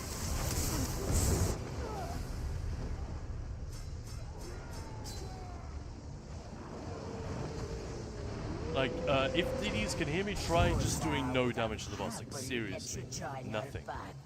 If only you had asked. She will just get enough splash that... because what happens is, it is pets at 100, then again at 80, 60, 40, and then at 90, we will get small ads, and at 85, we get another wave. So if we take it to 70, we've gone right through another round of pets, and 4 rounds of ads. Oh no, not 4, but 2.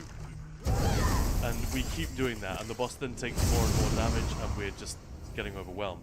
And the shock wardens aren't dying, so they cover the area in that draining AoE. As soon as you see a shock warden, delete it. Oh, there's nothing in here that's really dangerous except for them. My Citadel, thank you so much for the follow there. Need to do this dungeon for a lead. What lead drops here again? Werewolf Chain, maybe? Or probably the new one? Right. Huntsman's War Mask. I know that you get a lead from March of Sacrifice, don't you? Anything here scene related. War Hunt's Mask, yeah. Yeah.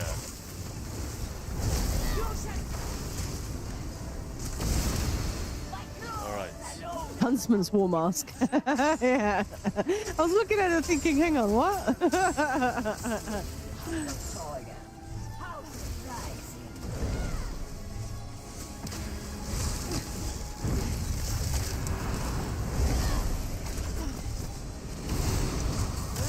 So difficult to do this the way I'm asking.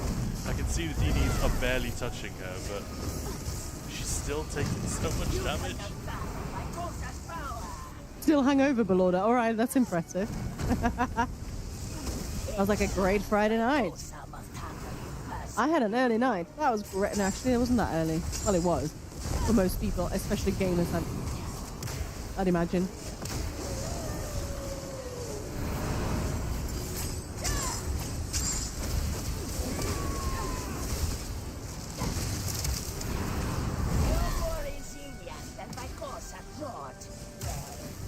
target. Don't do me like that. But I like the fact that the fight has kind of changed. It hasn't just broken with power. It's sort of shifted, you know? Oh, that's rough, Lorda. I drank fucking 40 ml of liquor, but oxycodone not in the system. Oof. Yeah, don't mix drinks and yeah.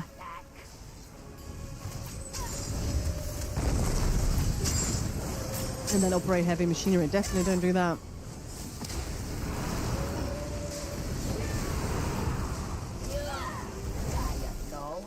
Why not give to my cause as might?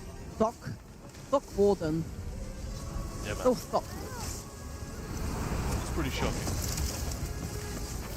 No, sorry, I didn't quite finish my sentence. I was saying don't do that, and then operate heavy machinery, but I sort of stopped halfway through the sentence. And then I tried finishing, I was like, yeah, that's not gonna work. But yeah, first drink in years. This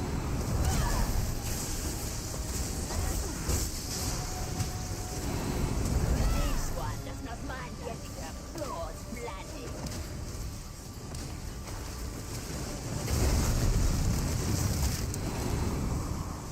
I'll try to rest during this mechanic.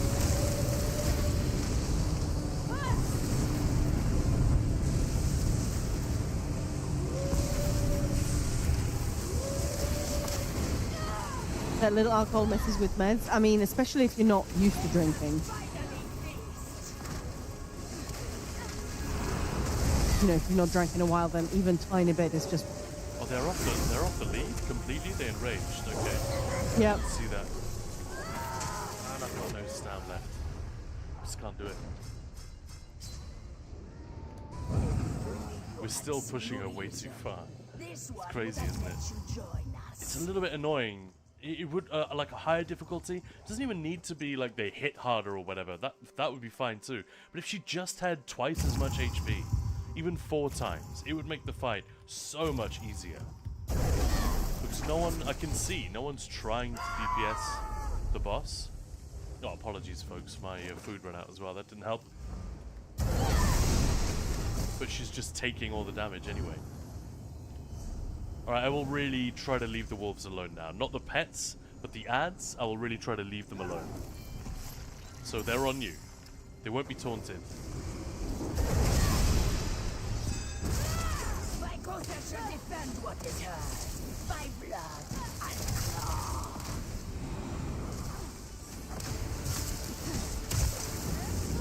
Why aren't you at the wall, dipshit? I'm sorry, This I'll mechanic- go. Yeah, do you know what I mean? Yeah. That mechanic has never quite worked the way it wants to.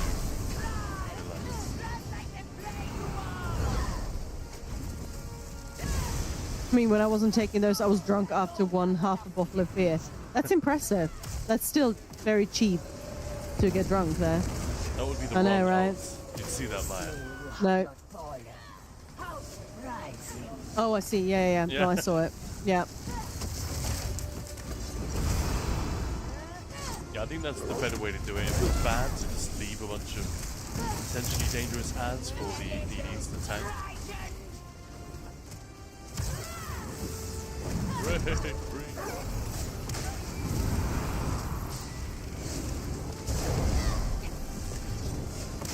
Oh yeah, 75 cents a bottle. Nice.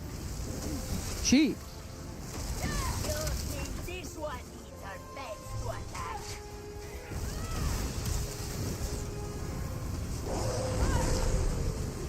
That's all I can do. Just drop Major Berserk and a stun.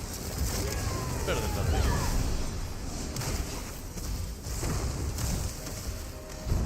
Ooh, local brewery, nice. I mean, those tend to be stronger as well, so maybe that's that. Yeah, local stuff. Local hooch. Yep.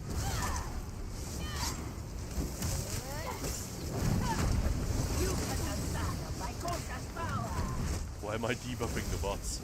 If anything, that's the play, isn't it? Stop it.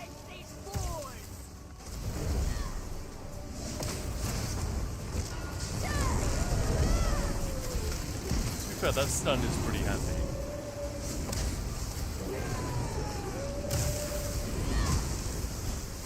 Is this a pledge? Yeah, it is. Okay.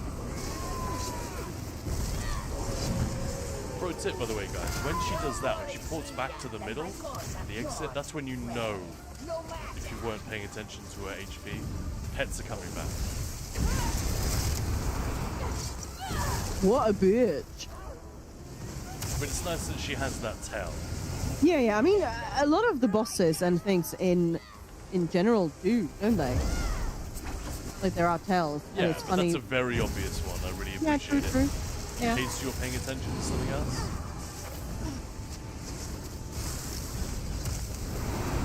I vote we just take out these ads, do a mechanic, and then we nuke her.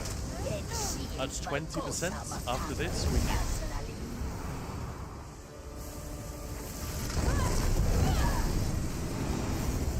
It is the orange triangle.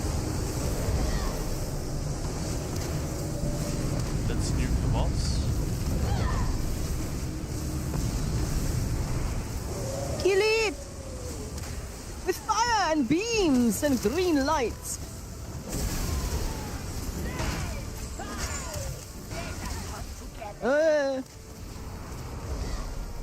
She's all poopy.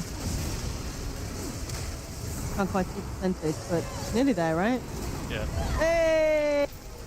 Woohoo! Fire and beams. Not beans.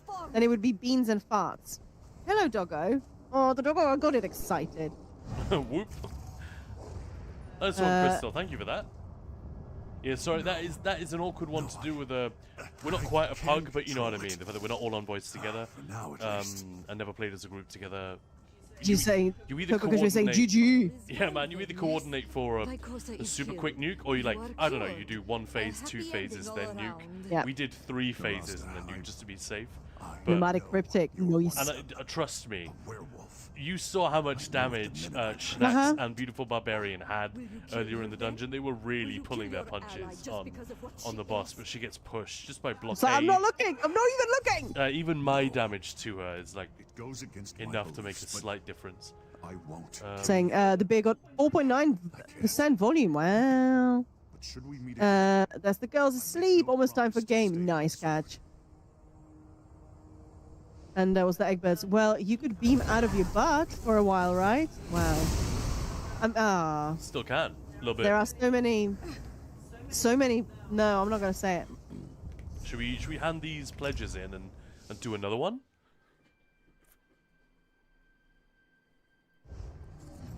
Oh wow, it's 8 o'clock. Time flies, man. How is it so late already? You've got. There we go. Sorry, Maya, I totally cut you off. No, I was just sort of trying to. Never mind. No. I was just trying to. Never mind. We had a lot of risque jokes today, I think. About. To be fair, the other day, when I was just watching on my phone, and you were like, "Hey, you're off to have an appointment," and is it?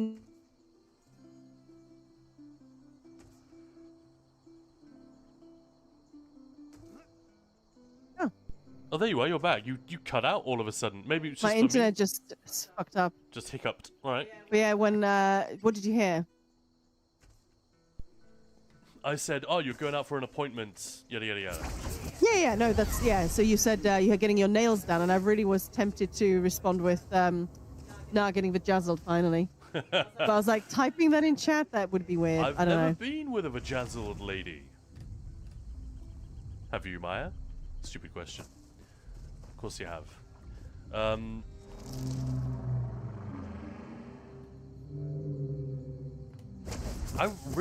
honestly wonder to what extent that is even for the guy.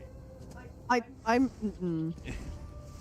This is probably not a conversation we can get very deep into. I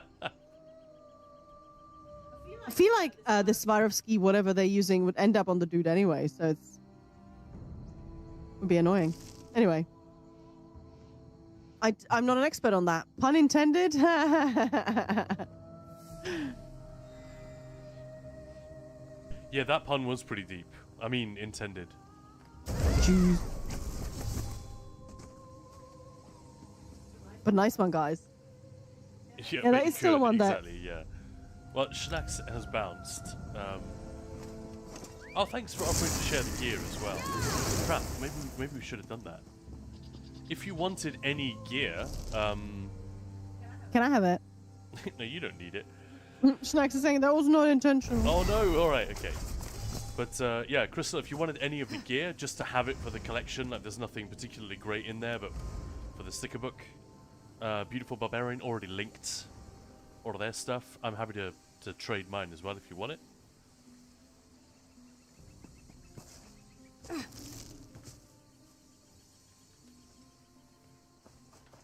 I don't even know how I left the group. It's like, yeah, fuck this, I'm leaving. Oh, did I do that? That's the first time, so I have absolutely nothing. Let's do it. I'll re-invite you then. Or whoever's the group leader now, maybe can re-invite me, and I will make sure I come find you.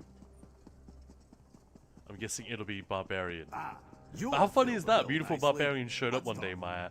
I was chatting. I was like, I mean, you're aware that Maya's full name in-game is also Maya the Barbarian. She's like, no, I didn't know that. That's fun. I think I was here the first time the Beautiful Barbarian hopped on Twitch, but I wasn't part of that conversation. But I was like, ha, love the name. Well, let me re-invite. I'm not sure we're going to have time to do another dungeon, but I'll re-invite you all just so that if you want to port to Crystal, we can at least share the gear. This is like a nice thing to do, doesn't it? We're nice. Sometimes.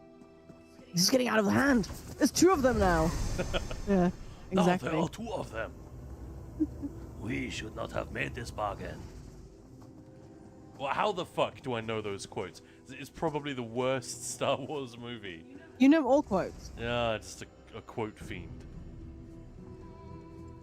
Useful facts. Nah. Quotes from movies. Yaha. Yeah, exactly. Hey, Lucifer Serban, welcome. Thanks for the Knowledge of anything useful or worldly? Nope. Do you have to do dumb impressions of, like, mediocre films? Yeah. Hell yeah. Now, after the sequels, Phantom Menace isn't the worst anymore. I mean, which ones are worse than maybe the third of the newest ones? Is that worse? I don't think any of the new ones were that terrible. They were just deeply disappointing. Well, the two J.J. Abrams ones, they're like really nicely made and everything, and they look great, but the story is just so safe. Which ones were they? Were they the first two? 7 and 9, yeah. The middle one, The Last Jedi, is Rian Johnson. Or Rian? I always want to say Rian, but pretty sure it's just Ryan, spelled with an I. That's the one where they end up on the, like, Las Vegas planet. That's the one that's weird, but also most interesting. But also stupid. Sorry, Crystal, I'm throwing you invites to the group if you wanted to trade. There we go. There is this whole story beat that doesn't go anywhere. Not really. I was just like, what did I just watch? And even on second rewatch, I was sort of like, okay, this makes a little bit more sense, but still, no. I love how irate Mike gets. Like, you're a fan with a small f of Star Wars. Definitely not with a capital F. But even you are getting, like, hot under the collar. About... Why'd you do it? I love that. That's very funny. Excuse me, is it really at the top? If so, how would one get up there to meet... What did you do to my Star Wars? You can't mount right now. I still love that comedy version of Somebody That I Used to Know by Gautier. Yeah, that's what I was thinking of. Which, by the way, is how we're supposed to pronounce Darian's surname, Gautier. Kind of like that. Even though he's, what, Belgian, Australian? Sorry, Chris, I had one more piece to trade.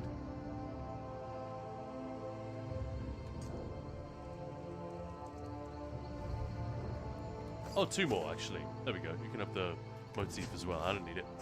Enjoy. But yeah, what's he say? You know, the one, now you're just somebody that I used to know. I've got the ESO music played in my ear, so I'm sure it's out of tune. But they did that, but what happened to the Star Wars that I used to know? And it's just, oh, it's brilliant.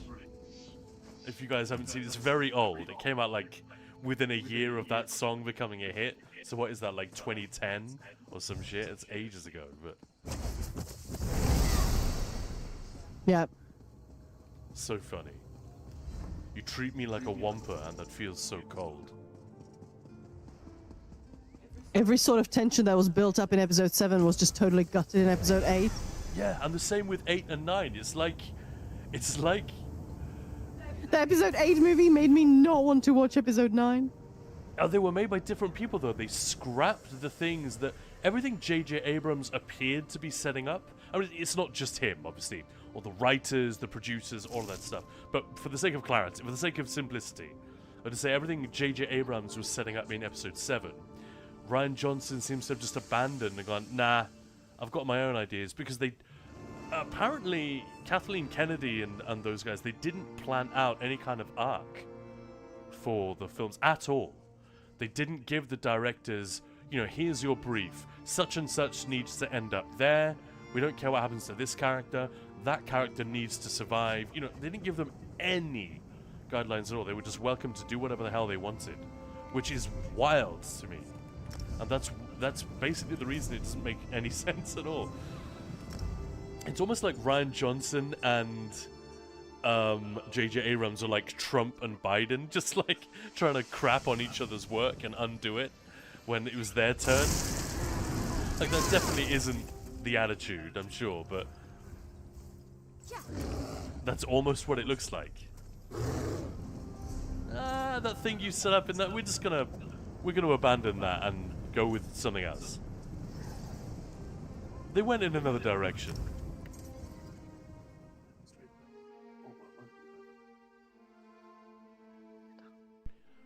Well, I want to say thank you to Schnax, Crystal, and Beautiful Barbarian for an awesome dungeon run.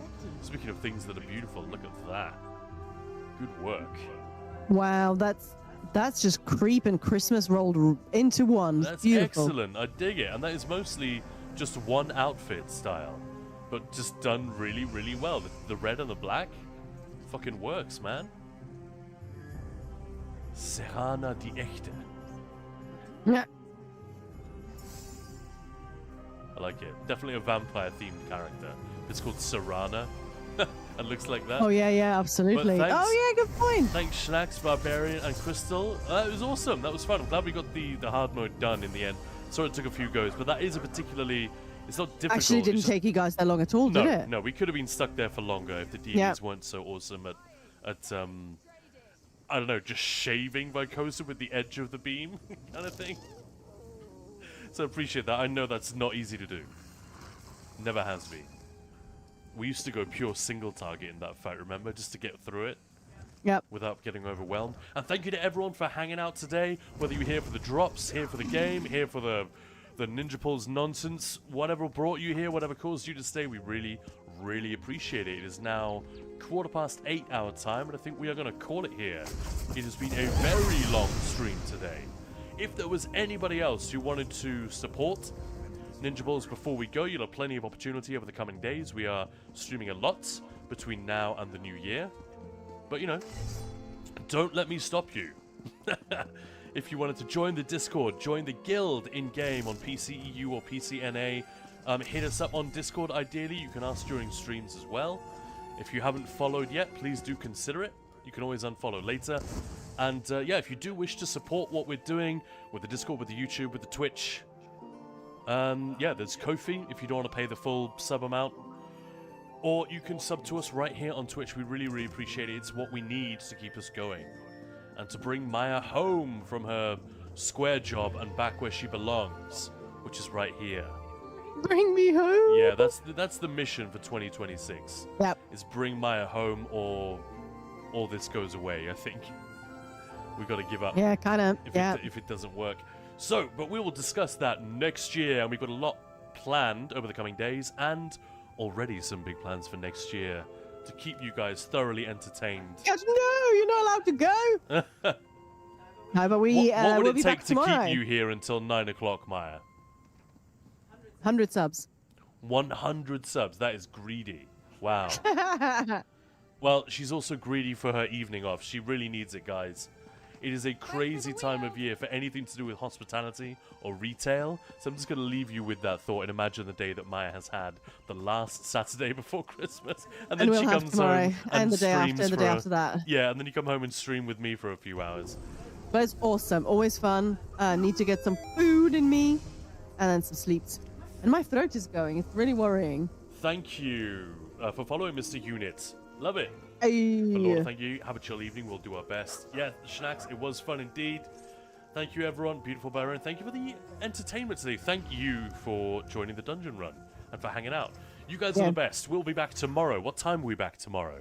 We haven't decided, but we'll be joined by Arcana at 7 p.m. our time, so we'll probably be on mid-afternoon. 3, 4, yeah, something like that. Yeah, most likely. Yeah. So thank you so much, everyone. Egbert wants to see Enshrouded. Should we do 2 minutes of that before we go? Are you already raiding? I mean, I can. No, we're raiding. We're raiding. We'll do that tomorrow. How about that? Yeah, let's do it. Let's get into. Or we'll just do it privately, Enshrouded. Egberts, whatever. Anyway, guys, make a lot of noise in Tian Lane stream. The Germans are doing some festive fundraising. She's a German streamer, but she streams a lot in English. She's probably streaming in English right now. Yeah. And so, yeah, make a lot of noise. She's got the loveliest voice. Have fun with her. And, yeah, give her a lot of emotes. Have a wonderful evening, everyone. When we raid in. Yeah, if we don't see you before the Christmas period, have a great one. Whether you celebrate that or anything else. And otherwise, we'll catch you tomorrow. Bye. Soon. Bye-bye.